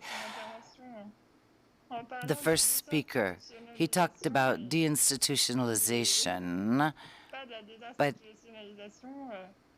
he said not deinstitutionalization as it can be understood, because it's impossible unless all of the person's needs are covered and a solution is found, and these solutions are available, because we know that there is often no choice, but deinstitutionalization, that is something that would be difficult for a lot of people. However, Nadia Haddad this morning talked about it. I couldn't, unfortunately, watch what she had to say, but it's obvious to me, and I've never heard any activist in favor of deinstitutionalization say that, okay, deinstitutionalization, but not leaving people hanging. You have to provide the right resources to replace institutions, accessibility, technology that can help us, and just simply adapted and well-suited housing for us. At the same time as deinstitutionalization, really, this is important, and I hope we achieve this. To go back to the theme, I think it was Mr. Arnaud who talked about this, and I think that's enough. I'd like to hear what other people have to say, and we can react maybe afterwards. Inclusive housing for us and for our collective is shared housing or a group house system with relations with other people. It's basically the same thing. But even if these people may be very different from each other, of course, you can't generalize, but for us, these could be mini institutions, a new form of institution, in fact, these group houses. I'm sorry, I was very struck by what this Serge person had to say, because living at home can be a form of institutionalization if you're alone, and it may be difficult because there are similar constraints as those you experience in an institution.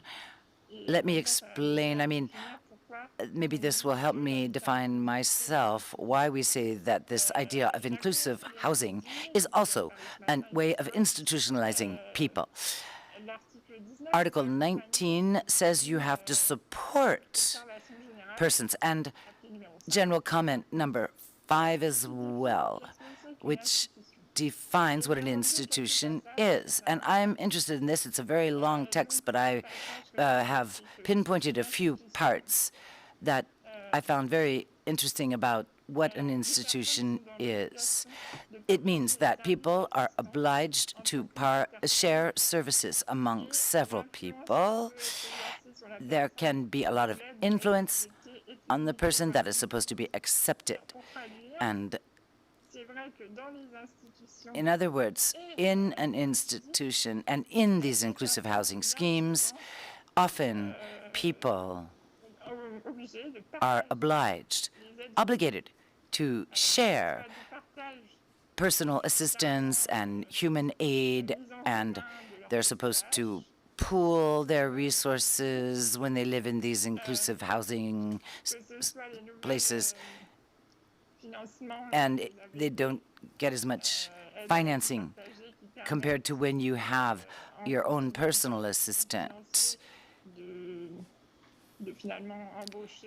And there's just not enough money to hire enough counselors or people that can provide human aid. So it has to be shared among all of the persons that need it.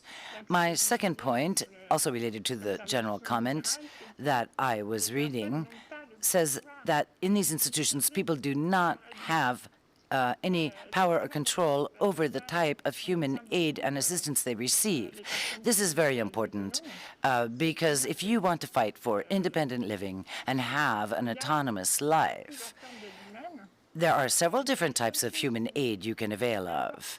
The main thing that's important is that the person must control this and decide themselves on the type of assistance they want, the service provided, the identity of the service provider, and if the person is unable to decide themselves who will provide that assistance and who will do what, or at what time, then you can see that easily they will have no autonomy and their independence will not be respected. Their quality of life will be jeopardized. And so this is the case when you live in an institution, and we have seen this clearly in the video those people from Bordeaux shot, showing the difference between persons living at home and persons living in the institutions,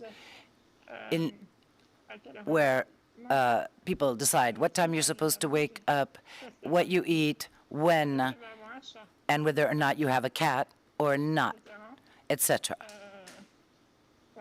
So that's what I think. And this is why one of the main reasons this inclusive housing scheme is in actual fact an institution as well. It's because we don't have any control over the human aid. In most of these inclusive housing schemes, there are these service providers who are state workers and just do what they're told, and they don't listen to the person.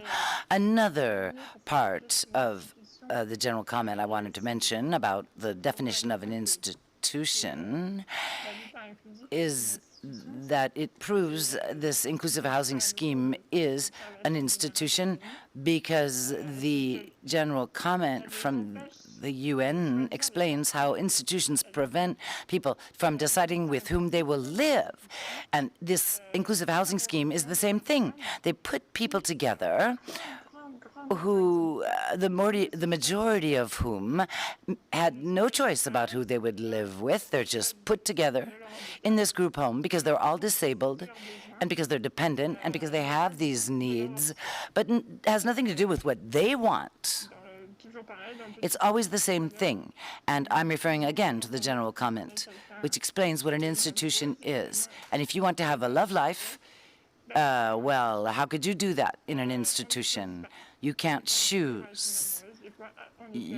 It's impossible. It's impossible to live with a boyfriend or anything. That's not normal. That's our right. Now, I think I won't go on, but it's worth for you to read this general comment and think about the lifestyle of people in institutions. And you saw that in the little film. It was so obvious that person maybe can express certain things, but they don't they're not able to decide on everything in their life. That is for sure. And the same is true with this inclusive housing scheme they're putting together.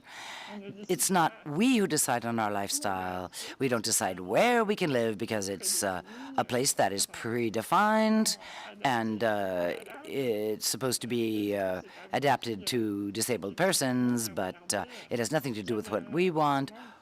It's not an apartment where we would like to live, and that would correspond to our expectations in terms of our own lifestyle choices. So to conclude, this inclusive housing scheme, in our opinion, there are 3 things that just don't comply with the UN CRPD. No choice in where you live, no control over your living conditions, and no control over the type of support you get. That's it. Voila. And I'll stop there. Thank you. Thank you so much.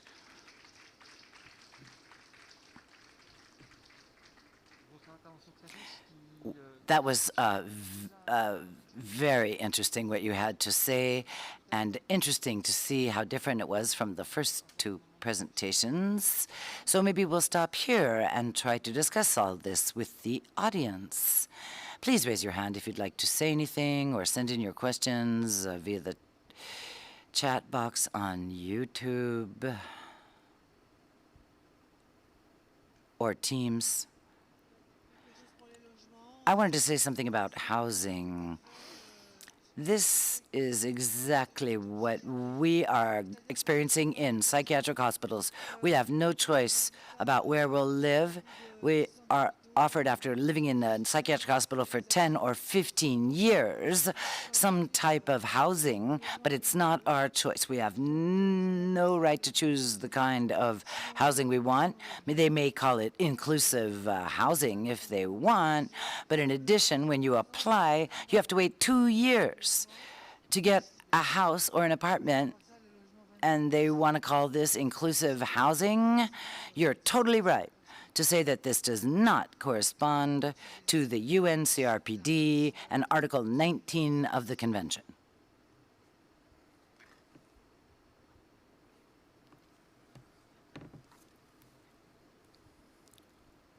Bonjour, Nicole Paspatis, Advocacy. My name is Nicole Paspatis. I'm from Advocacy France.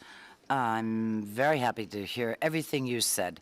Thank you very much, because this is exactly the kind of thing we were just talking about when we came out of that workshop earlier. How can a person become autonomous? How can a person have control over the assistance they receive? These are questions that persons with disabilities are asking, but nobody else seems to be asking those questions. They don't even think about it, other people, especially when it comes to accessing housing. But on the other hand, as I've been able to react in other conferences, I wanted to say that to get a person out of an institution, you'll need a lot of help.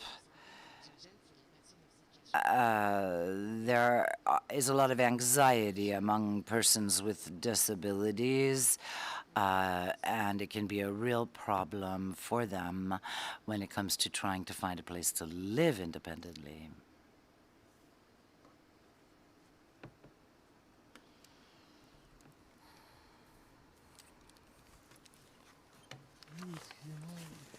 Yes, my name is Etienne Courzeau. I am a facilitator researcher with CAP droits from Bourg-en-Bresse. I'm sorry, I didn't hear your name, but I wanted to react to what you said. The woman who was in her bed talking to us, Mathilde, is that right? Yes. You know what? I don't think it's normal that persons don't have the choice of where they want to live. It's unacceptable that a minority of people, or even a whole bunch of people, I mean, okay, we're in the minority now, but still there are a lot of us, we have no choice over where we want to live. I mean, you could also talk about immigrants or people who don't have a proper documentation, migrants, and now with COVID, things are even more complicated.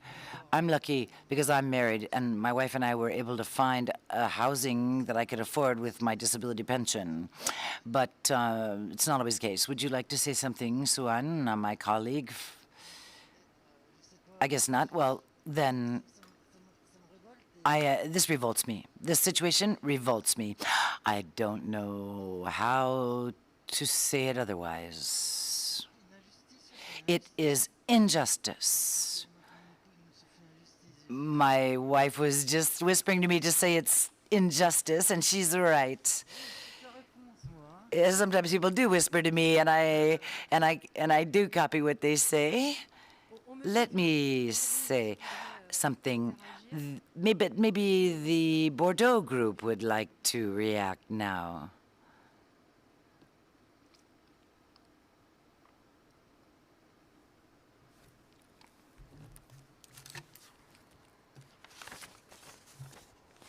Bordeaux, vous nous entendez? Bordeaux, can you hear us?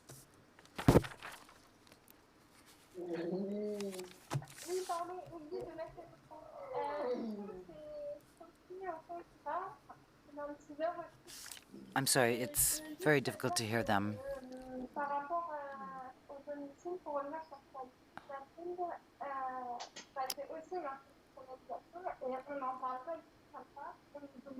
I'm sorry, they're too far from the microphone.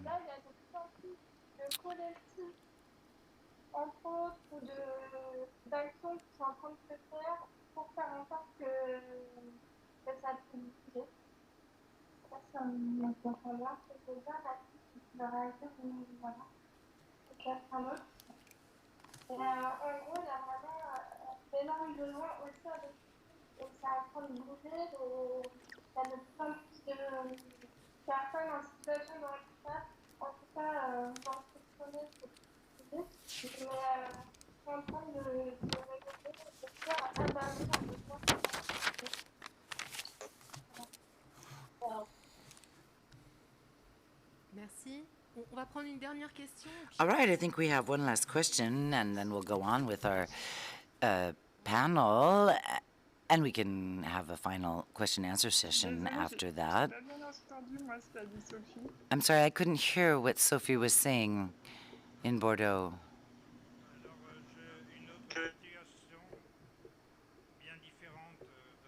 I wanted to mention another situation. A friend of mine had poliomyelitis, and he wasn't able to work. He passed away. He was an IT specialist from a big family, but he was able to purchase an apartment with the assistance he needed because he was able to have a personal assistant. He had an apartment. He had enough money to have the technology he needed. He worked hard in his life until he got polio, and then he had a good retirement, and it is possible. Sure, he had a physical disability. This type of an illness, polio, is just awful, but he was able, before he passed away, even with his major health problems, to find a solution, and I think it was extremely courageous of him. Merci. Thank you.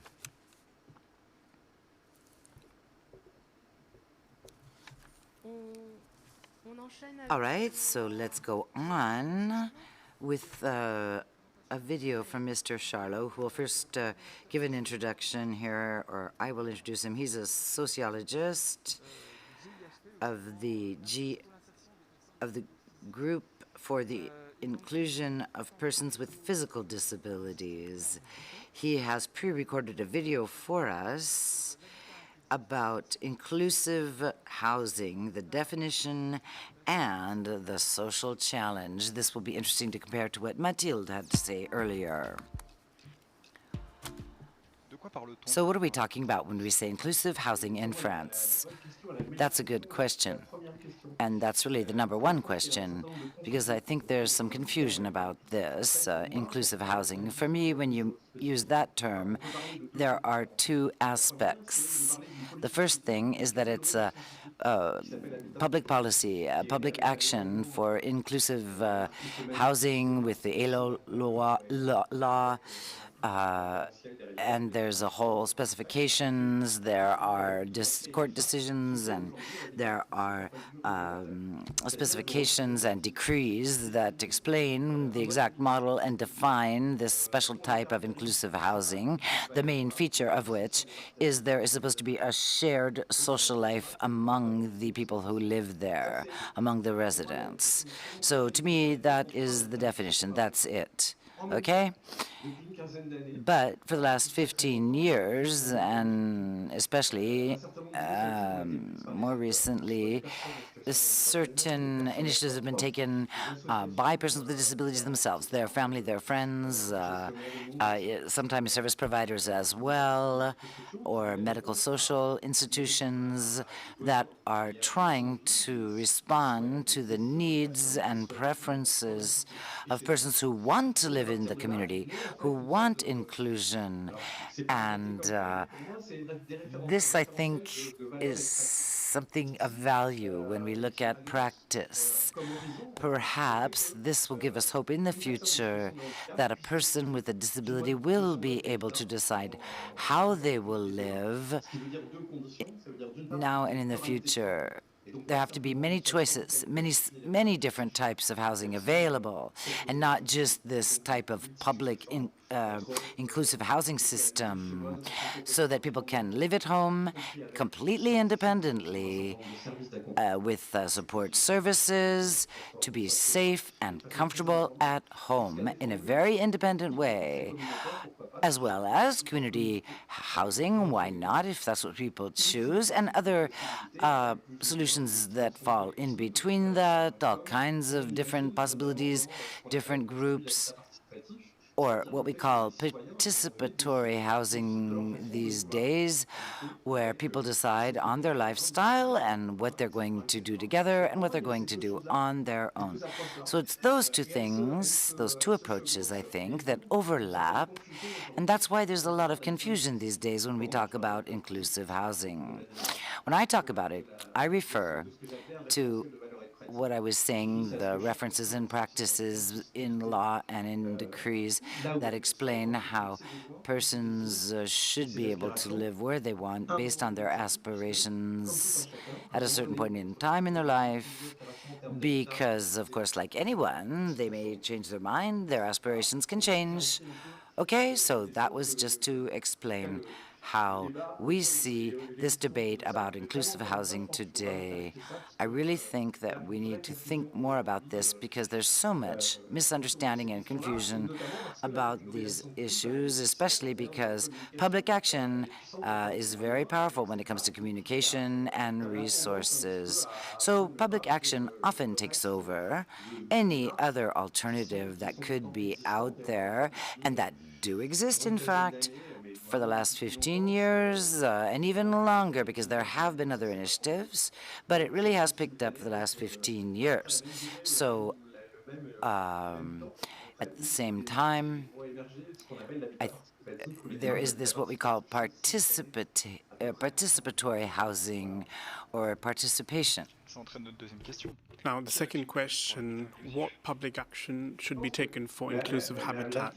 Or I think, to give you a simple answer, I'm sorry, but when we have public action and inclusive habitat, we're talking of disability and the elderly, because inclusive habitat is open to elderly as well and disability. So we're talking of this type of policy. And there's a second side to it. It's about presenting the benchmark of practices and values. And this is indirectly linked to the habitat. And so we have some people in a region who are living, and these people have certain characteristics, they have aspirations and needs, and how are we going to basically deal with this and also have houses and complementary services that will be associated to these housings. So again, we have another policy which is a civic policy. So again, by doing this, the question of disability is linked to the civic aspect, and we really have to make sure that different types of tools should be able to manage this, and we're trying to develop this, we're trying to put some pressure, and we really have to take into account a category of need and aspirations as we take into account other types of categories and needs and aspirations in a territory. So it's both civic policy, disability policy.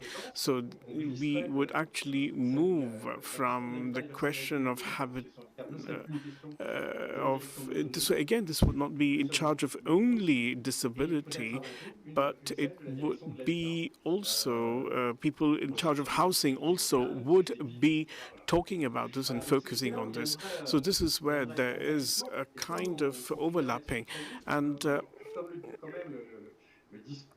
so you've got the dominant rhetoric over this inclusive society.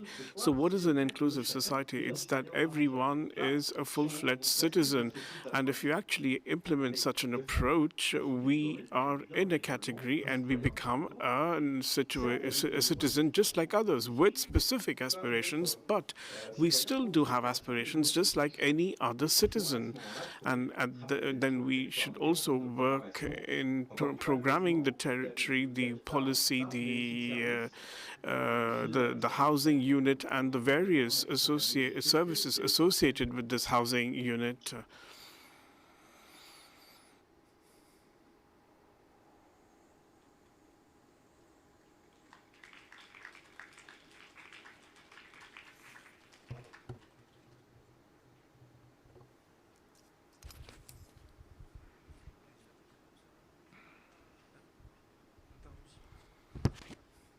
L'intervention suivante, ça sera so, next speaker, it would be Cap Droit Maison Relais Adoma, if I'm not mistaken, with Mazouni Abdelkader, Arnaud Béal, Frédéric Deborn, Joël Dragon, Pierre Libert, and Delphine Siro on how to not end up in the streets when you've lost everything.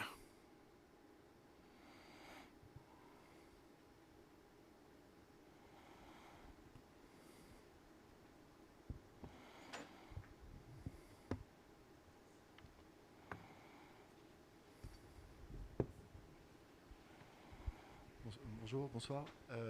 Du coup, il faudrait lancer notre PowerPoint, s'il vous plaît. Could we please pull up our PowerPoint presentation?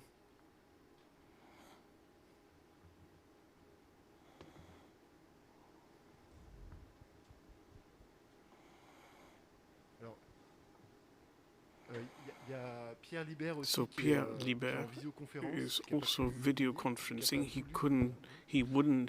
didn't want to come. He wanted to stay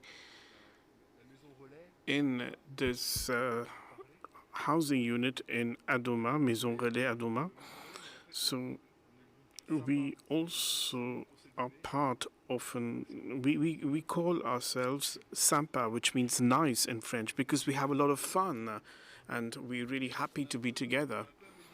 And we've actually improved our title, we worked on our communication, and we've actually added access to a housing unit. Now, this group Cap Droit Sympa is a group that is in Rouen.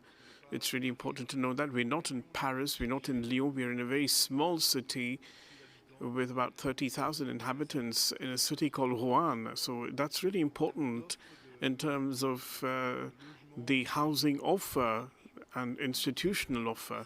So this is a group involving several institutions like Adoma, GEM, the Rouen Hospital Center, and do you have facilitators and researchers, 3 people, and this again was facilitated by another facilitator who is in charge of the housing unit and the matron, so to speak. And this is just to give you an idea of how we worked. And then we also got people from the Adoma residents to participate. So 6 people participated in the first and the second workshops, and then people were coming off and on. People decided to leave, who did not want to come back, and who couldn't come back either. So there was basically hard to sustain this approach over time. We also had certain individual interviews during the second lockdown, and we also showed a film in Cap Lab. So again, this is about the motivations of the people. It's really important to talk about rights, tell your tale, and also make things better. We worked on Friday mornings, but not just from 9 to 10. It was 9 to 12 was a bit long, and we were in the premises of Maison Relais Adoma in a collective room, which is the kitchen. And now, since we've got good weather, we're in the terrace. So we had the 2 workshops. We worked on the Cap droit protocol, on verbal associations, on being vulnerable, on being major, on a place, place to live, and we also worked on decision-making, difficult decision-making, and also decision-making on the living area. So there was a lot of knowledge that was produced on the question of the area of the place of living. So we looked at existential crisis like accidents, layoffs, hospitalization in the psychiatric ward, and something that actually shook up the person's life. And there was a major problem in taking decisions and living independently at home. So the question of housing was really very, very important, especially in terms of decision-making. And all this experience raised several questions. How did the people basically find a housing after the shock, and how could they go back to their homes, and how decisions were taken to have access to a housing after a major life incident, and how was this experienced? Now I'm giving the floor to Pierre, who is with us in a remote session, so he'd actually tell us what exactly was said in these situational narratives. Hello. I'm going to talk about acceptance. I don't know if you can hear me. Yes, we can hear you. So how acceptance of our collective place of life, because we don't have another place to live. So, and this was actually a default choice that was given, especially after hospitalization in a psychiatric unit. And for some, it was a boon. For others, it was a bane because they were forced into it. Some people said that this was not adapted for them.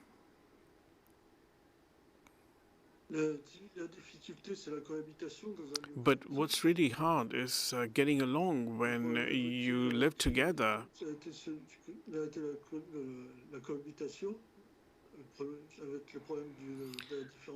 So again, there's a difference of age when you live with several people, different social strata, people coming from different social strata.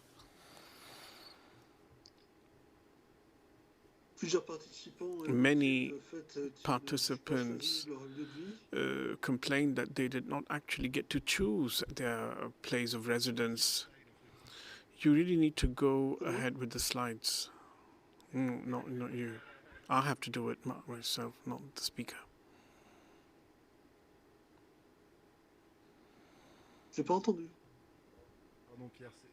Sorry, Pierre, I had to basically change the slides and I forgot. I apologize for that. Please continue.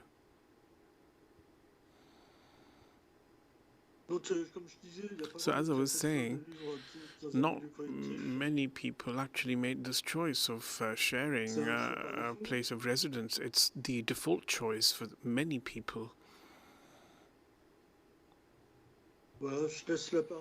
Now I'm going to give the floor to Joël.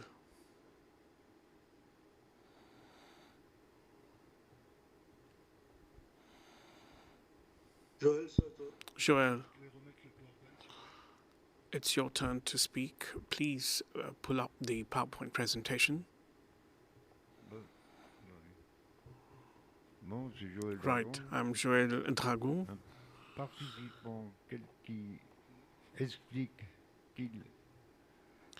A participant explains that he accepts that someone decides for him. I'm told to do this, and I do this. It's not me who takes the decision. You just have to accept that people decide for you.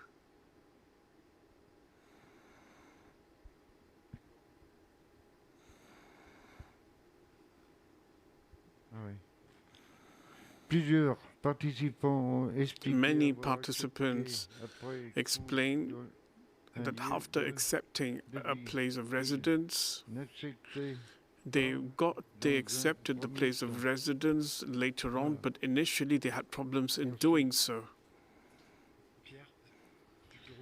Pierre, could you start presenting? So there's also a preference to live in a collective residence rather than in an individual apartment. So this basically came up after having attempted to live in an individual housing unit. So when and sometimes the fact that you're living in together with public does create a certain dependency. And with time, I say that it's better to be in an institution than live alone.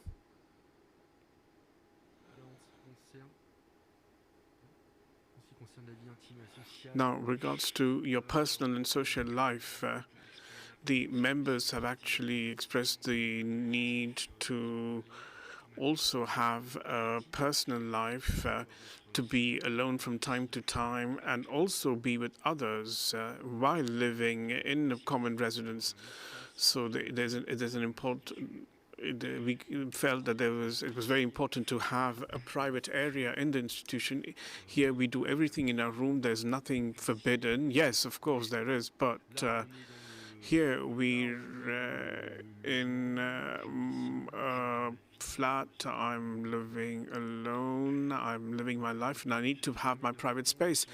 And we really have to be alone from time to time, just to do some introspection. And is a social link necessary? Is it indispensable for all people? So there is a need for your private space. Sometimes there's a lot of noise, and there's a problem of intrusion in the institution or the apartment. And there was also the importance of being able to feel at home, even though this is a common residence, it's a collective residence, you really have to feel at home. At the same time, members of the group expressed their preference to live in a common residence in order to not be by themselves. I feel alone after I don't like to live alone. Again, another quotation. You know, loneliness can be stifling. And when you actually live in a collective residence, you have a social life, unlike in an independent housing unit. Again, a quotation. There's the social aspect. There are other people who are living. Now, in a council flat, you can actually have neighbors, and you can be both isolated and alone. And it means you are living in a family, and you're not alone. And a common area, a common residence is also very reassuring. And when you live as a group, it's also extremely comforting. And it's really important to say this. We really have taken a lot of hindsight. We've basically put together sentences that really provide food for thought. You know, we were completely neutral. These were quotations that the people expressed. So we were basically supported by professionals. So what really was important is that we are supported and on a day-to-day basis by the employees of the residents and professionals from outside. So the professionals always care for the residents. They help them take day-to-day decisions while respecting their personal space and life. So again, we're continuing to basically ask certain questions. You know, access to a collective life, is it a condition for autonomy? We have a communication going which really came out strongly, and that means we could basically recover our autonomy, our independence, and which means we can actually build your own life standards, autonomous standards after a major life accident. And you can also find your autonomy back and you can strike the right balance between dependency and independence. So for Pierre, it's a choice to be in this place that he did not choose to start off with.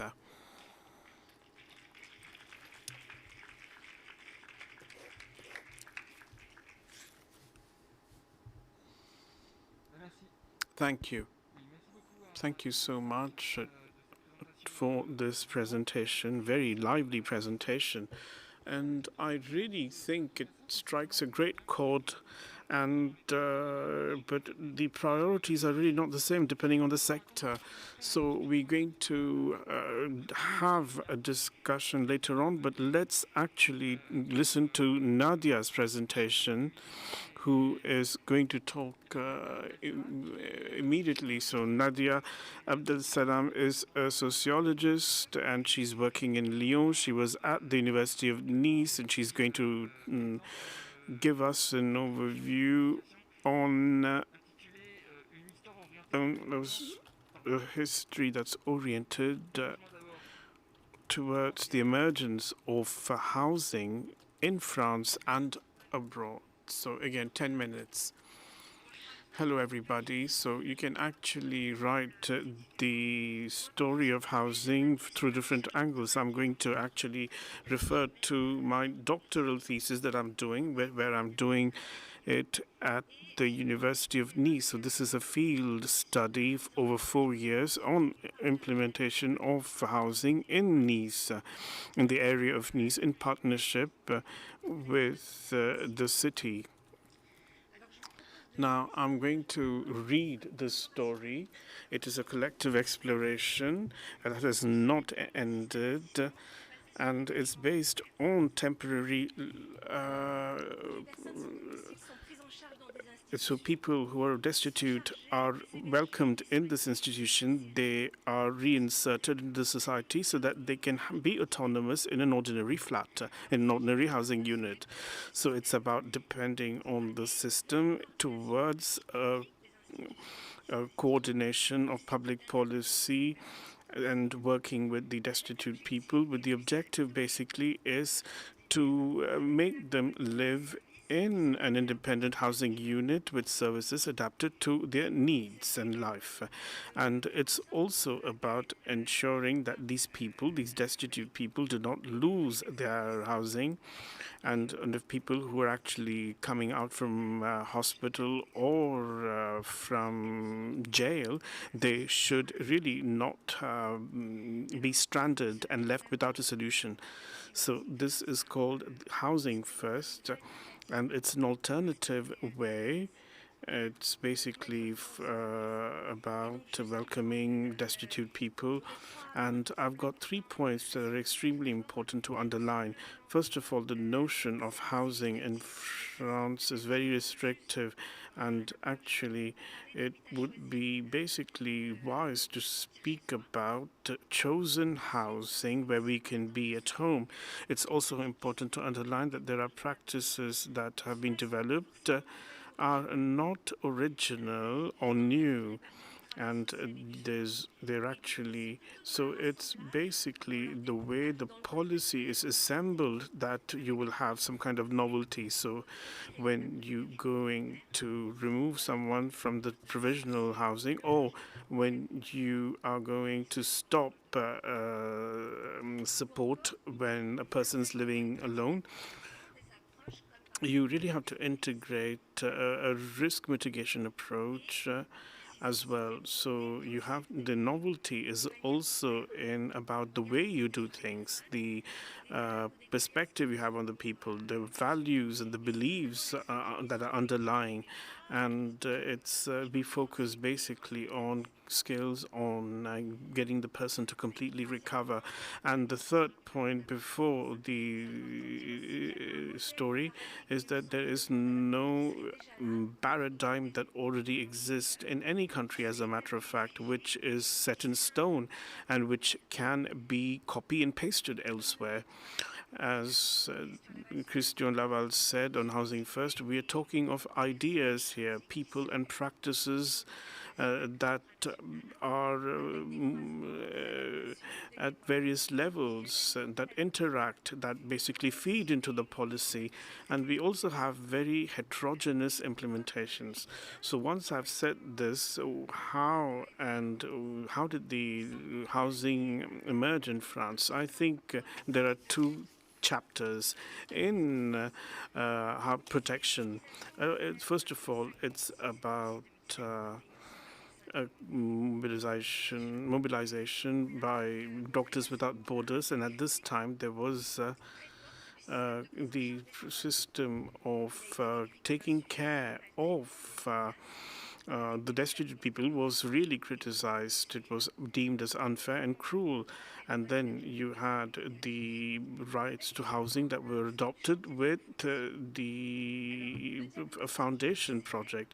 Now, the diagnostic was very harsh, but we can say that the principles action was not called into question. So there were people who were destitute, who were requesting for housing, but the stakeholders did not really envisage a direct access to housing. So at this point of time, the conceptualization basing it was about streamlining it and have more social housing so that we can basically have people who can come out of the program.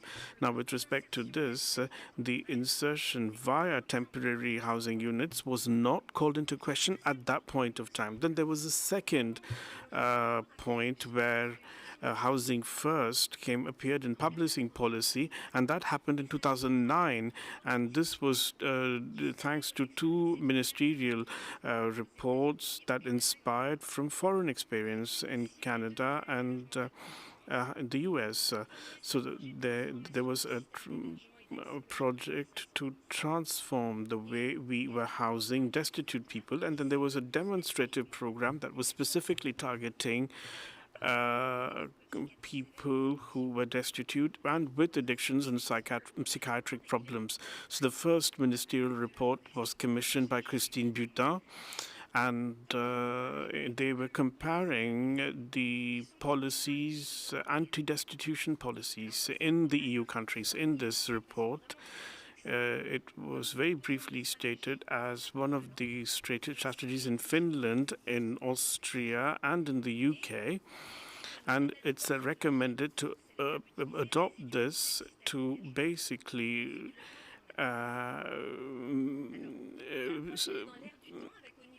give more priority to transit, basically, towards a permanent housing. So there was in the interministerial teams were working with the social service, and this is how Housing First has become a priority policy area. But the strategy is required. So what is this Housing First? What does it include? What is the practical change? When can it work in France? And how can we move from one system to the other? So very quickly, there was the question of funding and how can we change the housing offer and the support offer. So the Housing First is basically understood as a reform that draws from foreign experience and with no extra means, and it's imposed by a government that's trying to make social savings. So after its official launch in January, the Housing First strategy was basically put in a cold storage. And this story could have stopped right there, but there was a second report that was commissioned in 2009 on the health of destitute people by the Ministry of Health, Roselyne Bachelot, and who basically was trying to develop this practice in France, inspired from the US. So there was a squat area in Marseille, and this was an experimental residence with destitute people with severe psychiatric problems. Then there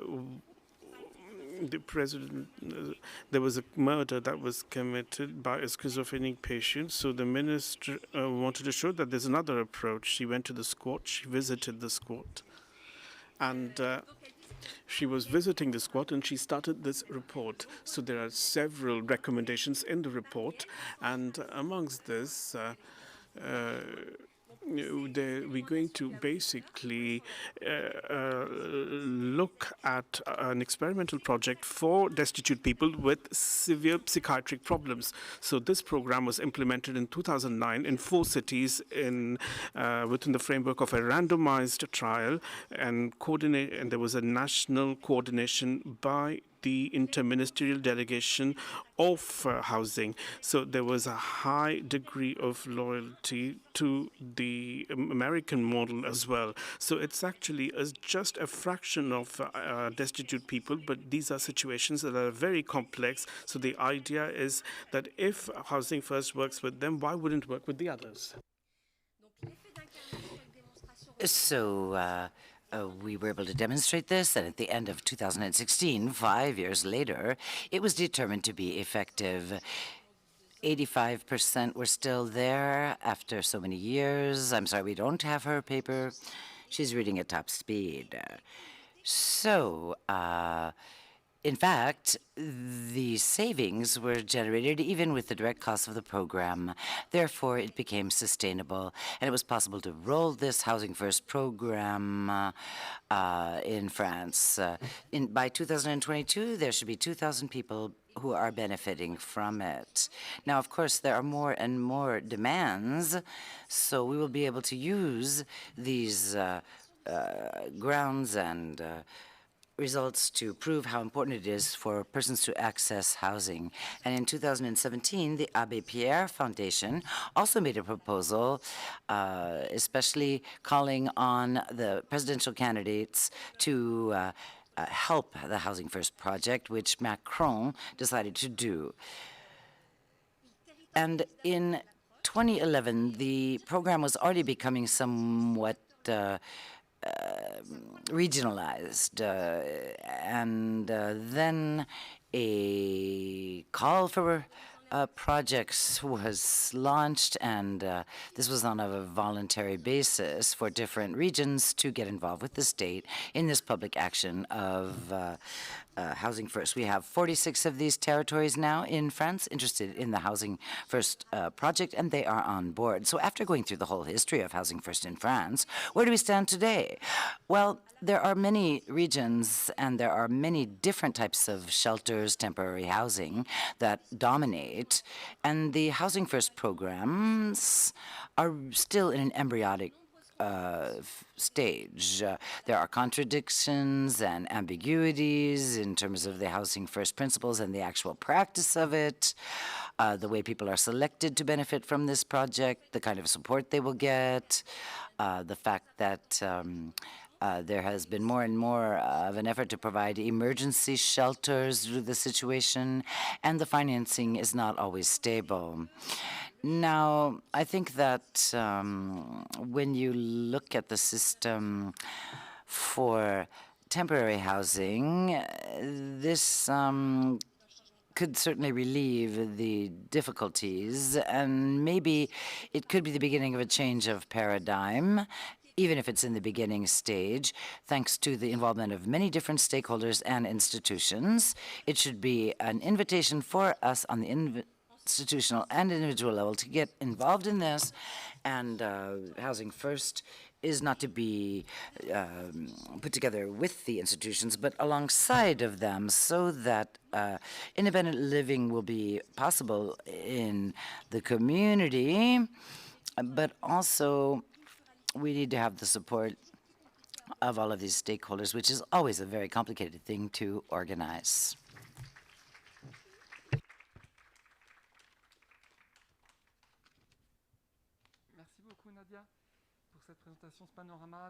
Thank you, Nadia. So that had to do with the Housing First policy in France. Let's open the floor for about 20 minutes for a debate. And I did want to mention that Mr. Bottineau is not here with us, so we have a little bit more time because he will not be here for the final conclusion. Now, I believe you raised your hand, sir.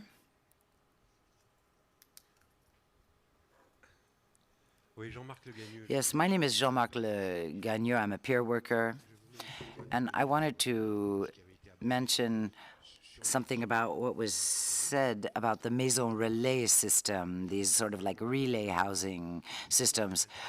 Housing First is kind of interesting, and it's interesting to hear what academics have to say about it, because I was part of the first Housing First initiative in France with another person here in the room, and it's not exactly what you were saying. I can't go into that because it would take too long. But what I wanted to say now is that everything we've heard about the Adoma relay house, where I've lived myself, and the observations people who have lived there have made to me, is that it's like a shelter. It's a collective place to live, and you have a certain number of obligations when you live there related to your special, the special status of this type of relay housing. To put this simply, because I've been saying this for a long time now, and ever since I've become a member of Captois, when you live in one of these relay houses, you have the same status as a tenant. You can lock your door. No one can come in. If you want to invite friends, you can. You can throw people out of your apartment. You are actually at home. If you want to participate in their collective activities, you can. If you don't, you are not obliged to. So these relay houses, and I know what they are because I worked with the association that inspired this type of a system. It's semi-community living, in fact, because you only get involved in the community living part if you want to. It is, number one, housing, and that's how it should be seen. And I've received a lot of testimony from people who have had trouble, though, getting their rights respected when they're living in this kind of an institution, because I think some professionals do anything they want in these relay houses, and when it's not their right, they shouldn't do that. There is a law about it, and you can find it on internet. It's called Juris Logement. And that website explains exactly what these relay houses are supposed to be, as well as all case law precedents related to these relay houses. As far as Housing First goes, what is Housing First? What is that supposed to mean, Housing First? It's really a question having to do with the whole merits of the program. It's the substance. It means, how can you get into mainstream housing? How can you become a tenant and pay your rent, like in an individual apartment or perhaps semi-collective housing, or who knows, it could be a trailer, because a trailer can be a house according to the law. In terms of policy that has been implemented on Housing First, several errors were made. They did not give people the status of a tenant. They are some kind of a subtenant, a sublessee, and they don't have the same rights as a real full-fledged tenant. And this difference in their rights has gotten worse and worse over time. And I know this because I live with someone who was in the Housing First program, and he is a subtenant. He can't get aid from the state for his heating and energy like other people that are tenants can when they have low income. This is important. It's really important to understand that the law has just gone too fast compared to public policy, because this right to private life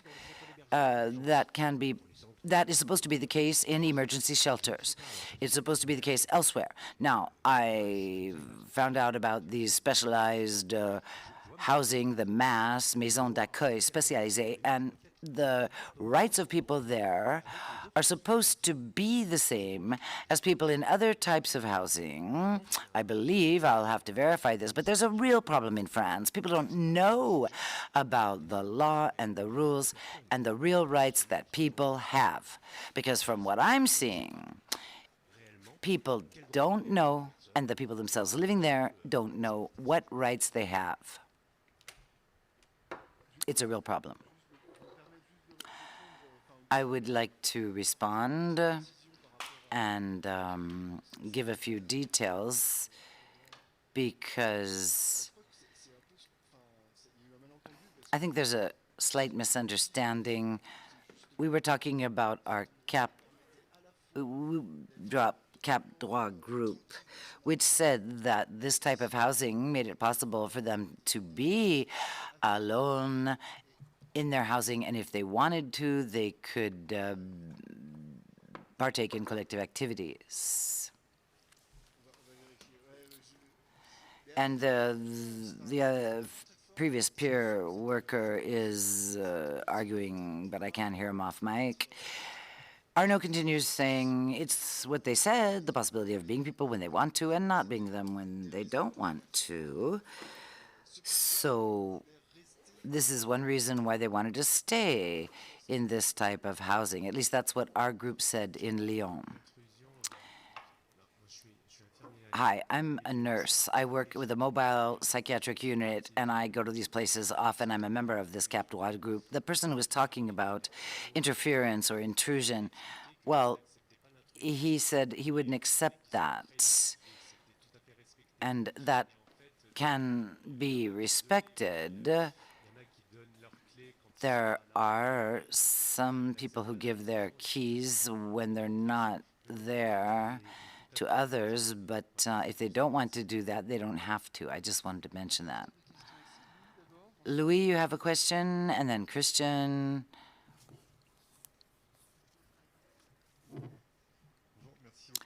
Good afternoon. Thank you very much. Thank you for your presentations, and thank you, Nadia, for presenting to us this a clear history of the Housing First program in France. I had a comment on current research we're doing. I work with the PACT laboratory. I'm a researcher, and we are participating on research on the implementation on people who are able to access housing through the Housing First project. And I think this really has to do with the challenges Mathilde told us about at the beginning. The question is support. What we see is that when we survey people, they're very impressed.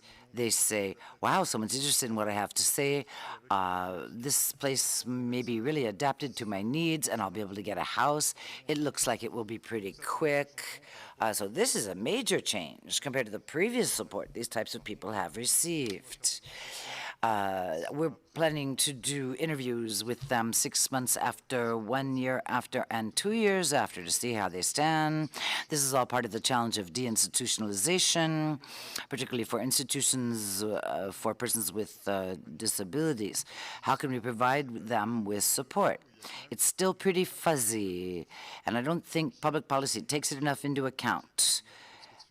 This really is a question that needs to be raised, and thank you again for telling us about the history, but I know and I want to tell you that support is really key. Christian. Yes, my name is Christian Laval. I coordinated the qualitative aspects of the research on Housing First a few years ago.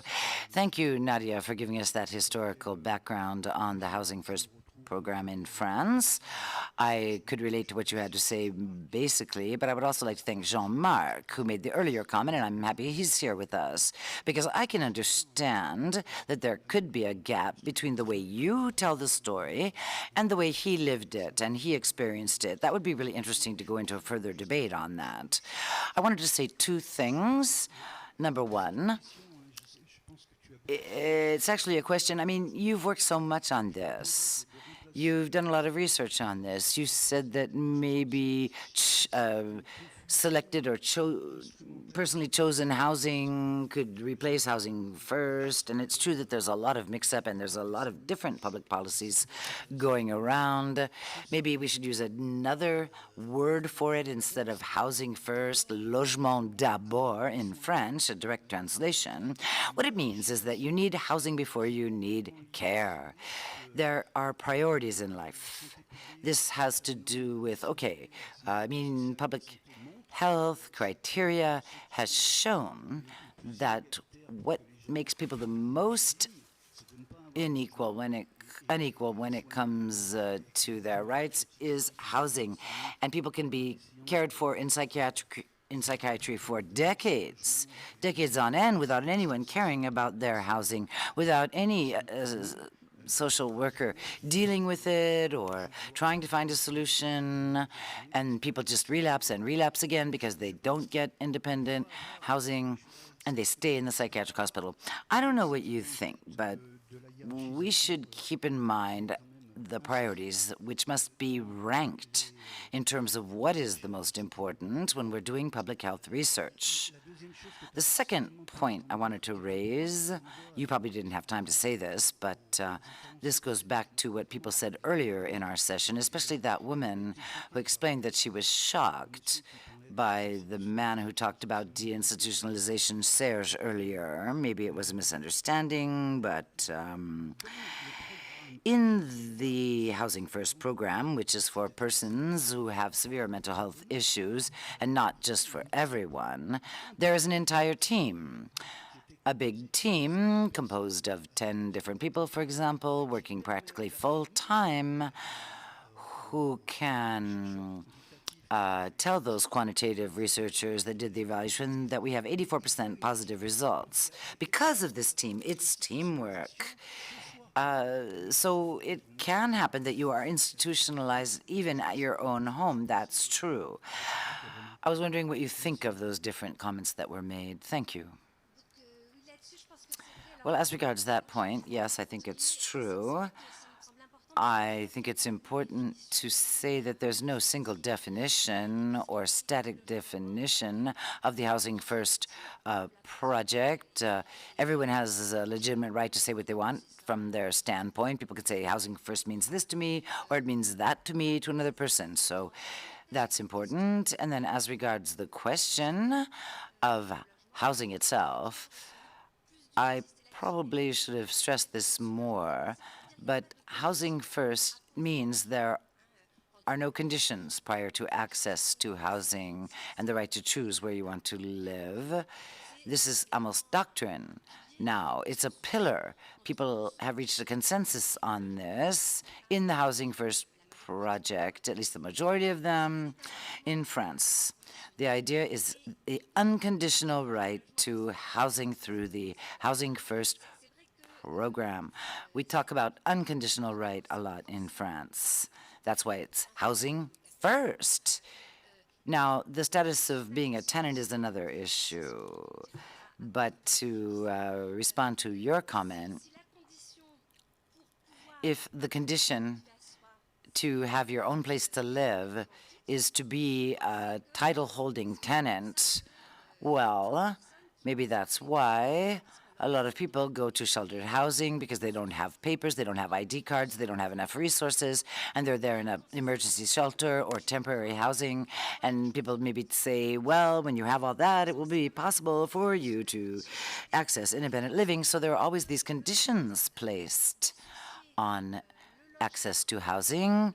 And the idea that housing should mean having a title to a lease, being a tenant. If we'd said that, it would prevent many, many people from getting any housing at all. They wouldn't be able to get this direct access to emergency housing, for example, so that is an important aspect. In terms of the types of housing used, types of structures used, the criteria is a place to live where you can have a social life, where you have privacy, where you have your own place within the structure, and that is part of the policy and system behind Housing First in various countries, including in France. There is a wide variety of different types of housing available. And some of them, it's true, could be challenged. Should they be used? For example, the first French circular on the Housing First program to be issued in France by the government said that they should use private apartments to be leased while awaiting a public housing apartment. Well, this is very different from where we stand today, but there can be major contradictions in all of this. But nothing prevents that once the person has chosen a place to live, why shouldn't they be able to choose different types of places to live? The whole challenge is reconciling the different options, the different possibilities that we have, and the desires and preferences of the person and what's possible for them. I mean, sometimes it's a forced choice, but the objective of the approach is to make it a real choice, and it should be adapted to the person's needs with the services and support sufficient for the person to live there independently. Otherwise, it's not worth it. Thank you, Nadia. Thank you, Nadia. I'm getting older, and I think I must live in some other world. You talk about rights all the time, but it seems like I have more obligations than I have rights. I lived in this post-hospital structure that was opened up by the police prefecture after I left the hospital. 20 people lived there, and I'll tell you, I was the only person who lived there in this post-hospitalization structure, which really helped me because every time I had to go back to the hospital, they always took me back. But in terms of how it worked, this shelter was supposed to be a stepping stone for real housing. But you know, when you have psychological problems, it's already really tough. And this was back in 1973, between 73 and 78. And there were lots of problems. The police would come with dogs to the structure. They always said the emergency shelter was causing problems. Having rights is good, but I never got anything. And I was talking to you about my friend earlier who was the IT specialist. In spite of his severe disability, he had money. He was able to even get a loan, and in spite of his disability, and they told him, you just do it yourself. And he did, but he had the ability to manage that, and he had the money to manage that. So that's great. You want an independent apartment? Well, it costs money. Most of these people don't work. They don't have much income. And honestly, It's not an easy thing, you know. It's true, these people come out of the hospital, they get out, and they're in a situation which, in my opinion, is really tough. As someone said earlier, there should be a variety of options. People are often left alone when they leave the hospital. People must make more efforts. Otherwise, this is going to go on and on. That's the only way we can make progress when you're disabled or not. As a friend of mine said a few days ago to me, there's not that big of a difference between a person who's disabled and someone who's not disabled, as long as we walk alongside each other and we make efforts to understand each other. I've been working for the last 50 years. I left home at 14 years of age, and I've been working ever since. I was able to earn a living in spite of my illness. Thank you for that. Thank you for sharing your experience. Yes, I would like to make a comment. This debate about inclusive housing, housing first, the different types of categories of housing, I would just like to read to you this brochure on inclusive housing here in the Lyon region that just opened. Let me read it to you. The description says, the inclusive housing system is innovative, experimental for adults with autistic problems but without intellectual deficiencies, for adults diagnosed as autistic. They have enough aptitude to work and they are autonomous enough.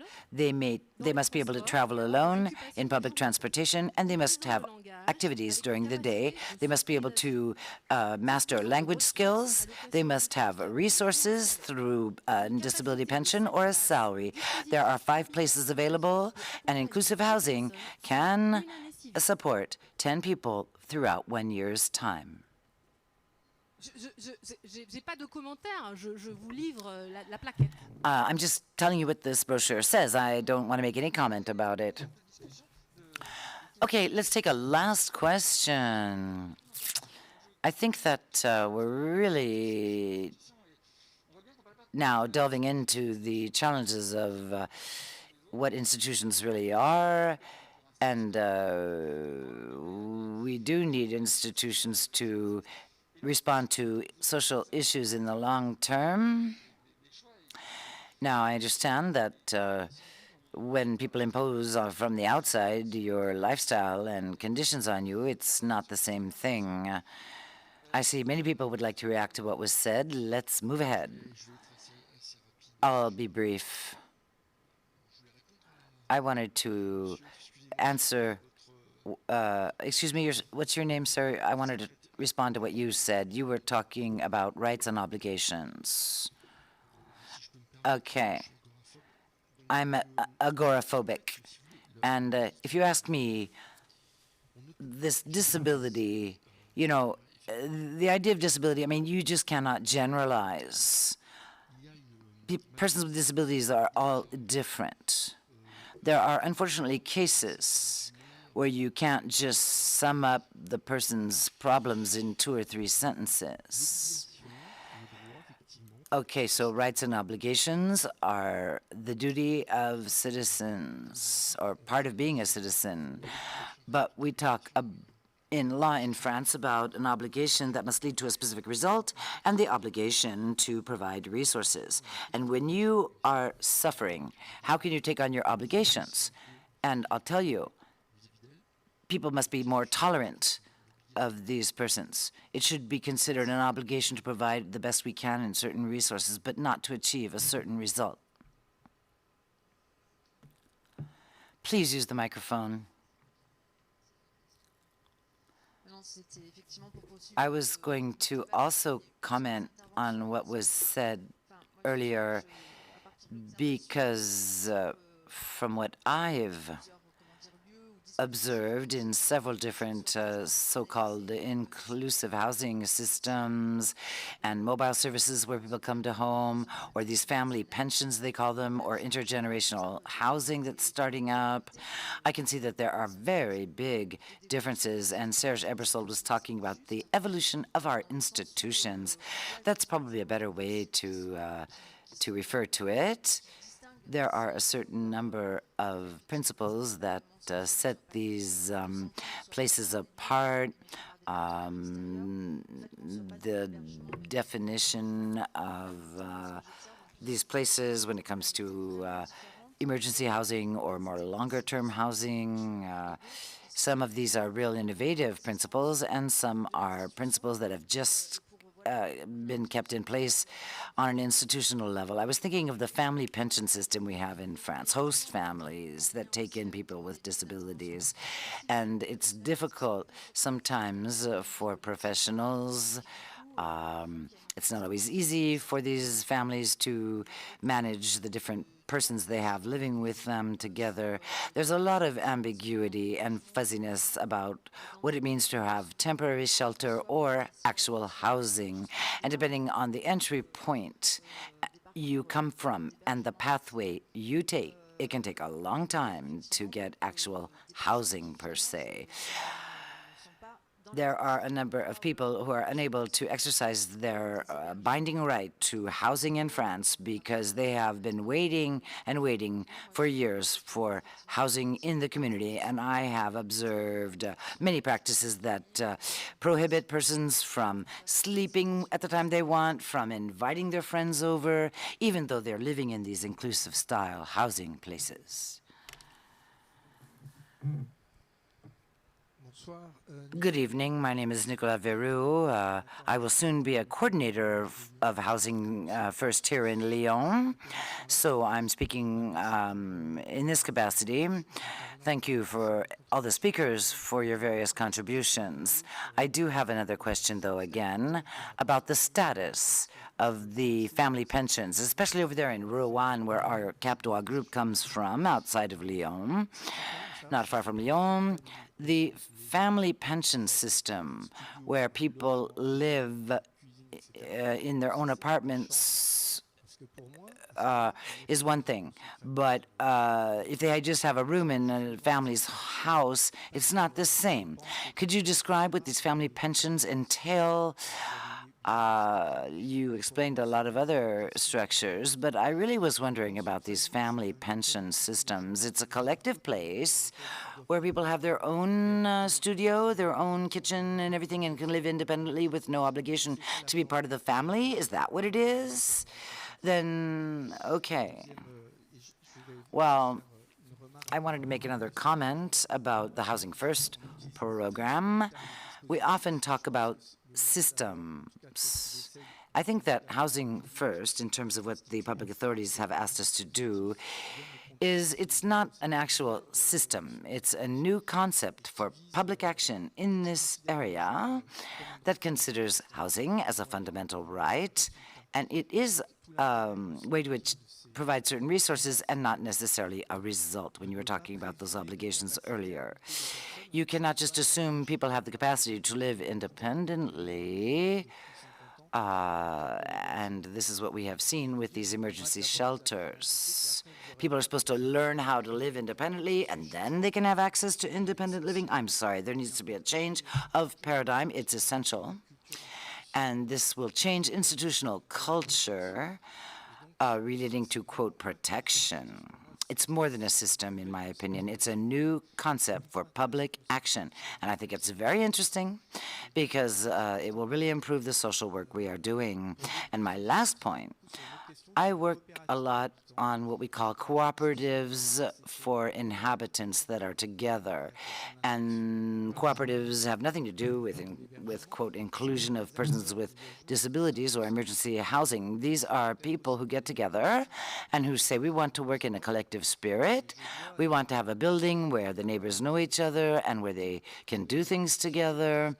And I've seen some of the objectives that can also relate to the family pension system system as long as people have independent living spaces. So that could be very relevant to do research on in the future. So one last question for the road, and then we have to wind up the session. Excuse me, I'm taking the floor, but I actually went through a different housing unit.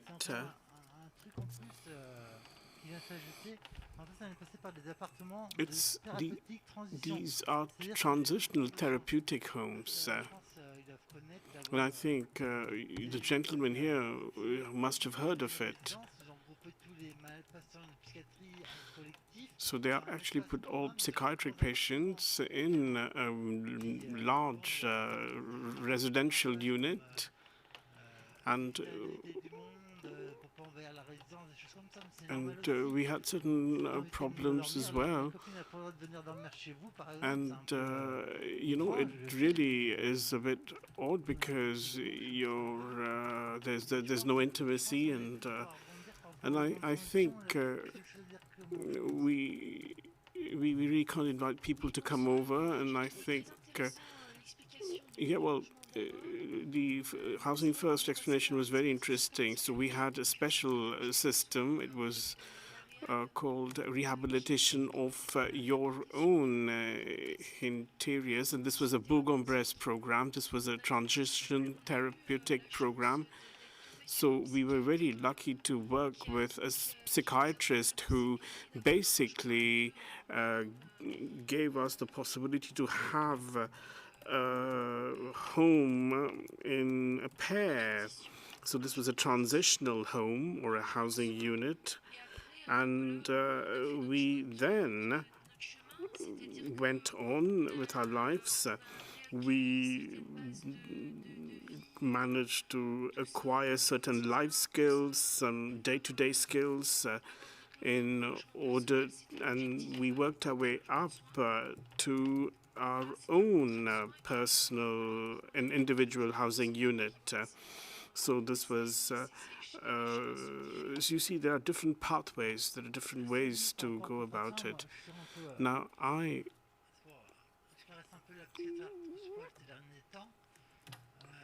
now, with regards to this care agreement,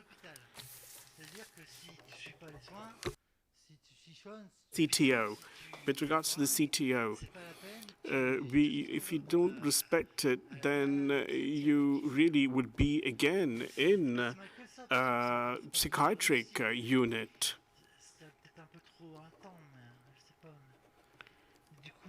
And you really have to basically respect the CTO. And it's basically